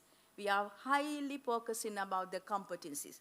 What kind of person, finally, we are going to make or we are going to produce at the end. That is our mainly intended learning outcomes. As a closing statement, I should say, the future of online and the distance learning is not defined only by the technology we adopt, but by the people we empower. I believe that.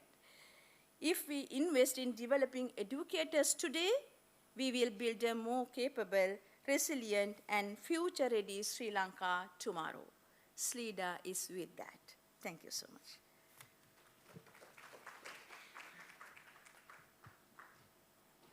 Thank you, Ms. Anusha, and I think with that we can move on to some of the questions.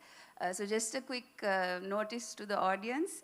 We won't have time to go through all of the questions that you have raised, but one thing you can do is if you go to the QR code and you go to the website, you can upvote any questions that you think are interesting, and then we will take maybe 1 or 2 of the most popular questions.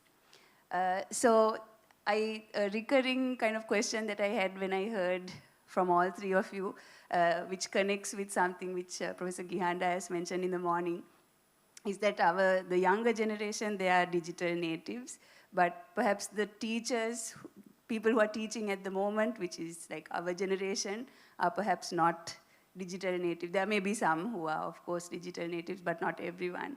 So maybe we can start with Ms. Sumudu Vasana, talking about this amazing program which you have rolled out to all of the teachers on digital learning and competencies. How has been, this is a voluntary program, if I'm not mistaken. Is it compulsory for teachers to complete that training? And what has been the take-up? What is the appetite for learning these skills amongst the teachers currently?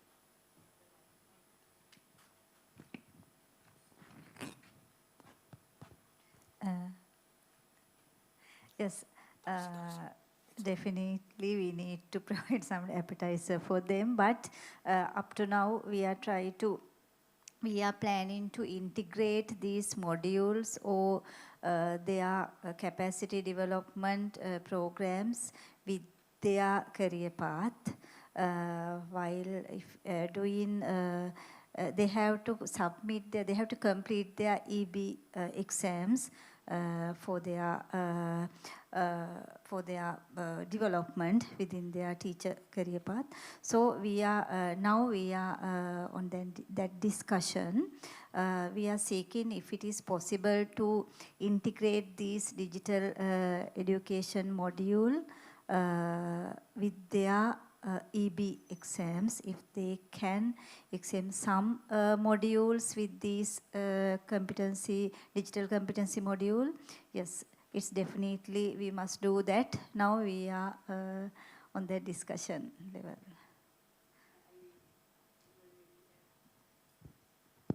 Even with our students. Yeah, and also on the other side, they must get this knowledge on digital education, because without that they can't go ahead with their students, because they are much more competent than the teachers, so they must get this knowledge. So voluntarily they have to do this. And also actually automatically or spontaneously they can't do this, so we have to get them together and train them. So we are doing their teacher training programs in a proper manner, not as ad hoc manner. So we are organizing by the Ministry of Education or as the Department of Provincial Education authorities. They are organizing training program and call for the teachers and do the training program. Yes, that is the present situation. Otherwise, they are not doing the training program by themselves without any appetizer.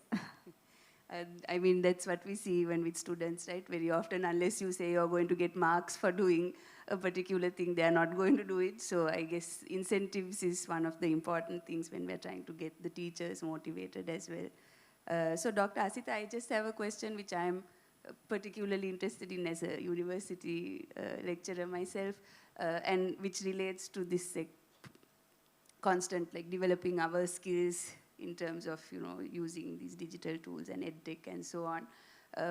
What do you see? So after COVID, I think a lot of us went back to our original ways of teaching, traditional ways of teaching, though some things may have remained. But how do you think we could kind of stimulate or incentivize our lecturers also to take up more of these? I mean, aside from knowing that the students prefer it, could you think of any other ways that we could get lecturers? Yeah, I mean, I think not just a really good question. I think that is the question, I think. Because, I mean, something very important was mentioned in the morning by Mr. Sanjay Kumar, that, the learning changed 500 years ago with Gutenberg, printing press.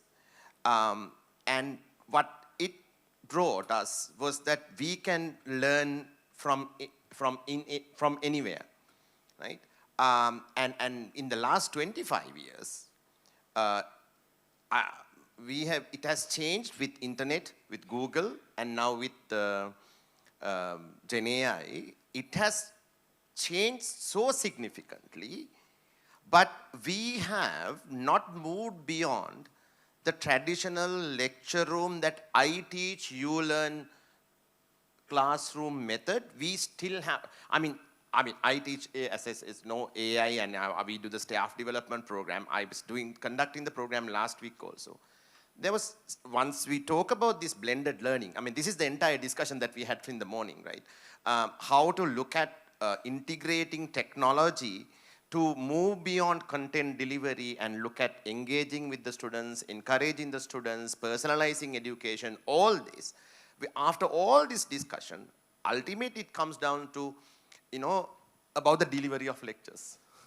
And I think that is the biggest challenge. So there are two biggest challenges I see. It's not just about the teaching. Teaching, as you said very rightly, students, we keep hearing from teachers, lecturers, that students are disengaging from education, and it's very obvious. Why? Because there are so many distractions. But go and look at any kid now. If you give them right content, they will consume. Because it's a swipe left, swipe right generation, right? So we have to make learning interesting to them. Not that learning we considered interesting, somehow we push with, other reinforcement, like we'll fail you, you will get something. So that is not the way, because there's enough content, enough knowledge around the world, so much knowledge. Probably the history of knowledge is there for your consumption.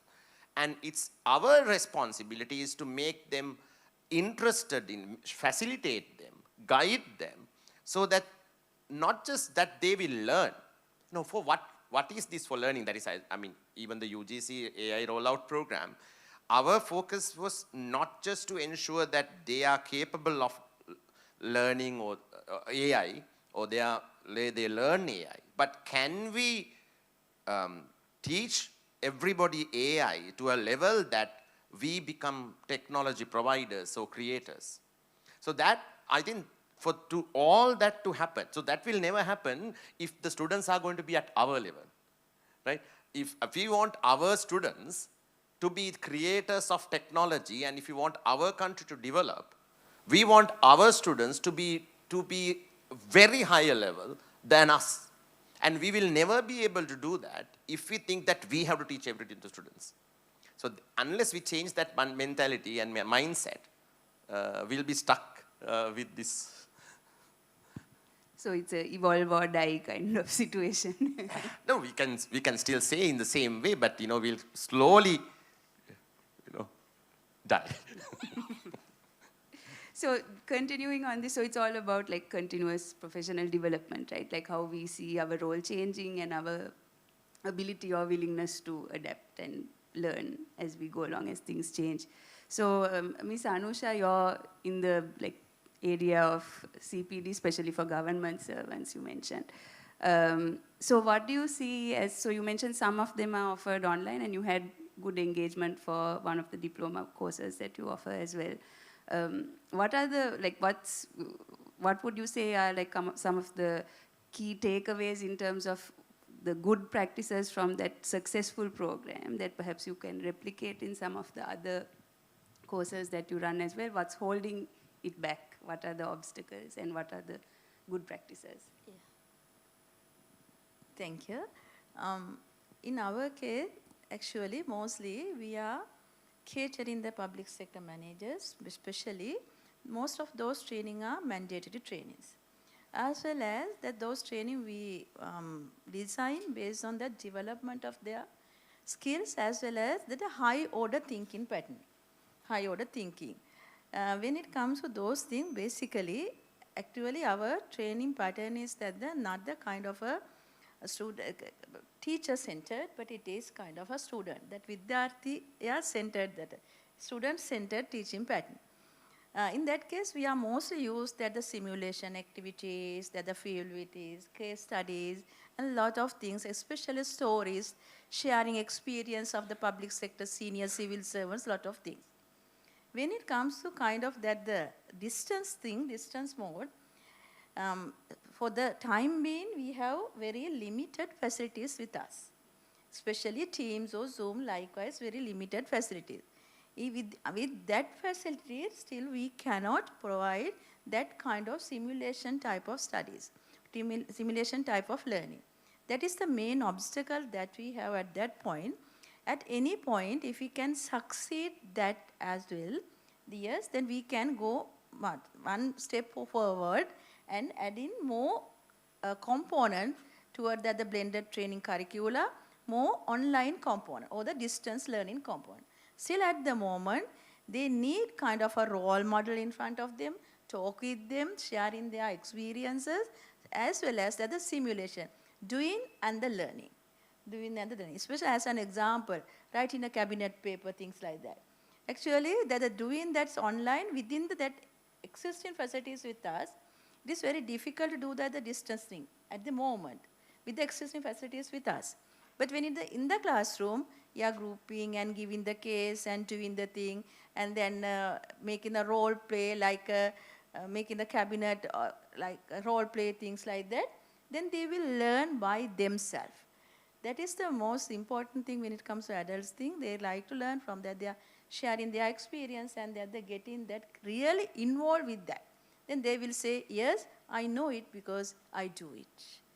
That is the most last thing when it comes to our case, why we are making people to serve that the citizens. We are expecting real performance. Actually, now we are forwarding to that they're getting their evaluation final thing with the Kirkpatrick's 4 level, that say finding to go to their real workplace, what they are delivering actually. We plan to get that evaluation as well. With that stage still, having that the facilities we have, still yes, we are comfortable with that kind of the physical type of learning. But we are moving towards the blended, why that we fill in the gap, because people are there who want to learn, but still distance is a gap. We try to cater them as well, and we are seeking for that the advanced distance learning mechanism to cater the people still who want to learn, but who are in far away. Okay, thank you. No questions from the audience? So we have to wrap up there, I think. There were plenty of other questions which were coming through the emojot as well, so perhaps you can catch the panelists during tea and ask any other questions that you have. So thank you very much for the insightful discussion, and I hope the rest of you, thank you for inviting us to be a part of this panel, and have a good evening. Thank you so much. To present the token of appreciations, I would like to invite Professor Yasangika Sandanayaka, Dean of the Faculty of Architecture, University of Moratuwa.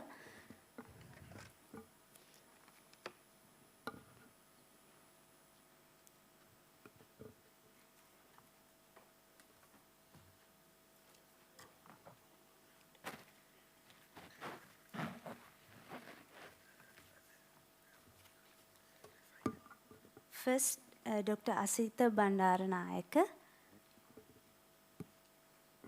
Thank you so much, sir. And then Ms. Sumudu Vasana. Thank you, madam.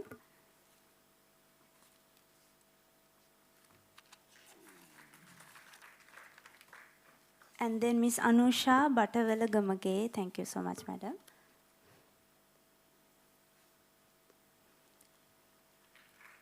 And then our moderator, Dr. Thiloka De Silva. Thank you, madam.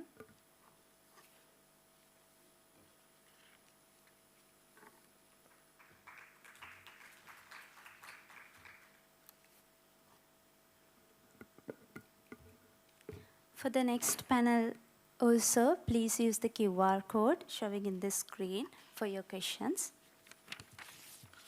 Ladies and gentlemen, our next session focuses on successful Sri Lankan digital education initiatives that have transformed learning across Sri Lanka.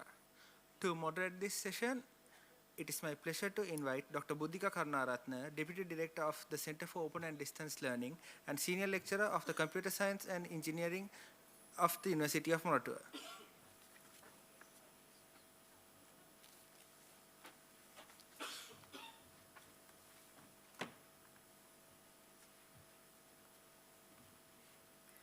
Thank you, Jagesh.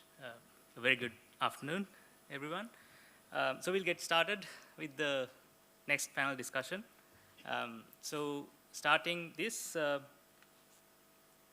educational digital content creation, success stories from Sri Lanka. So we are going to hear from some of the prominent, very well recognized platforms and initiatives that has been there in Sri Lanka for some time already.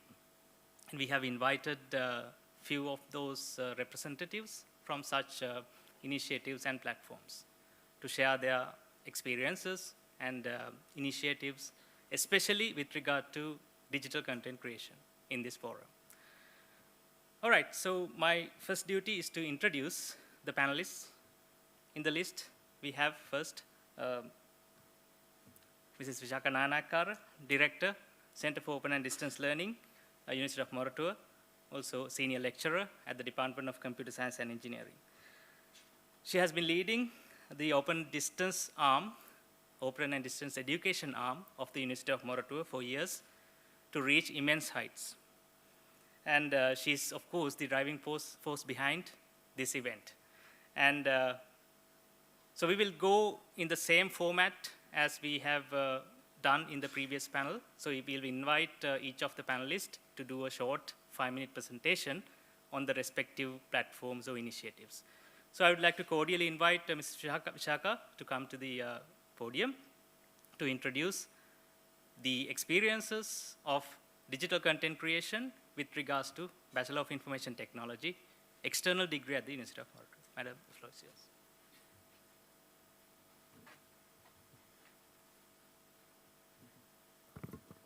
Thank you, Dr. Karunaratne. And as I am the person who is responsible for us running really behind the schedule, let me quickly take you through the how we have developed content for BIT degree program. I'm very happy to see Dr. Ajit Madurapirma here, who started BIT program at Moratuwa. When far back in early 2000s, when we started this, what Ajit wanted all of us then as young lecturers were, you must create content. At that time, Tanu, it was PDFs, which the learner could understand. That was the TOR we had, and that continues to be the TOR we have. We think about the learner.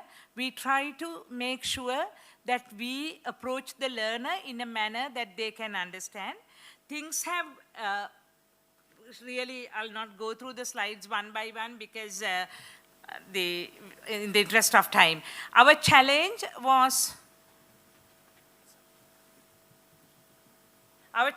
actually is how do you reach these masses of students who are deprived of having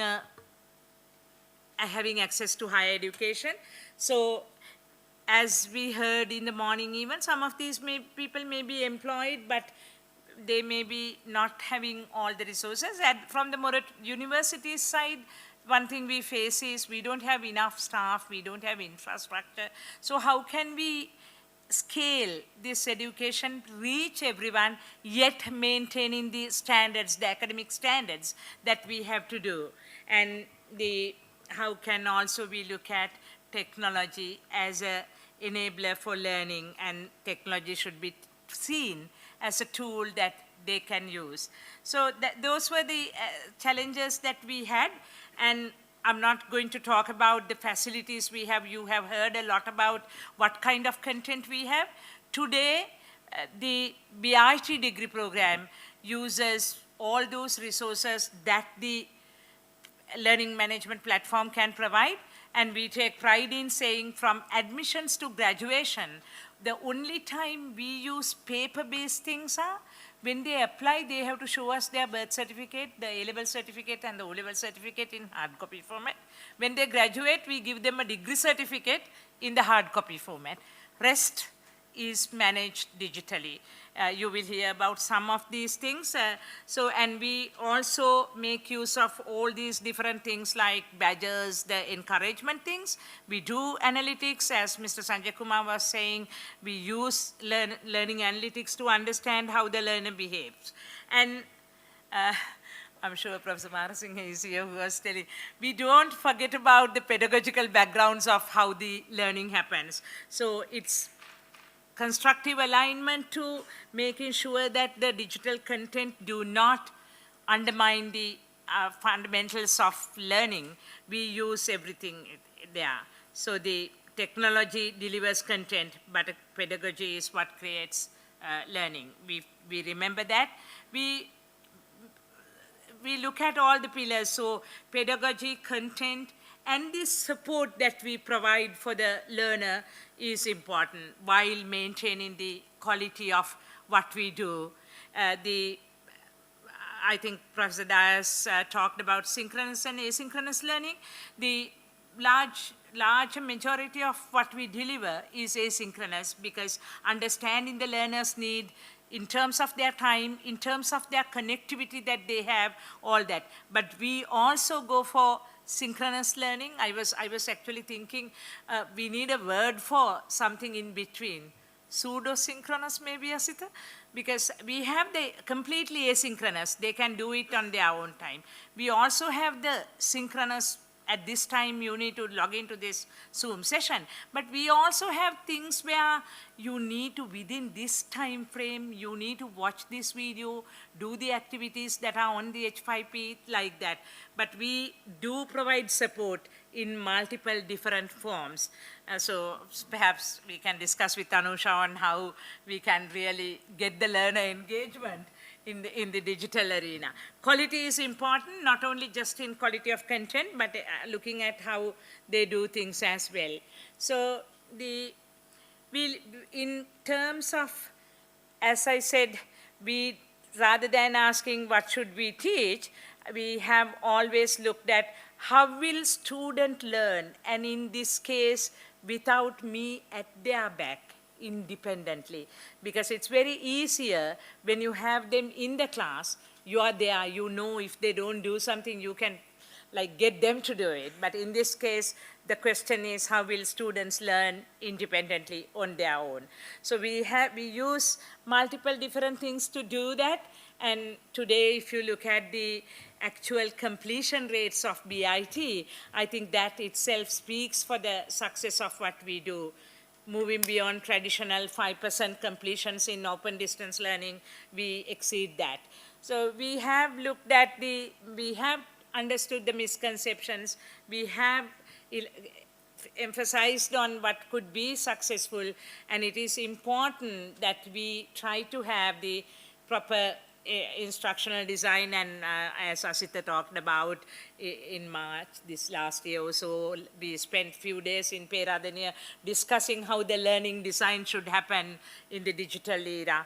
So how do you provide feedback? Because as I said, continuous assessment is important. Continuous assessment becomes valuable only if you give the feedback. And for the distance learner, how do you do that? The platform we use, Moodle, is pretty good at giving us multiple opportunities of giving the learner the feedback and also allowing the learner for continuous improvement. And as I said, we have a very strong academic and learner support, thanks to the academic staff and the academic support staff. And also we look at evidence-based improvement. Good thing about using a learning management system is every aspect of that learning process is captured by the system. So we can really make use of that. Yesterday, we saw multiple presentations at the research conference where how the data was used to improve learner behavior. So this is, I mean, when you talk about this digital education content development, the strongest thing that had been on our side is using Moodle. I can see Shantaya smiling because at the very early stages of using Moodle, it was a disaster. What we wanted, it could not do. We had to write several plugins, right, to get it done. But today, my dear friends, Moodle provides us with a wonderful environment. Not only that, it has everything inbuilt, it allows us to add things as well. My young colleague Tanuja would say, you want to grade programming assignments?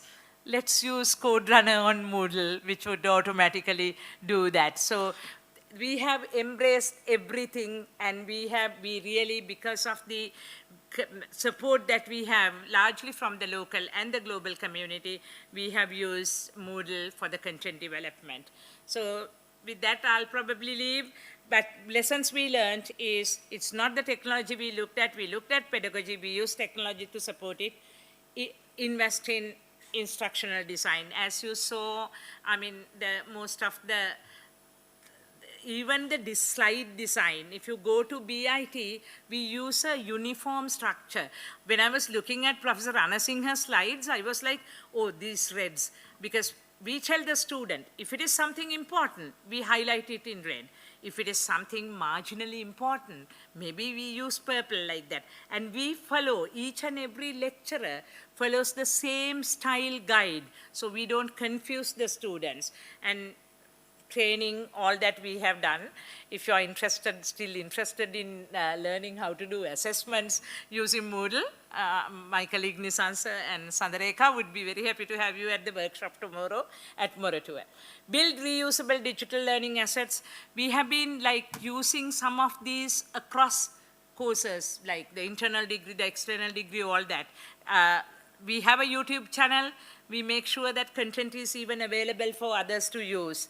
And if an academic comes from a not so technical background, we have invested in having people with technical competencies who would support them, and we continually improve systems using learner data. Over to you, Vidika.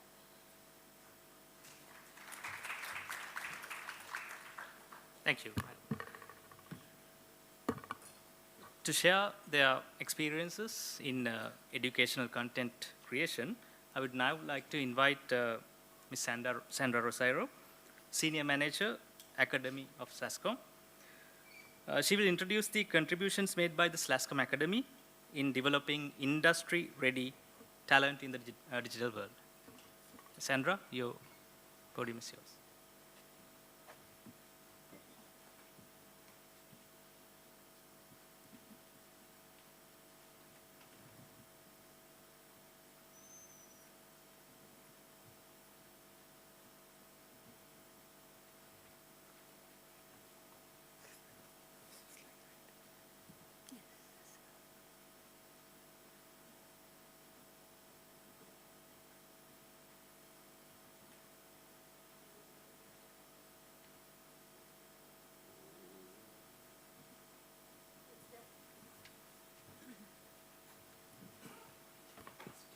Thank you, Dr. Buddhika. A very good afternoon to everyone. As mentioned, I'll be sharing some insights on the content development platforms used by SLASCOM. Before we get into the core of the topic, let me give a brief understanding of how SLASCOM functions so that you have context to the platforms I'll be talking about. So SLASCOM, as the National Chamber for the Industries of Knowledge and Innovation, we have IT and BPM companies as our members.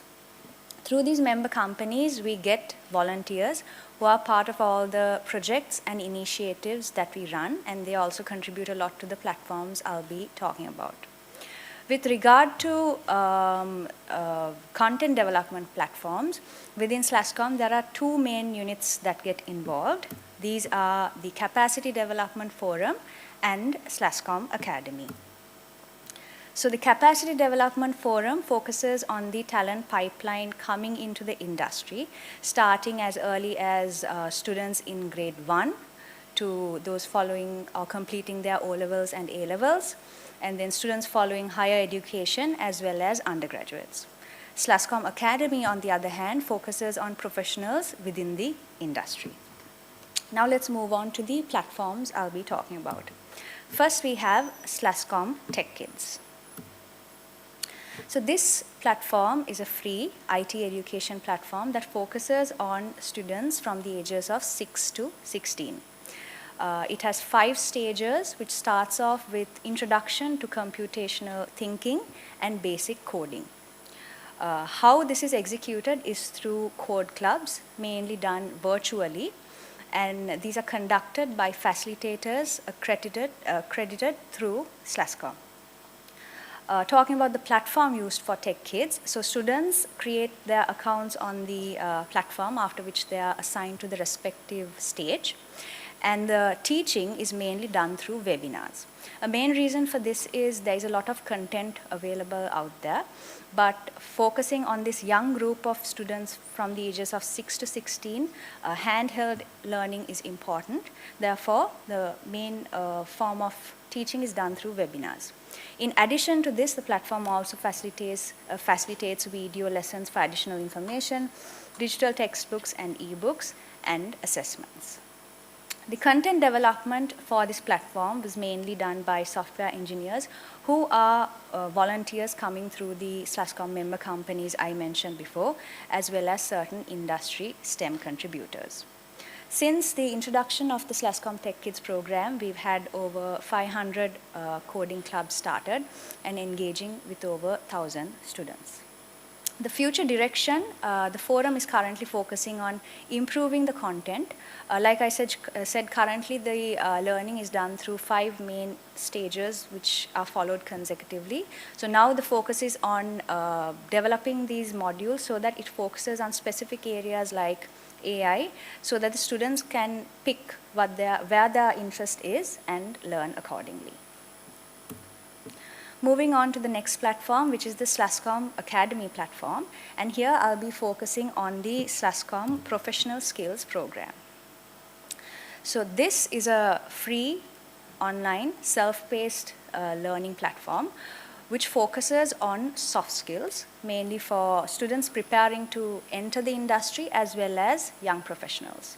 So there are 21 courses here focusing on 21 soft skills, which are introduced under 2 segments as foundation and intermediary. Foundation has courses such as agility, collaboration, presence, etc. And the intermediary level has slightly more advanced topics like building trust, coaching and feedback, problem solving, and so on. The digital learning tools used here includes video lessons, interactive e-learning modules in the form of SCOMs, digital textbooks, assessment and quizzes, as well as webinars. So as soon as this was launched in 2021, we had a webinar series where the intention was the learner would go to the platform and go through the self-learning content and then join the webinar for more practical insights from an expert as well as for purpose of clarifying any doubts. The content development here, so the foundational content was received again from a SLASCOM member company, which was built and fine-tuned by a committee of volunteers.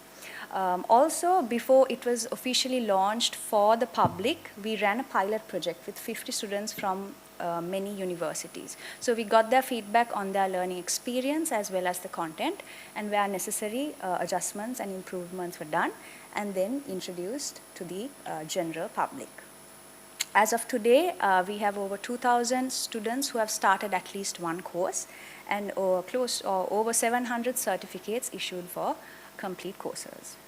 The future direction. So SLASCOM last year introduced something called industry personas, where we have depicted what coming into the industry, let's say from the areas of software engineering, QA, BPM, should ideally have in terms of technical and soft skills. So what we are focusing next is on fine-tuning the existing content to kind of align with the personas introduced, so that once the students refer to the personas, they have somewhere to go to and start their soft skill learning freely available. Right. Now I move on to the last platform I'll be talking about, which is the SLASCOM Future Career Bridge. So this platform came about in a time where the talent coming into the IT BPM industry was not sufficient to meet the demand. So in addition to the graduates coming through universities, this platform focused on looking at students who do not make it into universities to direct them to an industry where there is a need for professionals.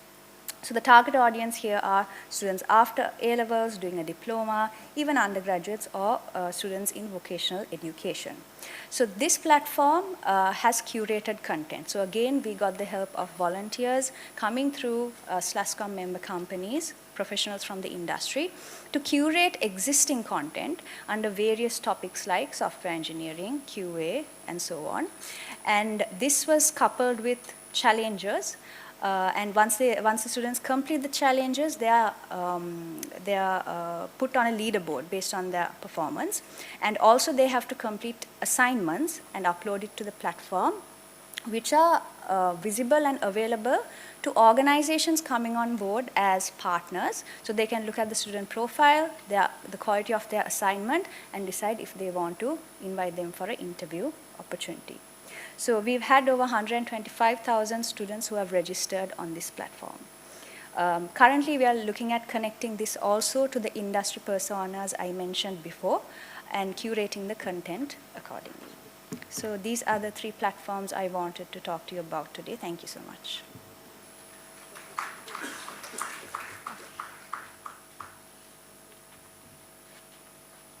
Thank you, Ms. Chandra. So we will next hear from Ms. Sumuduwasana, Deputy Director of Education, Ministry of Education. We have heard from her during the previous session as well. But this time, she will focus more on creation of digital content, especially with regard to what we call Sri Lanka's National Digital Education Platform, ICODE, and their contributions in building this platform.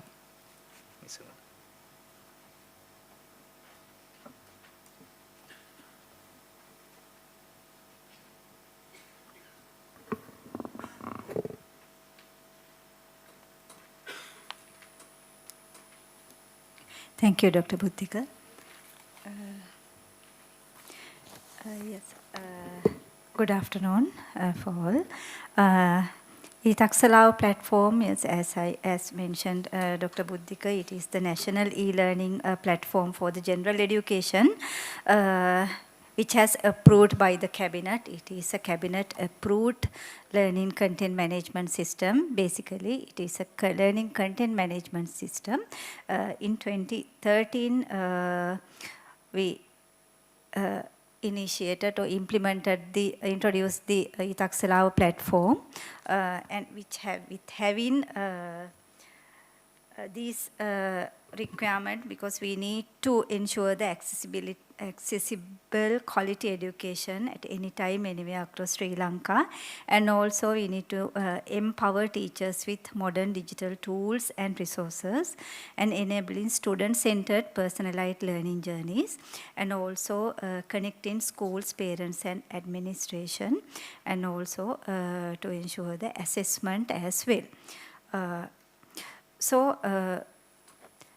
When we are considering the ICODE learning content management system or the content platform, it is not a standalone system or a standalone initiative.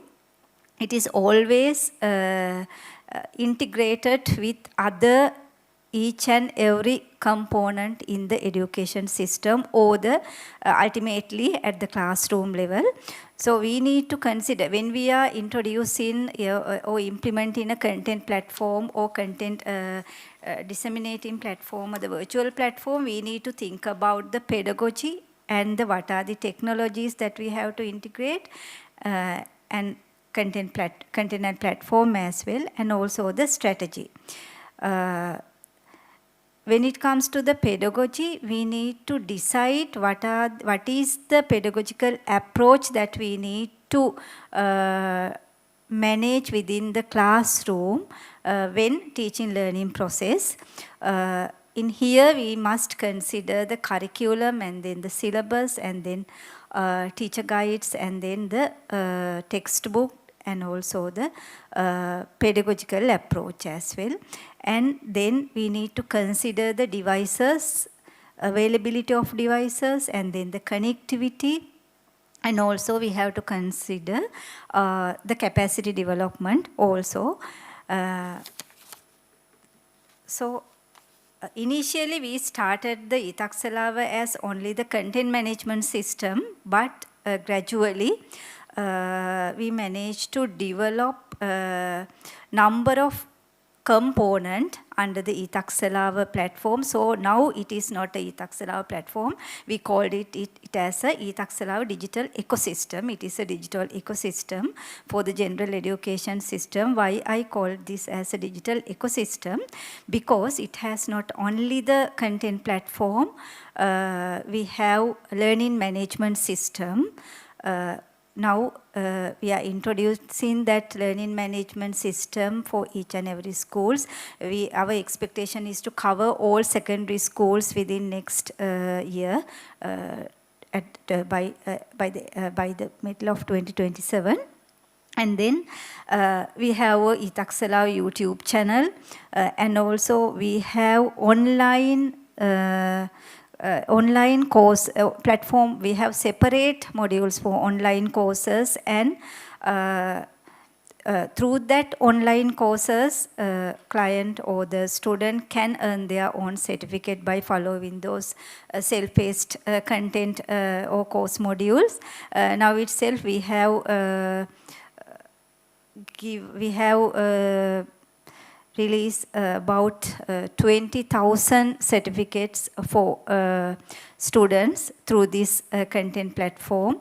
And also we have provided 11,000 certificates for teachers by developing teacher courses, capacity development courses in online mode. And also we have separate TV channels. We have 6 TV channels with us. It is a CSR project by the Dialogue Theatre Private Limited. And also we have a separate AI-enabled application on the Itaxalava platform as well. And also, not only the schools, we managed to introduce Itaxalava learning management system for all National College of Education as well. Those are the teacher training development, teacher training centers, teacher training institute of the under the Ministry of Education.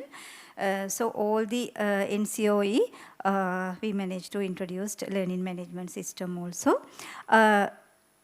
Considering the target audience and stakeholders, students, teachers, and administrators and parents are the stakeholders of the platform. And when it comes to the content development, we follow the ADDIE model. As you know, first we need to design the content. The content designing is doing by basically based on the curriculum and the syllabus of each subject. For each subjects, they have separate expert teachers for each subjects, and we use those subject expert teachers as content designers. So after they design the content, there is a separate team for content development. All these developers and designers are teachers. So actually, there is a limitation by using these teachers because they are doing their timetable teaching things and involved with this content development. So there is a limitation, but the advantage is they know the pedagogical approach, and they can understand the student's requirement and the methodologies they have to follow within the teaching learning process. So using the teachers is an advantage when it comes to the education content of the general education or the school education. So after we design the content, there is a separate ICT teachers code to set for develop the content, and after that, using in-service advisors or master trainers of the each subjects, we validate the content, and after assuring the accuracy and the quality of the content, we managed to upload all the content within the Itaxalava platform. All the content are curated by our our subject experts within the Ministry of Education, and also the NI is also their National Institute of Education, because we are following the curriculum and the syllabus which is introduced by the NI. Now itself, e-Taksalawa has more than 100,000 e-content, including video content, interactive H5P content, and also simulation. And also we have a separate question bank with question and answers. It is there are around 50,000 content questions and answers is there. All the questions and answers from national examinations. So all the question and answers has validated by subject expert teams. And basically, when you heard about e-Taksalawa, most of the people are saying, so it has only PDF or text-based content, but you can go to the e-Taksalawa, and now itself there are more than 20,000 video content are there, and also a lot of interactive content, and also Scrum content are there. And also with the Education Reform Initiative, now we have recently started to develop interactive content for those newly introduced subject modules. Basically, it is started from grade 1. For grade 1 students, we managed to develop very interactive content to practice for the students by themselves after following the particular lesson. Yeah, that is the content development thing.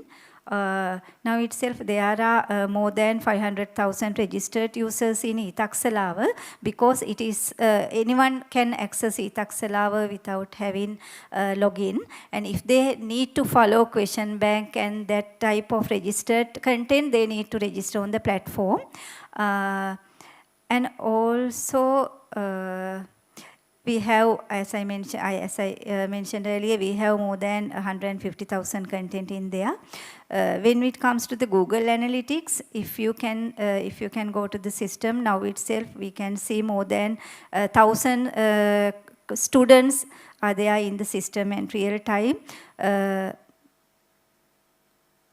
also, LMS implementation. Now you have managed to introduce 1,000 learning management system for 1,000 schools, and at the end of this next year, we are expected to introduce learning management system for all schools to manage their online classes, and teachers can share their content, and not only that, the teachers can mark the attendance and issue the reports as well. So all the features in Moodle we can use with this learning management system implementation. And also the platform has recognized by the Sri Lankan government in 2014 through the Iswabhimani awarding, and then it has awarded by the Manthan Award in 2014. Manthan Award is the Southeast Asia Pacific e-learning award presentation. So by that also the platform has recognized as a national e-learning platform. And also the pandemic period, COVID pandemic period, the platform was whitelisted, and now each and every student can go to the platform. Just only they need to have a connection. Without any data consumption, they can use the platform. So it is whitelisted by all service providers in the Sri Lanka. Yeah, so challenges. The big challenge is there is not a dedicated place or dedicated center for this content development and learning management system management, the administrative things. So we expected to establish a national content development center and streamline all the content development and management by that content development center initiative. That is the big challenge, because we are using teachers as content developers and content designers, and all the administrative and technical things of the Moodle platform is managed by these teachers, or there is a separate teacher team as system administrator.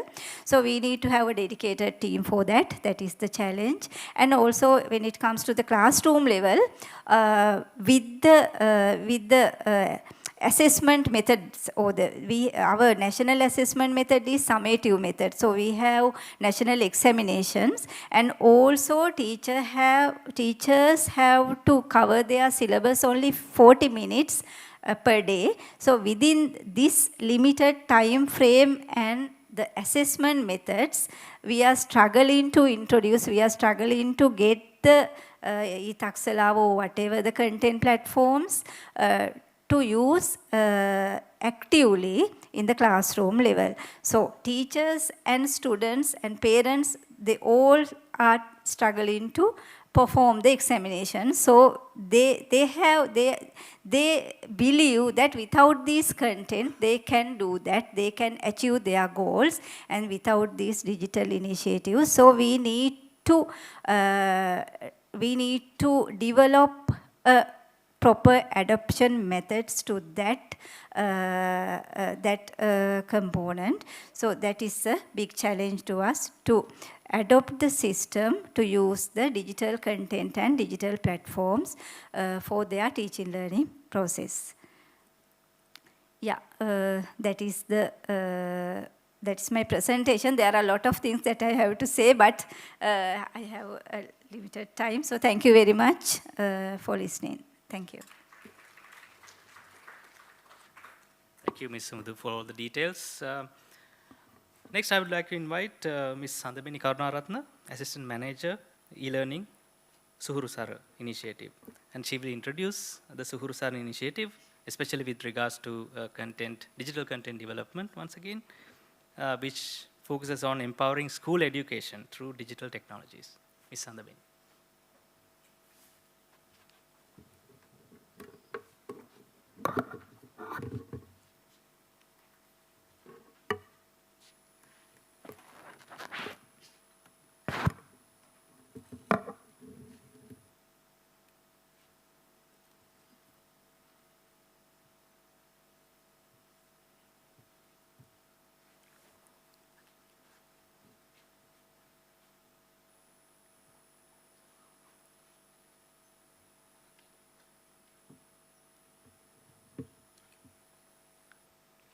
Okay, good evening everyone. I'm Sandhavini Karunaratna from Foundation.lk, and I'll be talking about Suhurusara, one of our e-learning initiatives.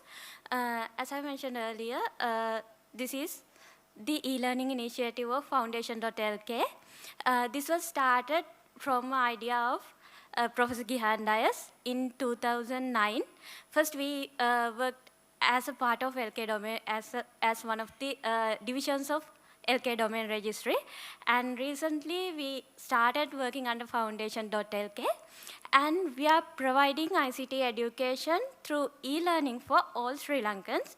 And when it comes to our e-learning platform, which is Suhurusara.lk, we have our own Suhurusara courses, and also we have partner courses with partners like Asia Foundation, again LK Domain Registry, and also currently we are working on launching a course with Trace, which is their T2T program, and now we are working on converting that program to a e-learning course.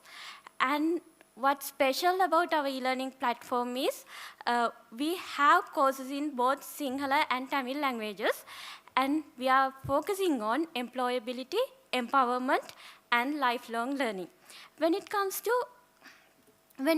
to our learners, we are mainly focusing on unemployed youth and job seekers, because we have identified that there's a lot of learners, or there's a lot of unemployed youth who lack ICT skills because of this lacking of these ICT skills, they find it difficult to find a job in the IT field or even entering another field due to lack of their knowledge in this field. So we are mainly focusing on unemployed youth. And other than that, we have a learner base of working professionals, freelancers, entrepreneurs, and small business owners, undergraduates, and also lifelong learners. When it comes to our digital content, we have main 4 types of digital contents.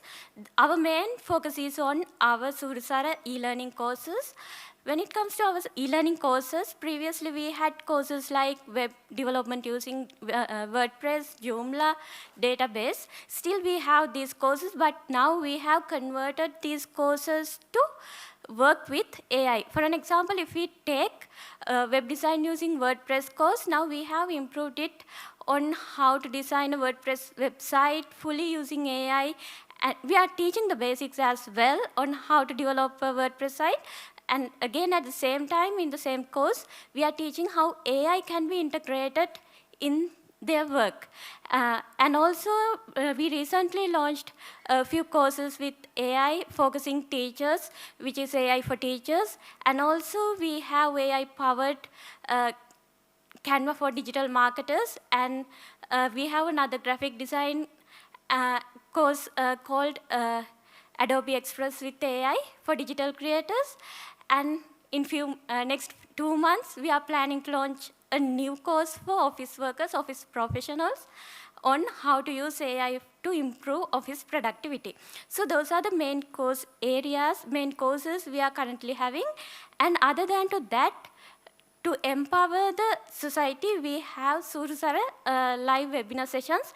And again, after these sessions, we host these session recordings, and we convert these into e-learning courses and upload them into our e-learning platform. So that is conducted separately as a separate program initiative of Suhrusara to empower the society. Other than to that, we have educational social media content. There we are focusing on short educational clips. And also we have e-learning courses for trainers. These are called as TOT programs for our DigiService centers. We have, to be exact, we have 56 DigiService centers which bridge the gap between Suhrusara and the learners. As we are an e-learning platform, there are students who lack the digital literacy skills. So they need more support in their learning process, so they can visit one of our DigiService centers and follow our courses. To train those trainers in the DigiService centers, we have these TOT programs. So if I focus more on e-learning content we have short videos. Other than that, students can code and practice coding inside our LMS. So they do not need to install this software separately, or they do not need to visit any other website. So they can code by themselves. And also we have interactive activities, and we have quizzes and different activities to check their knowledge. And always we try to get real-world demonstrations and practical examples. So there are story-type lessons, and also most of the time we focus on teaching them through short videos, and then let them practice what they have learned through an interactive activity. So when it comes to our e-learning development process, we are following up with main 6 stages. We conduct training need analysis to identify what are the skill gaps and what are the trends.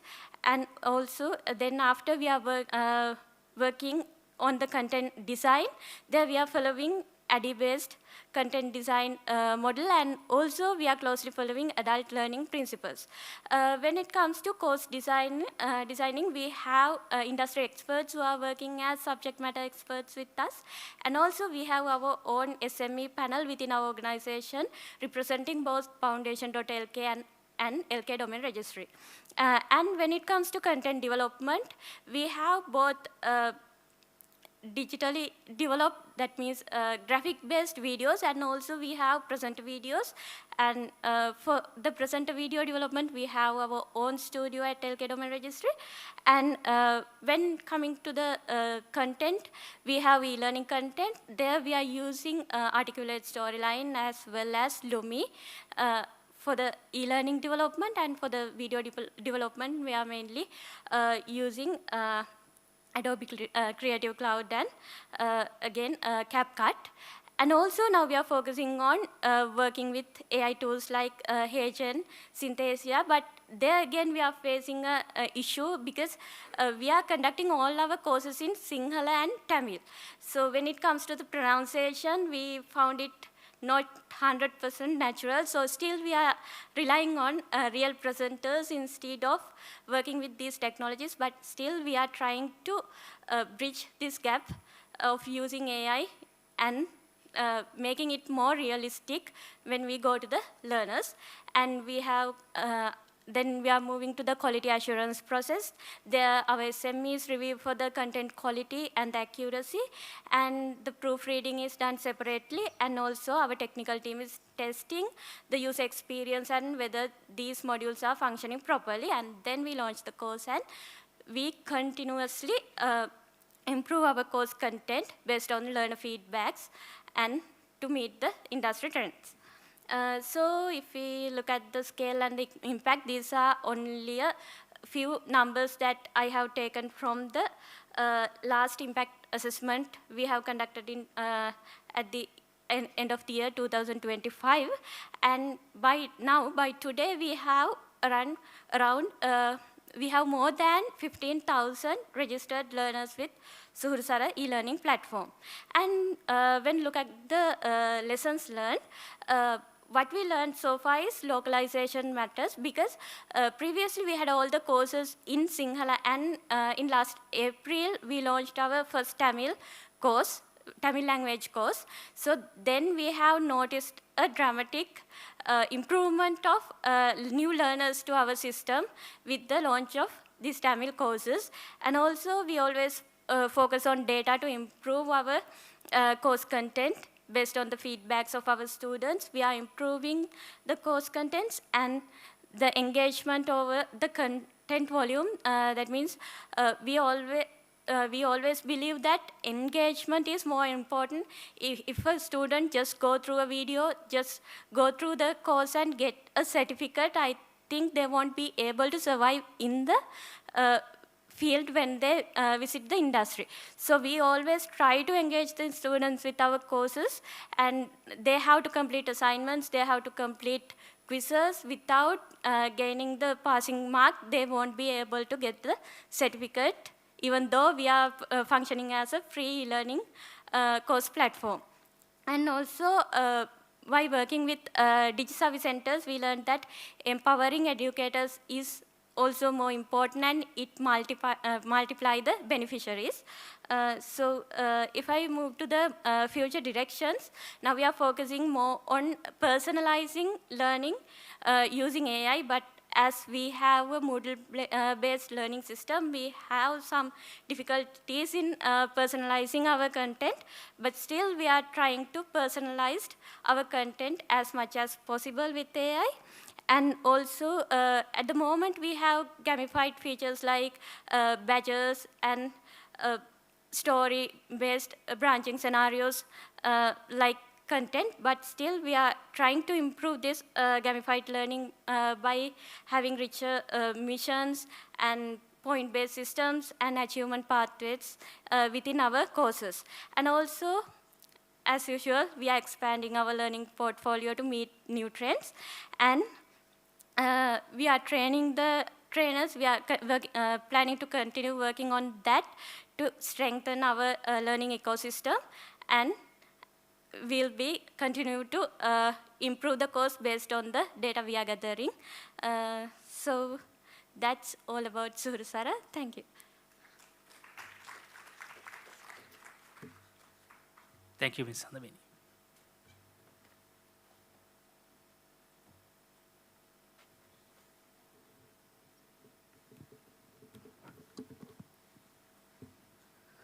Okay, despite the competition with time, we'll have a quick round of questions. I did prepare a few questions for all of you, but we have received some questions from the audience. So we will go through those questions, even though some of them may not be directly related to digital content creation. I thought it's worth discussing. So the first question is for Mrs. Vishaka Nanakara, madam. I think this is more related to content creation. The question is, how do you communicate with students in BIT and improve based on the feedback? Can we know more about that? I think, as you said, it's very valuable. And first and foremost, when you take the specific modules, the Moodle has multiple different ways of receiving feedback.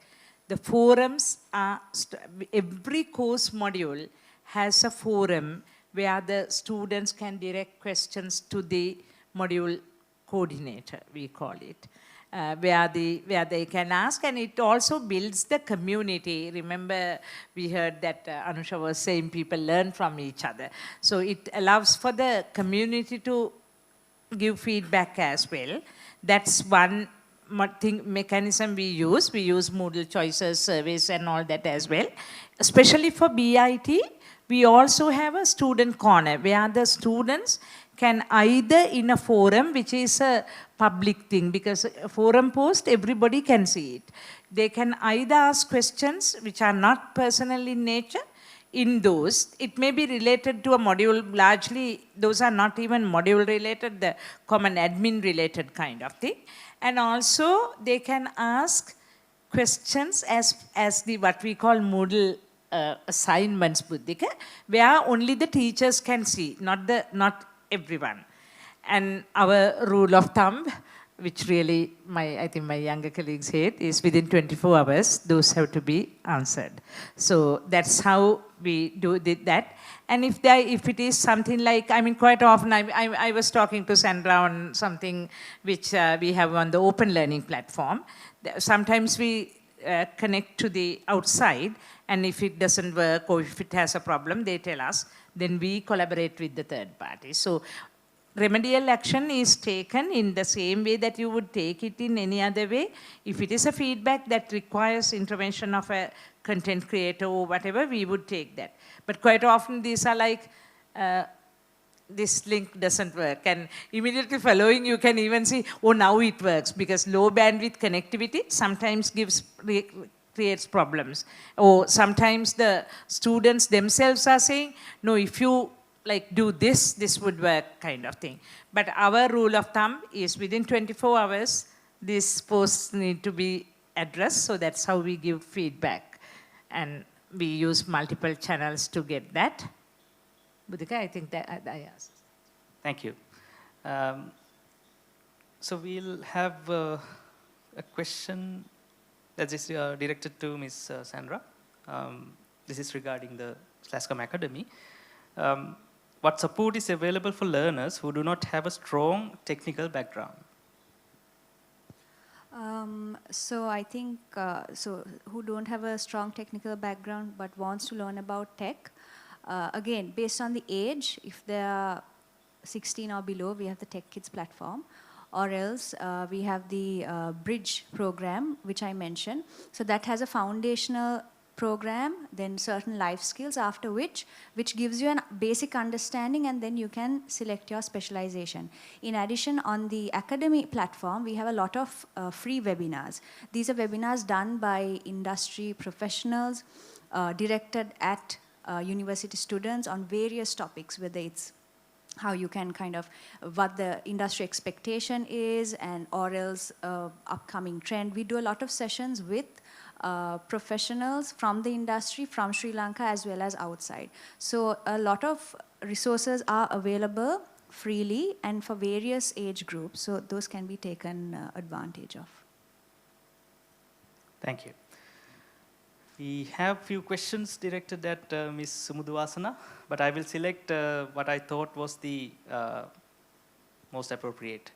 And perhaps for the other questions, they can meet Ms. Sumudu at tea, at the break. So the question is, we know that the learning behavior of Gen Z, the new generation of children, what key pedagogical changes are made to cater to this? Yeah. Yes, considering the new generation and also the latest technologies, we managed to introduce, as I mentioned in my previous presentation, AI integrated approach we introduced. And so with that LLM, student can get their requested content by that AI integrated application as well. And also now we have started to develop simulations and more interactive content for them with the start of the reform initiative, as I mentioned, from the grade 1 onwards. We are developing more interactive content for them using much AI integrated applications with us. So those are the things that we have taken. Thank you. But I would like to ask a quick follow-up question. How did you have ways to evaluate that, whether those have helped? Did you have any, let's say, some analysis that supports those helped? Yeah, in that case, as I mentioned, recently we started that. So we expected to do a analysis and research on that at the end of this year, because basically for both content, because reform content are also new content, and also based on that we develop new interactive content. For both cases we need to get some analysis and do a research on that perspective. Thank you, Ms. Sumudhu. We'll now move to Ms. Sandamini. One of the questions directed at you. Are there any, so this is regarding Suhuru Sara. Are there any soft skills, sales skills, and financial knowledge related content on any of these successful platforms? I think this is relating to your platform, Suhuru Sara.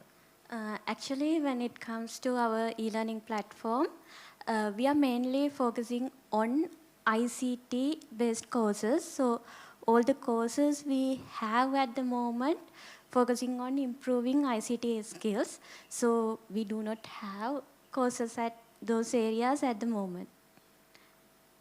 Right, thank you. Yeah, so we have a bit of time if any of the panelists would like to add any further information. I think directly related to that question, the SLASCOM professional skills platform that I spoke about, like I mentioned, has 21 courses focusing on 21 soft skills. And the content is basically what we have gotten from industry professionals. So they are people who directly deal with new undergraduates, new fresh graduates coming in, young professionals. So based on the gaps and based on their inputs, this content has been developed and is freely available. Thank you. Open.uom.lk also has, thanks to Mr. Yaghavita, professional skills development, so the soft skills development, and we also have project management series of courses. Thank you, madam. So with that round of questions, I would like to conclude the session, but not before we ask an open question. I would also like to recall what Professor Gihan Dias mentioned in the morning, that digital education, digital content creation is not the future, it is already here. It is the present. I would like any of the panelists to express their insights on the future. In the years to come, how would digital education and digital education, especially educational content creation, should progress? Yeah, adding that question as well, and also I need to add something apart from the presentation. Actually, we have taken some special actions to address the special needs students or the inclusiveness. within the platform and also by the content as well. Recently we started to develop ADT or inclusive content for special needs students, especially for deaf and blind students, and also the platform is also have inclusive features as well. We integrated some inclusive applications with the platform. In that scenario, we have already developed more than 300 content with sign language for the students who are with hearing disabilities. And also we already started to develop audio content and audio books for the special needs students. And in future, actually, as mentioned, I earlier mentioned, we expected to develop simulations, basically simulations more than the videos and the other interactive contents, because when it comes to the global scenario, there are a lot of simulations that have to follow to students to get the real experiences for their learning purpose. So we are expecting to develop simulation as much as possible for the learning content. Thank you, Ms. Sumut. So I think with that, we will wrap up the session. I would like to sincerely thank all the panelists for their contributions, for their sharing of information, sharing of valuable insights on digital content creation. Thank you. And also thanks to the Emojot team for providing the platform for the questions to be raised by the audience in real time. Thank you.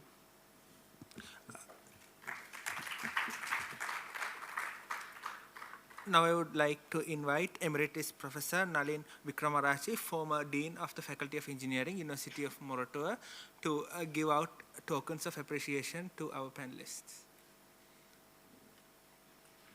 Starting with Mrs. Vishaka Nanayakara.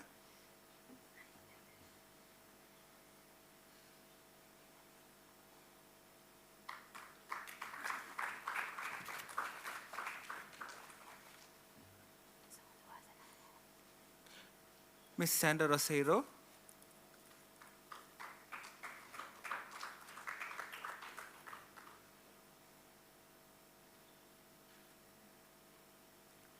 Ms. Sandhavini Karunaratne.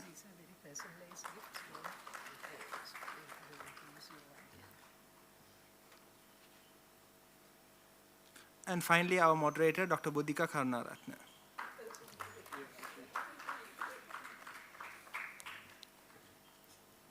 These are very personalized gifts, so don't miss your one or mix with others.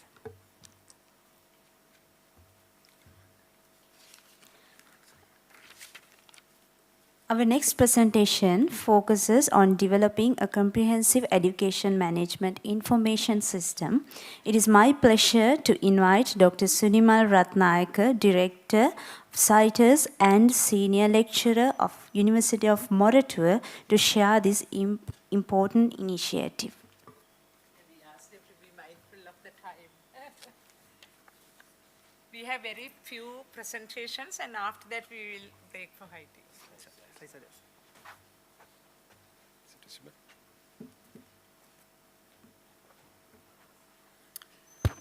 Right. Good afternoon, ladies and gentlemen. And so you heard a lot of valuable speeches on how effectively you can deliver content, how about the pedagogical approaches.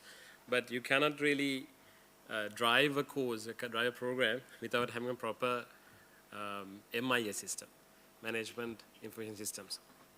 So especially for large courses, I think at University of Moratuwa we deal with thousands of students per cohort, and missing a single grade or like a simple mistake by an examiner, or a simple lapse of forgetting to do something by a student might cause them to miss the graduation, which is like a very big impactful thing. So University of Moratuwa actually had a MIS system, our LearnOrg system, for more than, I think, 2 decades. I think Professor Shanta Fernando, we had to thank him for that system. So I think since I was a student, then also we had that system. But with the changes of the curriculum, with more large numbers coming into the courses, and with new requirements and also security reasons, I was given this challenge of thinking about how we could proceed with developing a new MIS. So we actually, so these are some of the problems that we had with the old system, so which is still being used partly in our university, but for the open and distance learning, the BIT degree program, we have adopted a new MIS system, which I'm going to talk about. So the existing system was a monolithic software, which was hard to extend, and there were some processes that we thought we should change, and sometimes there were manual intervention, so we thought we need to change those processes, and there were certain risks associated with the software, especially with the new cyber threats coming.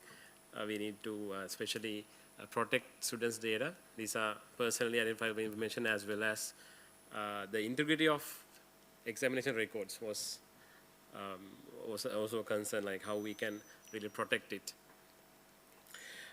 So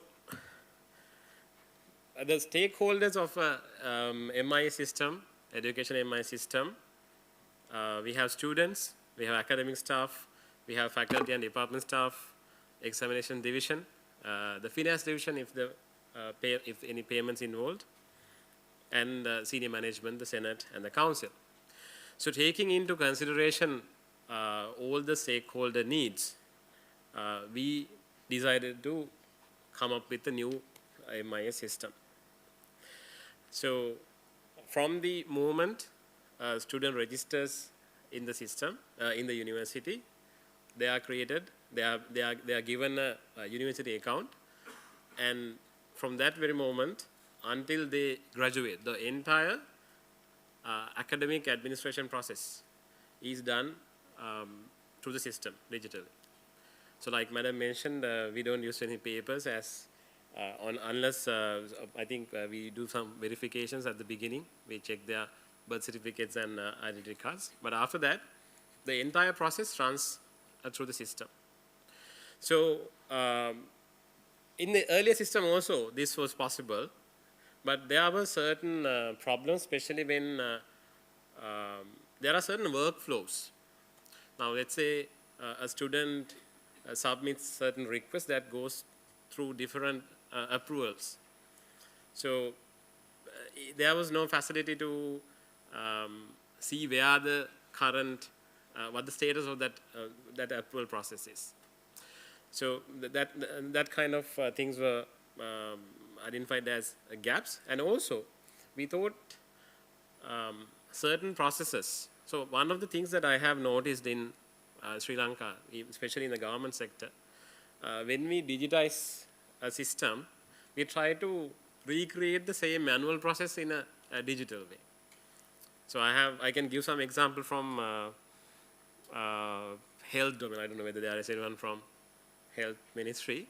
So we go to hospitals and we take a token to access a clinic. So I know, I have personal experience. I have stayed in queues for hours, go early morning, and to get an appointment. Once you get the token, you wait in the queue and take a turn. So recently I helped someone go to another hospital in Colombo, government hospital. Now the system is digitized. So the only difference is you wait in the queue to get a QR code or the barcode. So there is no change in the process per se. So the same thing that was done is done digitally, but the people have to wait in the morning for hours to get the digital token. It's a barcode they are giving. And then you attend the a clinic when you get the turn. So I think that's a lapse in the re-engineering process. So if we are to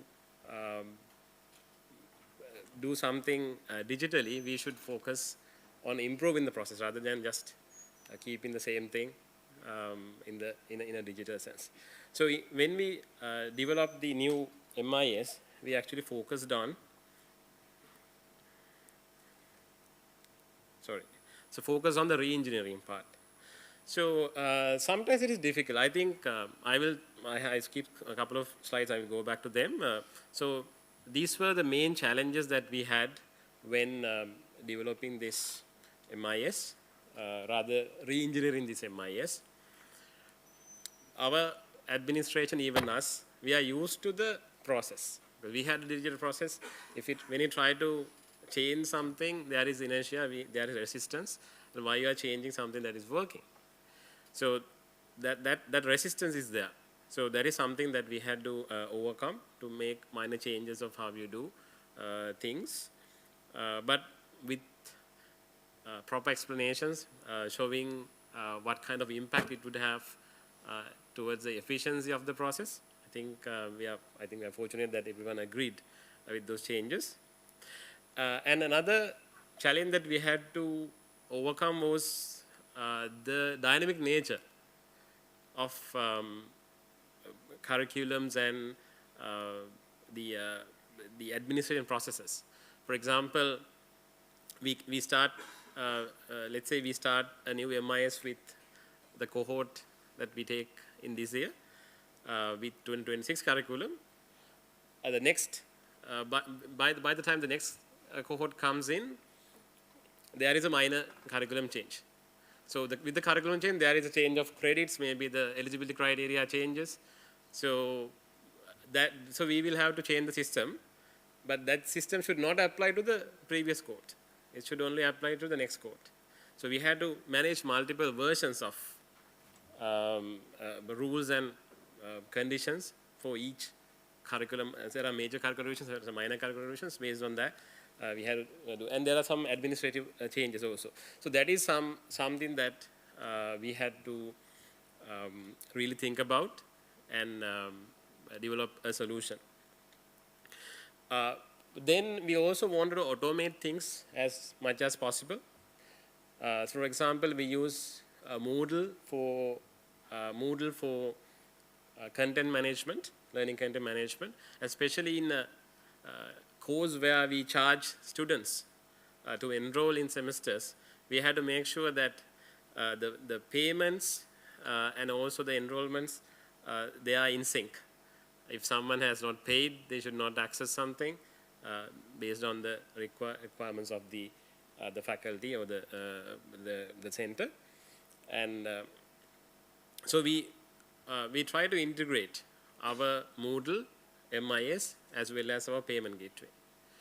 So now when there is I will show some example screenshots as well.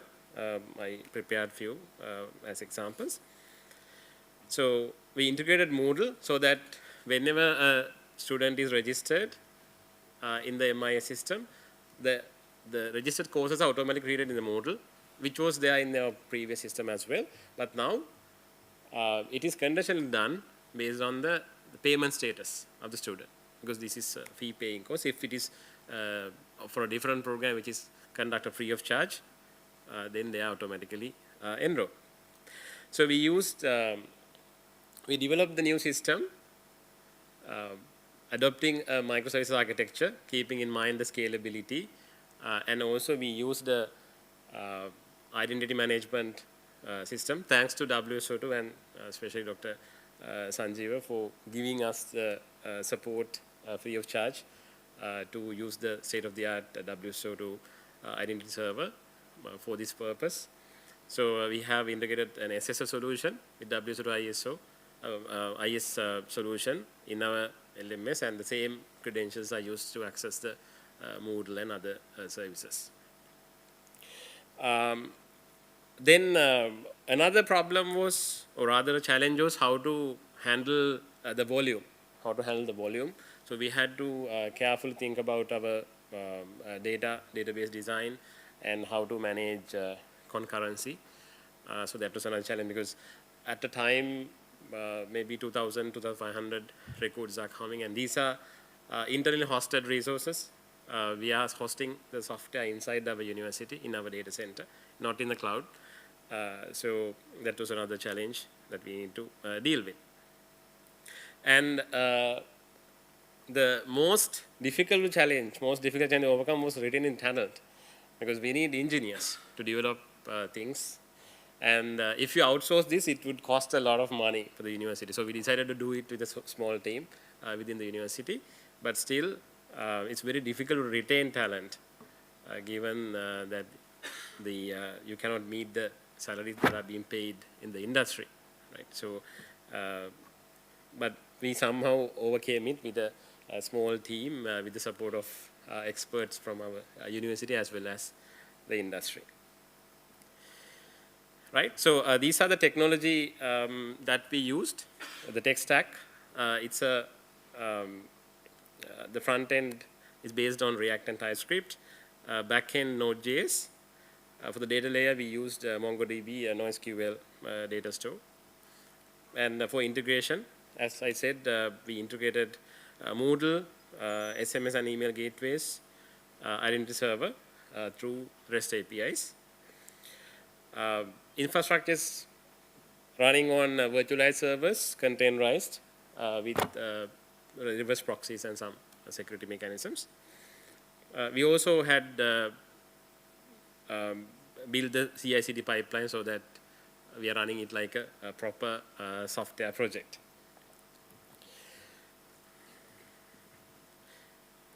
Right, so with that, I will show you some the outcomes. So this is actually, we have worked on this project for about 2 years now, and I'm happy to say that we have built the entire flow for academic administration, starting from the registration until issuing of the transcript. So the entire flow is now covered, and it is being used by thousands of students at the moment. So I'll just show some example screenshots. This is the dashboard that some administrators or academic managers see. And you can see the student performance record. I have redacted the student details, but you can see this is an example, a real performance record of a student for each semester, right? And yeah, so this is performance analysis dashboard for a cannot really see the numbers, I think. Yeah, for a class, a number of students are on the rows, and you can see the grades, all that. So when you are actually doing the examinations, examination mark submissions, there is a moderation process. So during the moderation process, you can see live graphs. If you are normalizing what kind of changes you need to do, everything is integrated in the system. So the moderator can log in, and they can do some what if kind of analysis. You can do some changes and see what would be the distribution of the class, and do amendments as required. So this is a BOE view for the examination division. So when you are conducting the BOE, you have to see who is eligible and produce relevant results. And this is the results analyzer view, right? So for each student, what are the grades, and what are the pending ones, right? This is an example transcript request management, right? And this is enrollment. It is like a shopping cart, because for the bit degree you can choose modules, and based on that some they are added to a shopping cart, and you can purchase them online, and after that it's automatically added to the record. Then other resources are automatically created in the Moodle.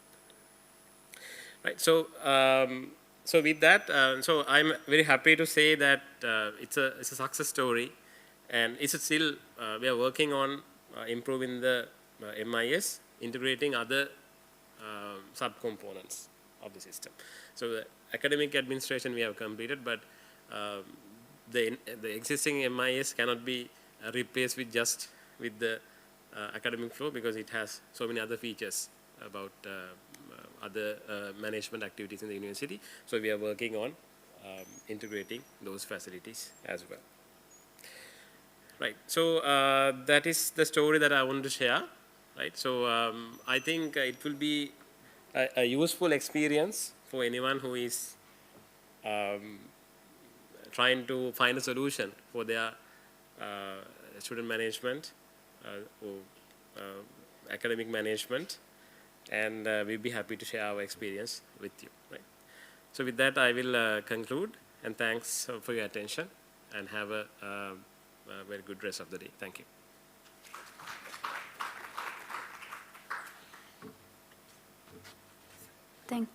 Thank you, sir. Please remain for a moment, and I invite Deputy Registrar of Examination and Registration, Ms. Dinesh Nandasena, to present the token.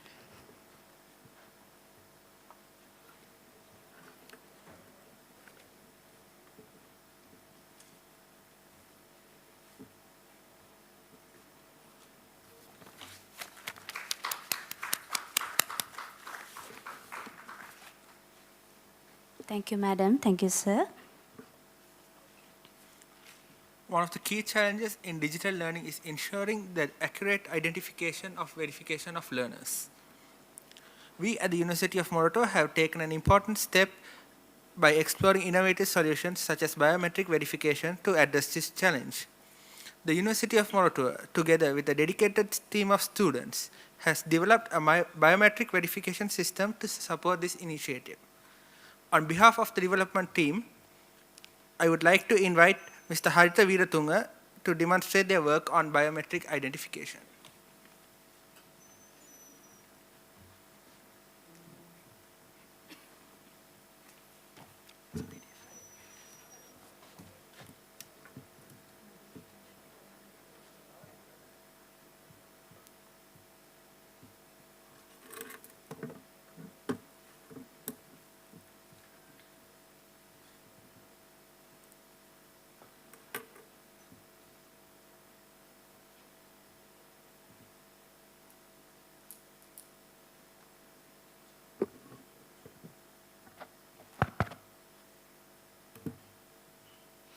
So good evening everyone, and I will be presenting our work on Verifica on behalf of our development team.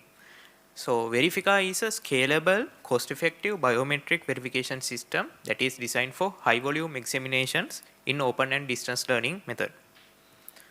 So open and distance learning has widened the access for education, but still physical exams are still essential for maintaining the academic integrity. This brings us to the open and distance learning problem, where these exams are conducted physically, but these exam candidates are essentially strangers to the invigilators. Therefore, their identity must be validated. The traditional process of validating the identity through ID card checks is slow, prone to human error, and difficult to reconcile, as well as carries the risks of impersonation. Also, when we have very large-scale examinations that are distributed across several exam venues, the examiners lacks the information across these different venues. So, let me first introduce the requirement of the BIT degree program offered under open and distance learning method. The BIT program conducts physical examinations for each semester.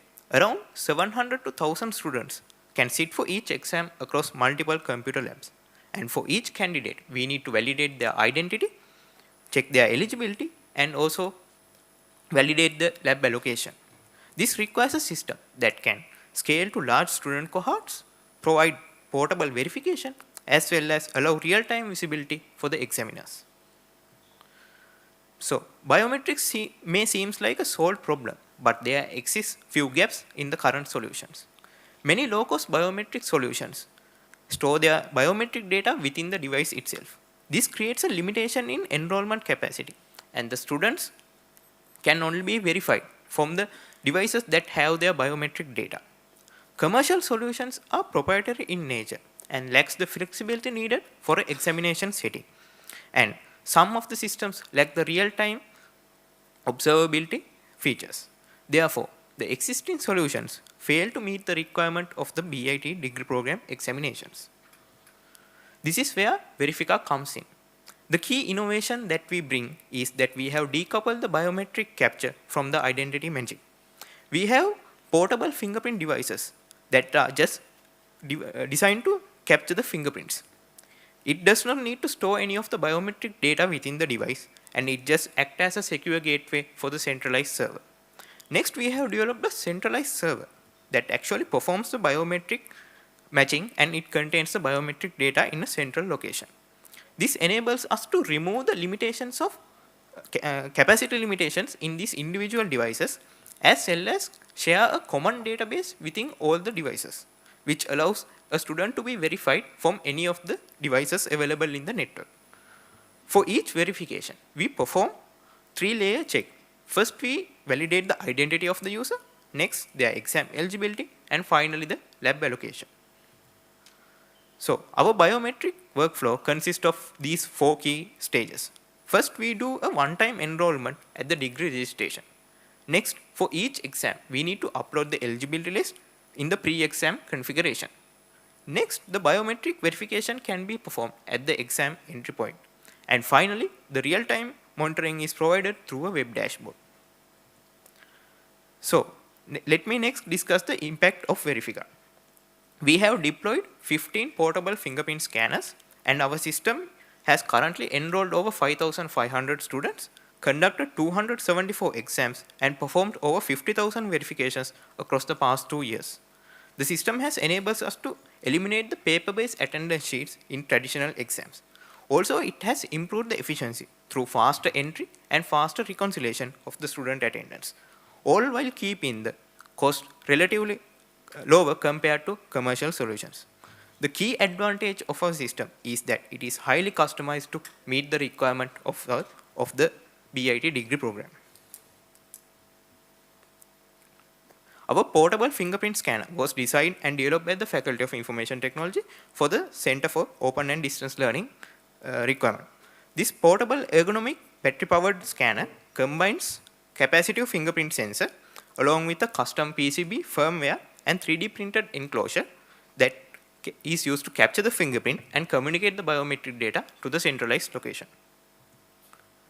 When talking about biometric data, we have to ensure the privacy and the data governance. The protection of biometric data in Verifica follows the principle of data minimization and secure design. Though the raw fingerprint images are never stored within our system, instead they are converted into a biometric template. This template provides 3 key characteristics to ensure the protection of data. First is the irreversibility. The original image from the fingerprint cannot be reconstructed from the given stored template. Next, unlinkability. Templates in our system cannot be cross-matched with a different template from a different fingerprint database. And finally, revocability.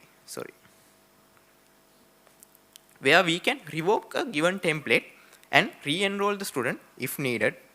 So, the central server containing our biometric data is hosted in-premise within the University of Moratuwa, and each portable scanner we use does not store the data within itself, as well as it always purges the temporary data after it is transmitted. And everything is encrypted in transit and rest, and the biometric use is scoped just for the exam verification. Moving on, finally the key research areas for future development of our systems are adding support for multiple biometric models and completing the one-to-one matching, as well as improving the integration with LMS systems. With that, I conclude my presentation, and thank you everyone for your attention.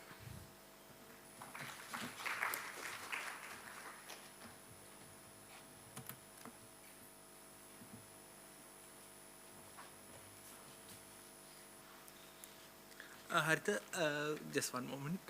I would like to invite Professor Tanuja Sandanayaka, the Dean of the Faculty of IT, to present memento to Haritha.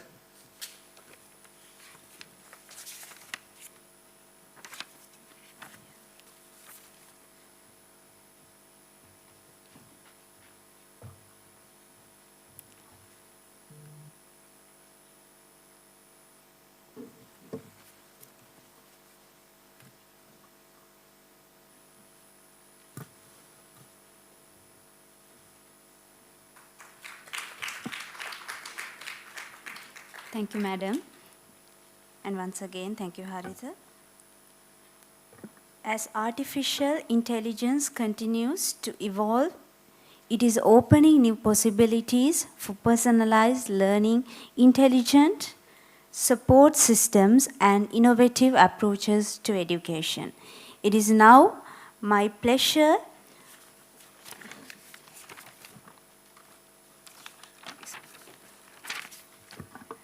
extremely sorry for the mistake. Understanding the learner experience and gathering their feedback is equally important in improving and strengthening digital learning activities. Next, I would like to invite Dr. Shahani Marcus, CEO of Imojot and a graduate of Computer Science and Engineering, University of Moratuwa, to share her insights on learners' feedback.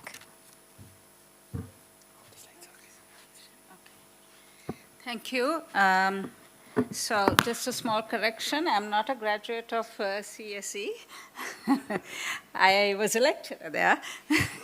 So anyway, in the interest of time, I'm literally going to rush past all of this. Can we have the slides displayed, please?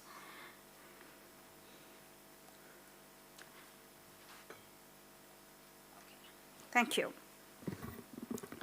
So everything I'm discussing here today is grounded on established work by the Commonwealth of Learners, APEC, JISE, George Coase, research on student engagement, and so on. So the main point is that I'm going to try to connect all these quality assurance principles with what today's AI technologies can make possible now, right?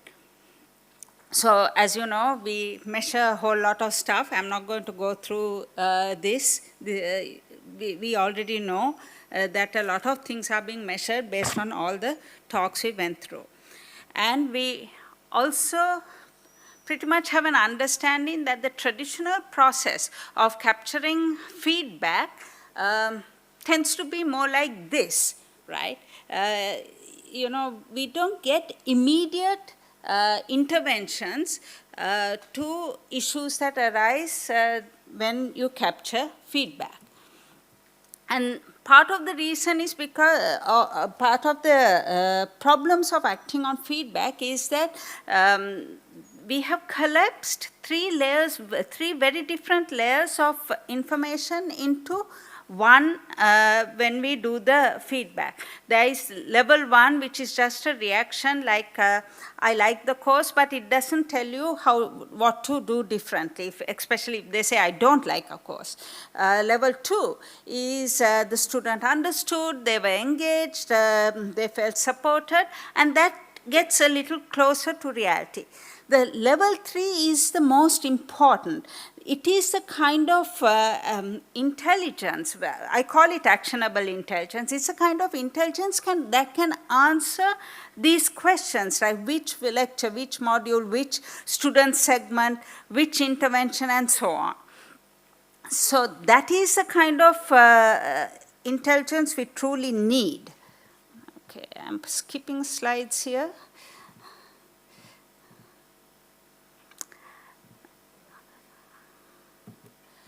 So instead of actually AI is the solution to all of this. So if we look at how we can change that traditional type of feedback that I showed a few slides ago, right? Using AI, we can do exactly what these quality frameworks have recommended educational institutes to do in terms of continuous listening, timely intervention, and continuous improvement. So you can capture signals. By signals, I mean data from everywhere, right? It's not just a survey data. It can be, as Vishaka was saying, it can be stuff that's put into forums, all of that, right? So you can capture signals as they happen, understand what they mean, and then you can detect patterns across hundreds and thousands of learners at once. That is the important thing. And then AI can prioritize what is the most important issues, recommend actions to be taken, and it can also then measure the intervention that has been taken to see whether it has achieved the goal that it was supposed to do. I'm going to skip this slide. And Vishaka already talked about the learner journey, and that is very important because the learner's signals don't just lie in a single course, right? The learner's journey happens at admission and actually goes on as they are alumni, right? And each stage that you see here produces multiple signals. It could be post-lecture pulse surveys, course evaluations, complaints, attendance, discussion boards, LMS activities, all of that. The problem is that each of these signals, today the problem is that not the lack of data, it is that these signals tend to live in different systems, right? And these systems could be owned by different departments, and nobody is looking at all of this together. So the challenge is the unification, basically converting all these scattered signals into one picture that you can actually act on in a timely manner. And that is actually what acting on experience intelligence is all about. So this, if you actually have experience intelligence like that, and today's technology makes this possible, then you can go from that reactive kind of listening and acting to continuous listening and continuous improvement, closing the feedback loop. So to understand that today's technology actually enables it, there is a workshop being conducted by my Emotalk team members tomorrow that explores practical approaches that institutions in Sri Lanka can actually leverage today. And just some food for thought here. A bigger idea to think about. Even Professor Gihan Dias mentioned this morning that we are now in a student-centered learning era. So since that is the case, maybe we should be thinking about a national learner experience index so that we can now then start, comparing the different online learning modules as well as other institutional. It doesn't just have to be for online learners. For any learners anywhere, it might be helpful to understand from the student learner's perspective what the experience is, and we can define an index. That's it, folks. I hope I managed to rush through fast. Yep, thank you.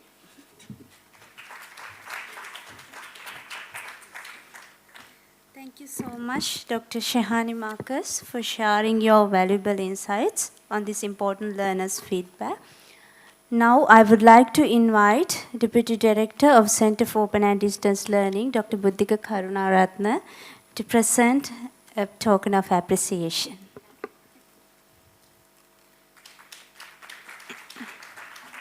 Thank you, sir, and once again, thank you, madam. As we continue our journey in digital transformation, we have explored what we are capable of achieving through education and technology. Now it's equally important to understand what the future demands from us and the expectations of the industry. Next, it's my pleasure to invite Mr. Hasit Yagavita, CEO of 99X and a graduate of the Computer Science and Engineering Department, University of Moratuwa, to share his insights on digital native employees.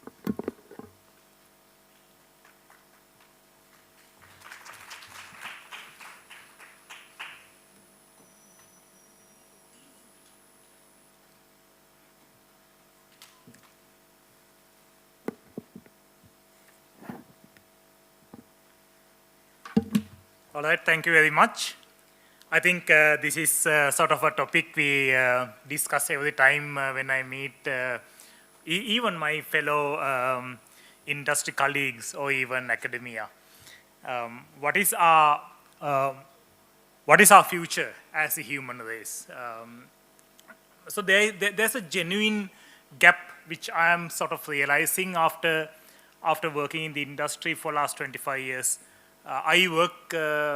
Currently I work with around 700 professionals in 7 countries, both in Asia, Europe, and also in Americas. And in each of these regions, all of these regions, the concerns are pretty much the same, right? It's not only us who are trying to find solutions. So I'll point into some of the gaps I had realized during last some years of looking at how things are evolving. But I just want to say that none of it will come as a criticism, right? These are some of the gaps we all need to find a solution for as we move on. The common conversation I think I have almost every time when we meet academia. What do we need to teach? And a very common answer I hear from academia is that, all right, AI is big, we need to start teaching AI, create AI, build AI to our students. But I tend to differ on this aspect a little bit. I usually say, no, let's teach them to be more human because there's no competition anymore to be humans. But there's so much of competition from Google, from Microsoft, and anybody else to create systems which behaves like AI, behaves like machines. So what is remaining for us, I firmly believe what is remaining us is to be more human. So this is what we are going to look at during next few minutes in my presentation, how we do that. And there's a little bit of backing study from NASSCOM AI Native Talent Index. You can see, it's a quite latest research, 90% of the early career technologists, their talent is AI ready. But the issue is not the AI adoption. The issue is that once they have the AI knowledge, what is their value? What is their skill? Which they will be hired for by the industry. So let's go a little bit into the history, right? I know we had been talking about knowledge, skills, and attitude model quite a lot, but there's something we missed in this model. The internet came in 1995 and made knowledge a commodity, right? Knowledge started being available everywhere. However, we as educators, I consider myself as an educator. We as educators, we missed a trend. The trend is that when something has become a commodity, why are we still teaching kids? Just load the kids with the knowledge and content, right? If it is a commodity, I think you all can also relate to this. Like our exams, most of the time, we don't let kids to use internet. We don't let kids to use books at exams. Of course, for a lot of good reasons, but that is not how industry behaves. Industry users whatever the resources that are available as a commodity and build on top of that. But that is not a model we captured when this transition happened. But now my fear is much bigger because like I think when Vishwakarma, if you can remember, when we visualized the open UOM, we said we don't need to give knowledge, we will give skills. It's all about hands-on skills. But now, just after a few years after we created OpenUM, we are realizing that skill is also gone, pretty much, in most of the knowledge industries. Like at least in software industry, the coding development skill, AI, you can't beat AI. I mean, I would like to say I can beat AI or my people can beat AI, but that is not the case, right? AI has taken now pretty much of that skill. So AI is, the skill is getting cheaper. AI is doing that now. And what is scarce? What is scarce is still the attitude of being a human. And I think that is what I'm going to also talk about. How are we going to bring that into our uni education so that we don't have to grade the first two anymore, right? Because we want people who has a third, the attitude. So I'll take one example. I'm not going to talk about a lot of examples, but I'll also talk about a few of these behavioral attitude attributes at a later slide. But let's take one of the examples of one of these attitudes.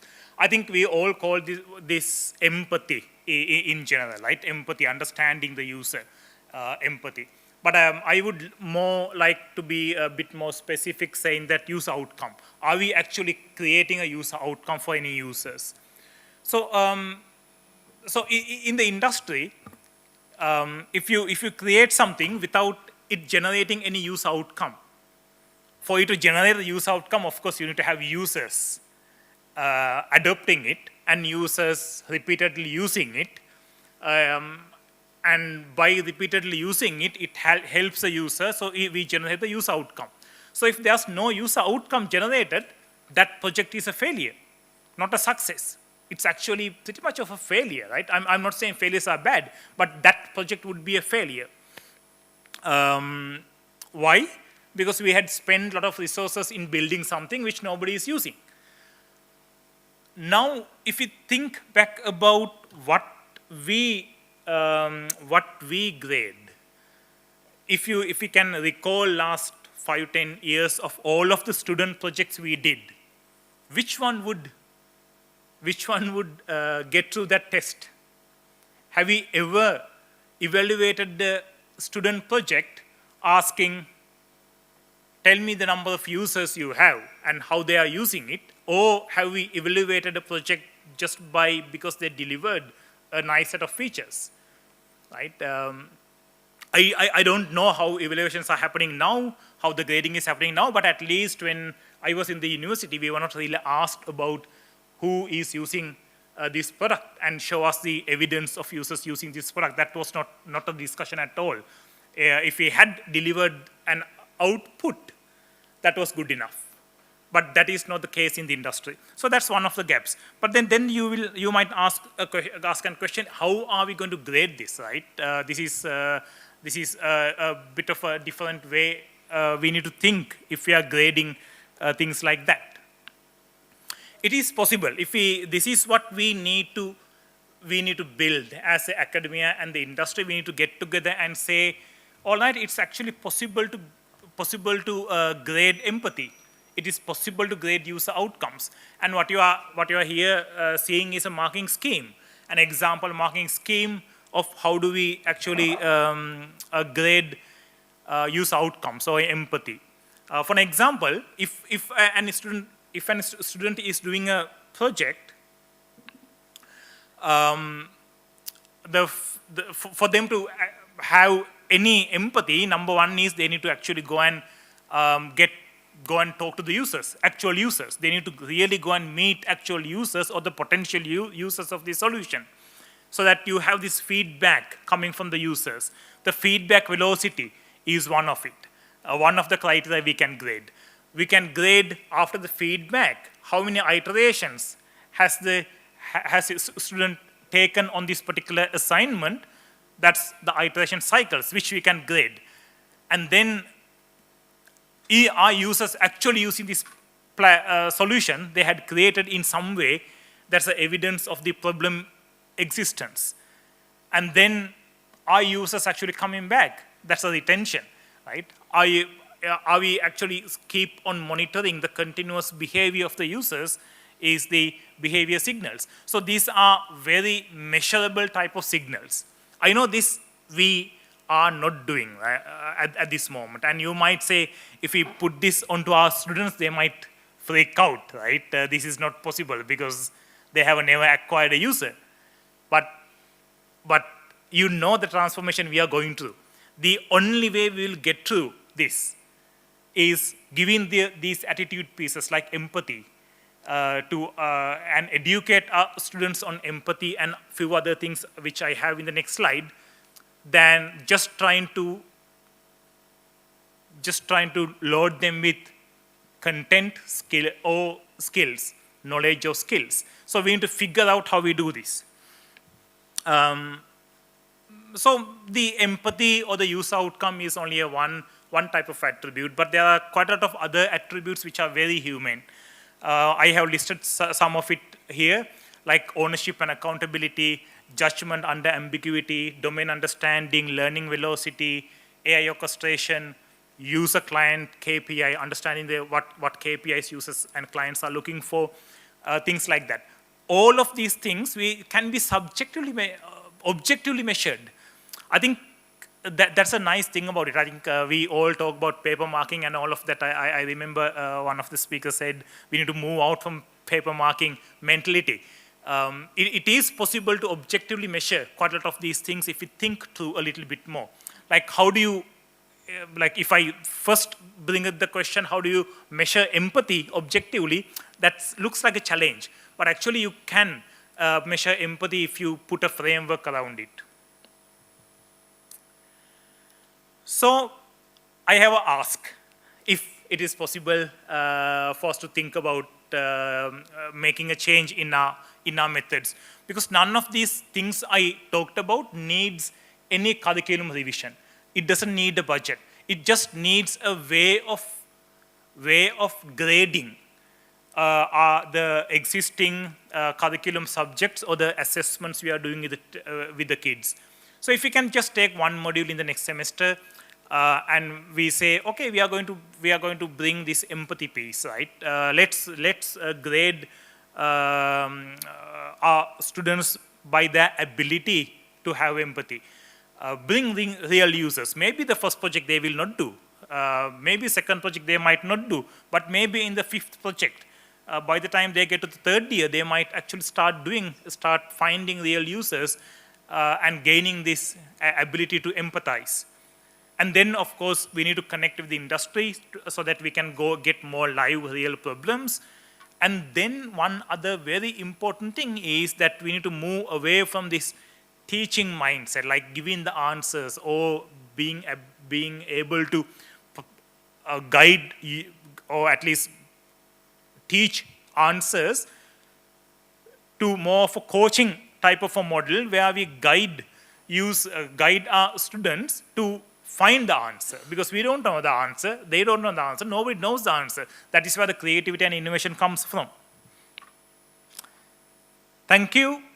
And as I said, I started saying knowledge has become a commodity in the internet era. I'm now saying knowledge is free, skills are cheap, $20 pretty much on AI subscriptions. So attitude has to be our new education. Thank you.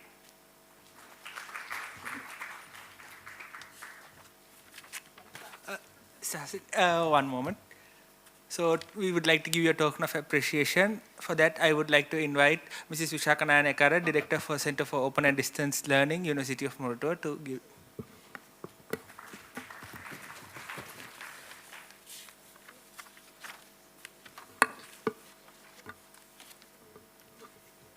Thank you, sir. Thank you, madam. As artificial intelligence continues to evolve, it is opening new possibilities for personalized learning, intelligent support systems, and innovative approaches to education. It is now my pleasure to invite Dr. Sandareka Vikramanayaka, Senior Lecturer, Computer Science and Engineering of University of Moratuwa, to deliver the presentation titled Future of Education, Agentic AI.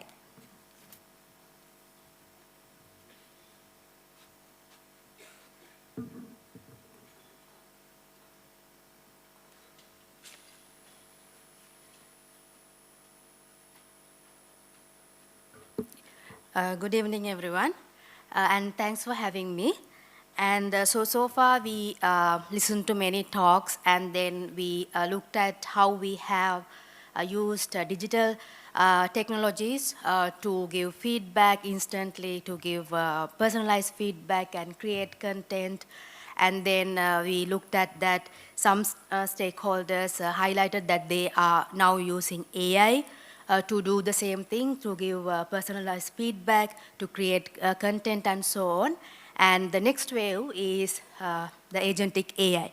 So let's look at that. So before we look at what agentic AI is, let me tell you a related story. So earlier this year, around February, a 22 years old developer created an agentic AI tool, which he called as Einstein.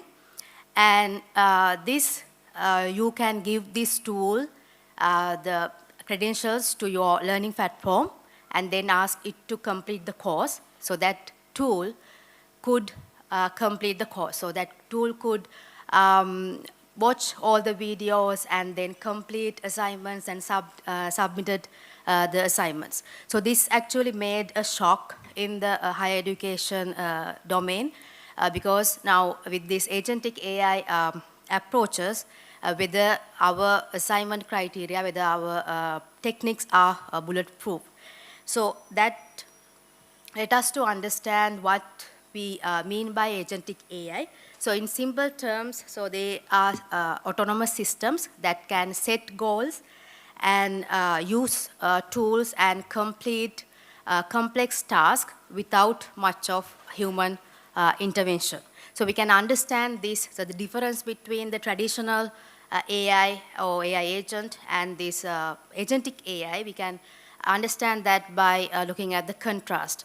So in traditional AI agent, so it can be a single task that is specialized for it, and then a user has to trigger, or the goal has to trigger the AI agent, and it can work on a short-term period and with optional memory. Whereas in agentic AI, so when we give the final objective, it can orchestrate its own task and with memory, and can call different tools and different maybe other agents to get these things done. And then so it can span across entire workflow. So what agentic AI can do in higher education, so I will talk about in 3 different angles. So this agentic AI can help 3 different stakeholders, the students, and then the educators, us, and also the administrators. So we discuss about personalized feedback. So personalized tutoring is one of the headline applications of agentic AI that will be beneficial for students. So even today, we teach the whole class. So we use the same content and we deliver the lecture in the same pace. So irrespective of whether the student is bored or they understood it or they lost it, so we don't have a mechanism of changing our way of delivery and also our content in real time. So we can change this using AI. So with AI can, in real time, they can understand the understanding level of the student, whether they understood it or not. So sometimes we have students, when we deliver the same content, some students understood it, some don't understand, and some even think it as not challenging enough. So I also have that same experience. So, but as human, like catering all these three kinds of groups at the same time within the limited time, and when the student number is also high, is very challenging. So this is something where we can use in, agentic AI. So already that these kind of technologies are being used in tools like Khan-Mingo, and then Coursera Coach, and then Google Learn LM. So these are all online learning platforms. So if we can, use them in the physical form, so if we can come up with a mechanism to use this technology in physical form is the question. And I have, for each of the usage of agentic AI, I will list a set of tools, and I have color coded them. So you can see them, this is in green, so which means they are still AI assistive technologies, not agentic solutions. So look, you can see that there are a lot of things to be done to develop as agentic AI solutions for education. And then next come to us as educators. So one of the main challenge or main workload we have is these assessments. So we have to assess different assignments, and then we have to give feedback. So this feedback has to be personalized. So these different students give different answers because they are coming from different backgrounds, their understanding is different, the prior knowledge, experience they have is different. So especially again the class is larger, and when we teach multiple modules and when we give multiple assignments, so our workload getting higher and higher. So doing this manually is almost impossible. So that is where we can get, again, agentic AI solutions. We can develop agentic AI solutions. And so we can use them to give grade assignments, and also to give feedback. So for that also there are other existing solutions as I listed here, and I would like to highlight two things. So in our university, in our department also, we have developed two AI assistive tools that give personalized feedback. So one is MetaHelp, which consider the metacognitive capabilities of the student when giving feedback. So we developed this for algorithm design, question answering to grade that. So when we are giving the grade, we are giving the feedback by considering the metacognitive capabilities of the student, which consider that planning, monitoring, and learning capabilities of the student.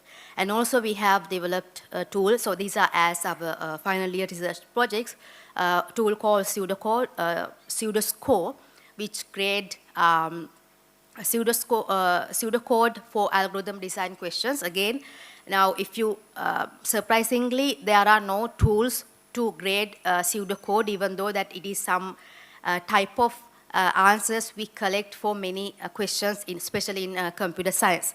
So we have addressed those.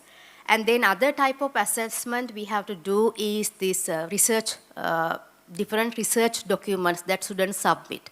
So we have different levels of research throughout the undergraduate career, like in different modules, and even in FIP we have different research documents like research papers, proposals, and reports, and then posters. So these different things need different level of grading, assessment, and different feedback. So already there are some tools like SciSpace, PaperPal, Consensus, Elites. So all these things, again, you can see these are highlighted in green, which means they are AI assistive tools. So they use LLMs at the back end, but not necessarily agentic AI solutions. And then I would like to highlight two tools, again, that we have developed in our department. So one is this gradifier developed by a team led by Dr. Tanuja. So we actually use that already in our department. So with this one, so you can grade assignments, especially these essay type questions, and then open-ended questions you can grade. You can let the AI tool to define the rubric and then edit it, or you can give your own rubric and then ask the AI tool to gradifier to grade, and then if there are mistakes, if you're not happy, you can make changes. So this agentic AI life workflow is there with this tool, and you can go to this website and experience. So the Moodle plugin is also available, so you can use it for yourself. And then other one, Scholar Lens, which is being developed at the moment, which is a team that I supervise.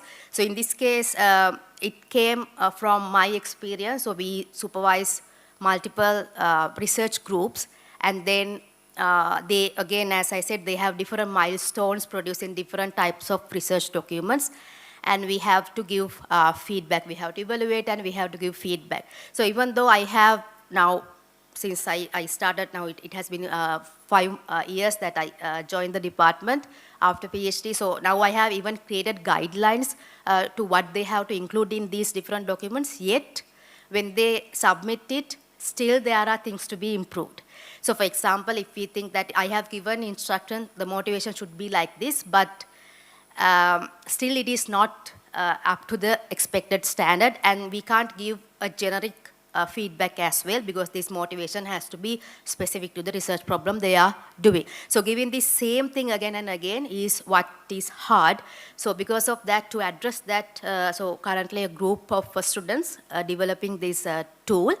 And already there is a tool developed by Stanford as well, but we are, in this our tool, we will be expanding the scope, and then, and also we will add more features, and also specifically we will develop it as something that we can run in-house because of the privacy issues that, so if we have a paper, new paper, we can't submit it to a cloud that we don't know whether it will be manipulated. So because of that, so those things we consider and develop these Scholar Lens tools. So you can see that in our university, we have already started to use this or adapt these agentic AI things for problems that we see in education.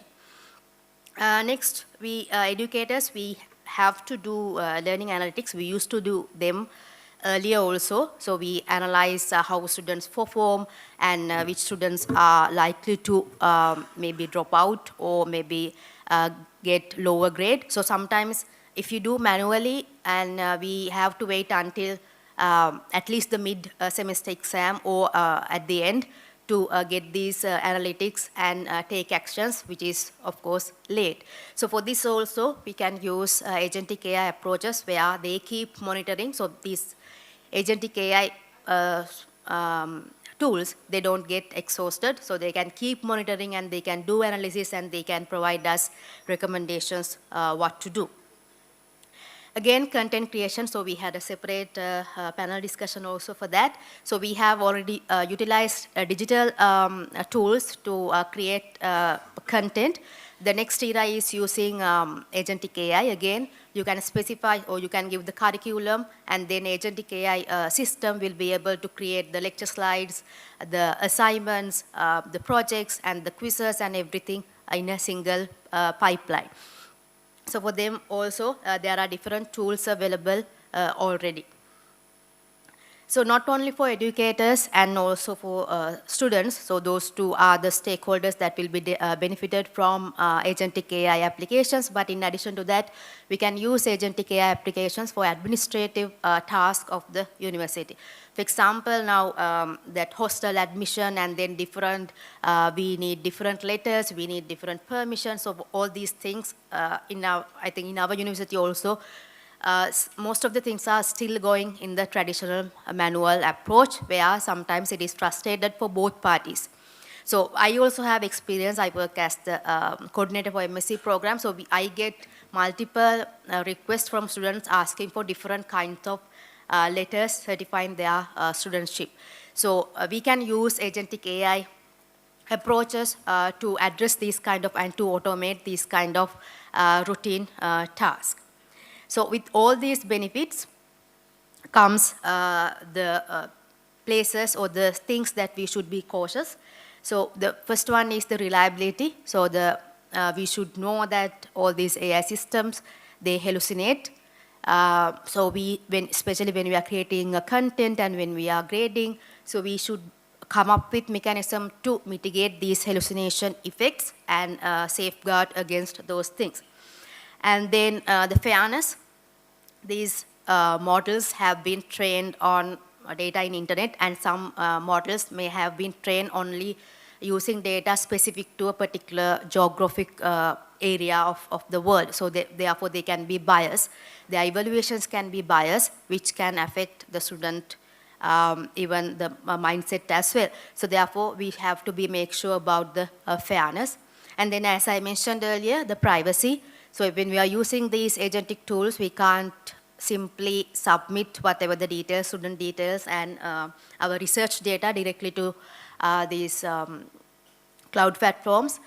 So due to privacy concerns, so we have to think about, come up with solutions that will not violate privacy concerns.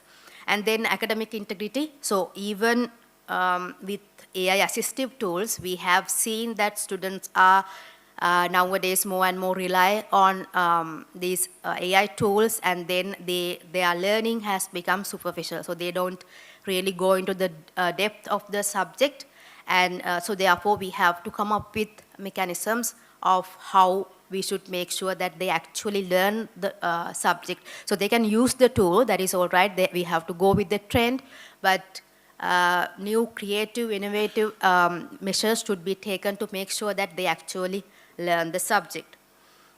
So as I see how we can use these AI agentic tools in our classrooms, in our universities, is we can go to multi-agent classroom, so not just one agent doing the whole thing. So for different specific tasks, we can use expert AI agents and have a collaboration among these AI agents to come up with or to manage the classrooms. And the most important part is having the human in the loop in all steps, all critical, decisive points of the throughout the workflow. We need to have human in the loop for verification and make sure that nothing undesirable happens. And then governed adoption. So rather than simply, so all institute should have policy level decisions and some frameworks to make sure how we adapt these agentic AI tools for our institutes. So finally, as educators, we play multiple roles. So we work as administrators, we as knowledge providers, assessors, and then curriculum and learning material developers, mentors, advisors. So as you can see, I have listed 10 roles that we act as educators. There can be more than that as well. So in the future, it is not about we versus AI. It will be like how we go hand in hand with AI. So in doing that, not all of our roles can be replaced or can be influenced or even assisted by AI. So some roles can be heavily assisted by AI agents. For example, like administrative roles or assessment roles, those can be heavily assisted by AI agents. Whereas there can be roles that cannot be assisted or cannot be replaced at all by AI tools such as being mentor or being ethical role model to the students. So those are the roles that cannot be taken over by AI agents. So as educators, we still have to play. So my key message at the end is, even with these all AI advancements we have, as educators, we still have a bigger role to play. So it's not our job can become easier in some aspect, but can be heavier in other aspects. So we have to be ready for that. Thank you.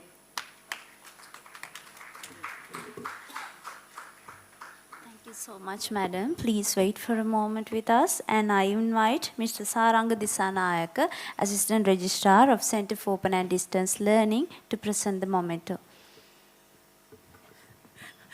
Don't worry, we will probably invite you for the next one-day workshop on agentic AI, right? Thank you, Sandareka. As Sri Lanka advances in digital transformation agenda, our universities have a vital role to play in preparing future generations, driving innovation, and shaping a resilient higher education ecosystem. To share his perspectives on this important journey, it is my pleasure to invite Professor Jagat Manatunga, Dean of the Faculty of Engineering, University of Moratuwa, to deliver his speech.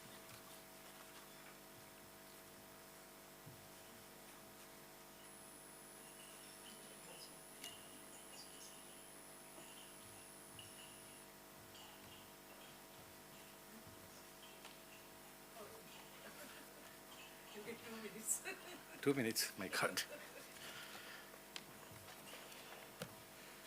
Good evening.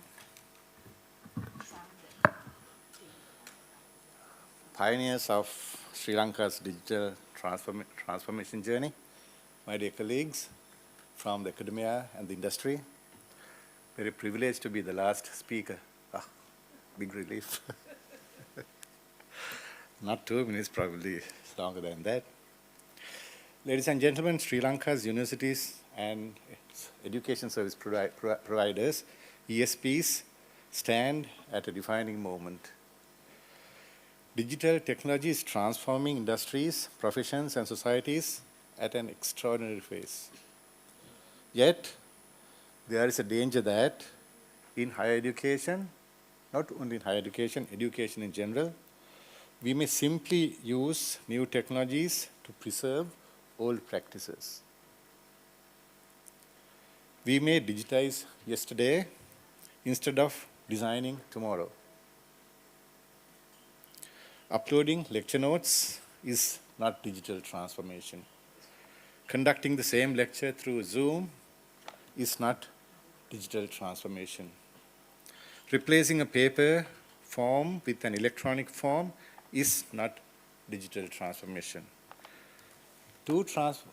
True transformation occurs, ladies and gentlemen, when technology enables us to teach differently, learn differently, conduct research differently, and govern the education system differently, and reach people whom conventional higher education has never been able to touch or reach. At the University of Moratuwa, we already have a strong platform on which to build.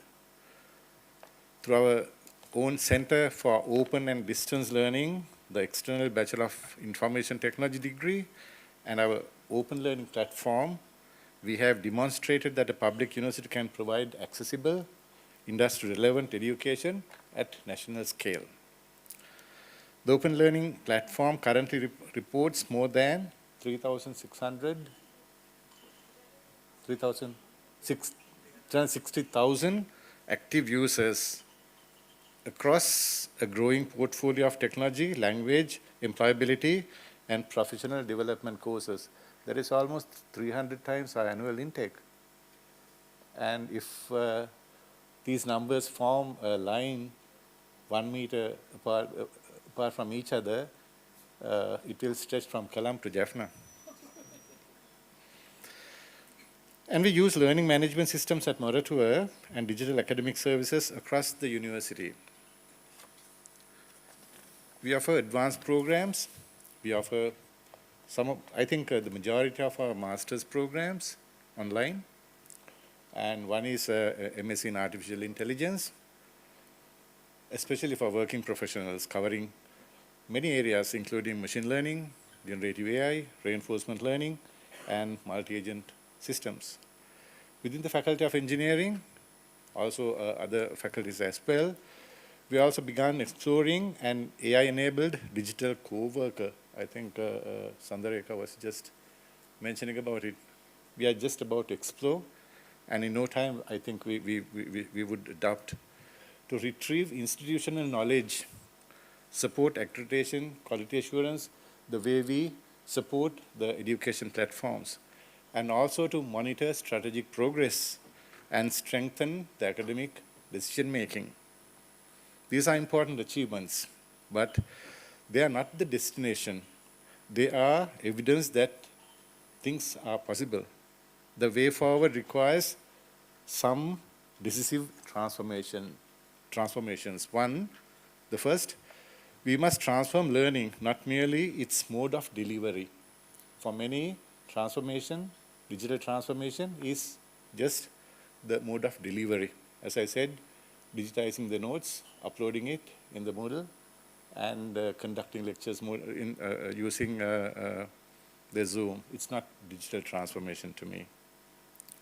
The student of the future cannot remain a passive listener, or whether seated in a lecture hall or just watching a screen. Digital education must enable personalized learning, virtual laboratories, simulations, collaborative problem solving, immediate feedback, and authentic assessment, to name a few. AI should help academics identify students who are struggling, provide more responsive learning support, and create opportunities for deeper human interaction. I think Shehani touched upon this using AI for analyzing student feedback. The real question is, how much technology are we using? The real question is, are our students learning better because of the technology? That is what we need to answer. We are using technology to make the system better. Second, we must transform the university itself. A truly digital university cannot operate through disconnected systems. Repeated data entry, physical files, and long administrative chains. Admission to learning, to examinations, research, finance, human resources, and student services must become part of a secure and interoperable ecosystem. A student should experience the university as one connected institution, not as a collection of officers. Data should support timely decisions. Routine processes should be automated. Academic leaders should have access to reliable institutional intelligence. However, this transformation must be founded on security, cybersecurity, privacy, transparency, and responsible AI governance. Next, we must transform from individual institutional initiatives to a national higher education ecosystem. Sri Lanka cannot afford every university to develop their own systems, their own platforms, and digital resources independently. We need to come together. We need shared infrastructure. We need national repositories of quality learning resources, common technical standards, transferable micro-credentials, and mechanisms for recognizing learning across universities, and for others, any education service support systems. Digital transformation must also be inclusive. I think that was discussed over and over again, inclusivity. A student's opportunity must never be determined by geography, disability, language, income, or their access to particular resources. My dear colleagues, our greatest obstacle is not the lack of technology. It is, somebody might criticize me on this, fragmented leadership. Institutional inertia, I think Sunimal referred to this very correctly, and the mistaken belief that digital transformation is an IT project. No, it's not. Digital transformation is a leadership project. It is an academic project, and it is a national development project, which will definitely contribute to the national development. At University of Moratuwa, we are ready to contribute its technological capability, experience in open learning, industry partnerships that we have developed so far, and culture of innovation to this national effort. Success will require a compact among the government, the universities coming together, supported by the UGC, and the support that we need from the industry as well as the society. Let us not create analog universities decorated with digital tools. Digital tools are not decorative items. Let us create universities that are intelligent, connected, inclusive, agile, and above all, deeply human. Sri Lanka must not merely prepare its universities for the digital future. Sri Lanka must not merely prepare its universities for the digital future. Not only universities, all the academic service providers, ESPs. Through courageous policy, purposeful collaboration, and visionary academic leadership, our universities must help create that culture and the future. Universities and all the academic service providers should create that future coming together. Thank you.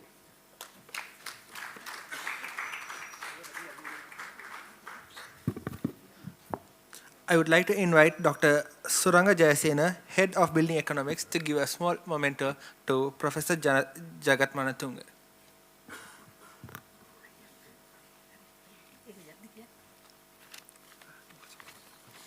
Also, we would like feedback on the event, so you will have a QR code from Emojot. So please scan this and provide the feedback on our overall event today. Ladies and gentlemen, as we conclude today's Policy and Leadership Summit, I would like to invite Ms. Vishaka Nanayakara, Director of Center for Open and Distance Learning, to give the vote of thanks.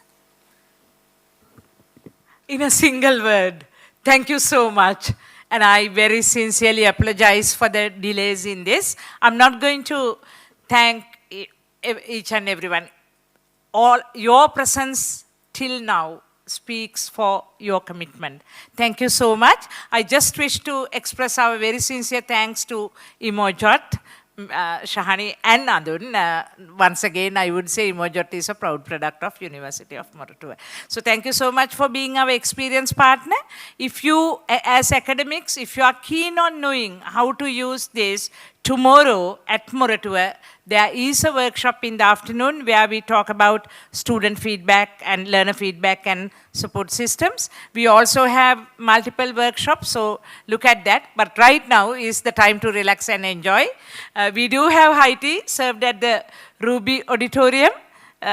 Go there and I'll thank each and every one of you individually. Thank you so much, and I really thank everyone who was behind this, very especially the CIT team, the CITES, and the CODL team, which was ably led by Dr. Buddhika Karunaratne and Saranga, our assistant registrar, and to all the youngsters, and to each and every one of you. Thank you so much. And that comes from bottom of my heart. Thank you.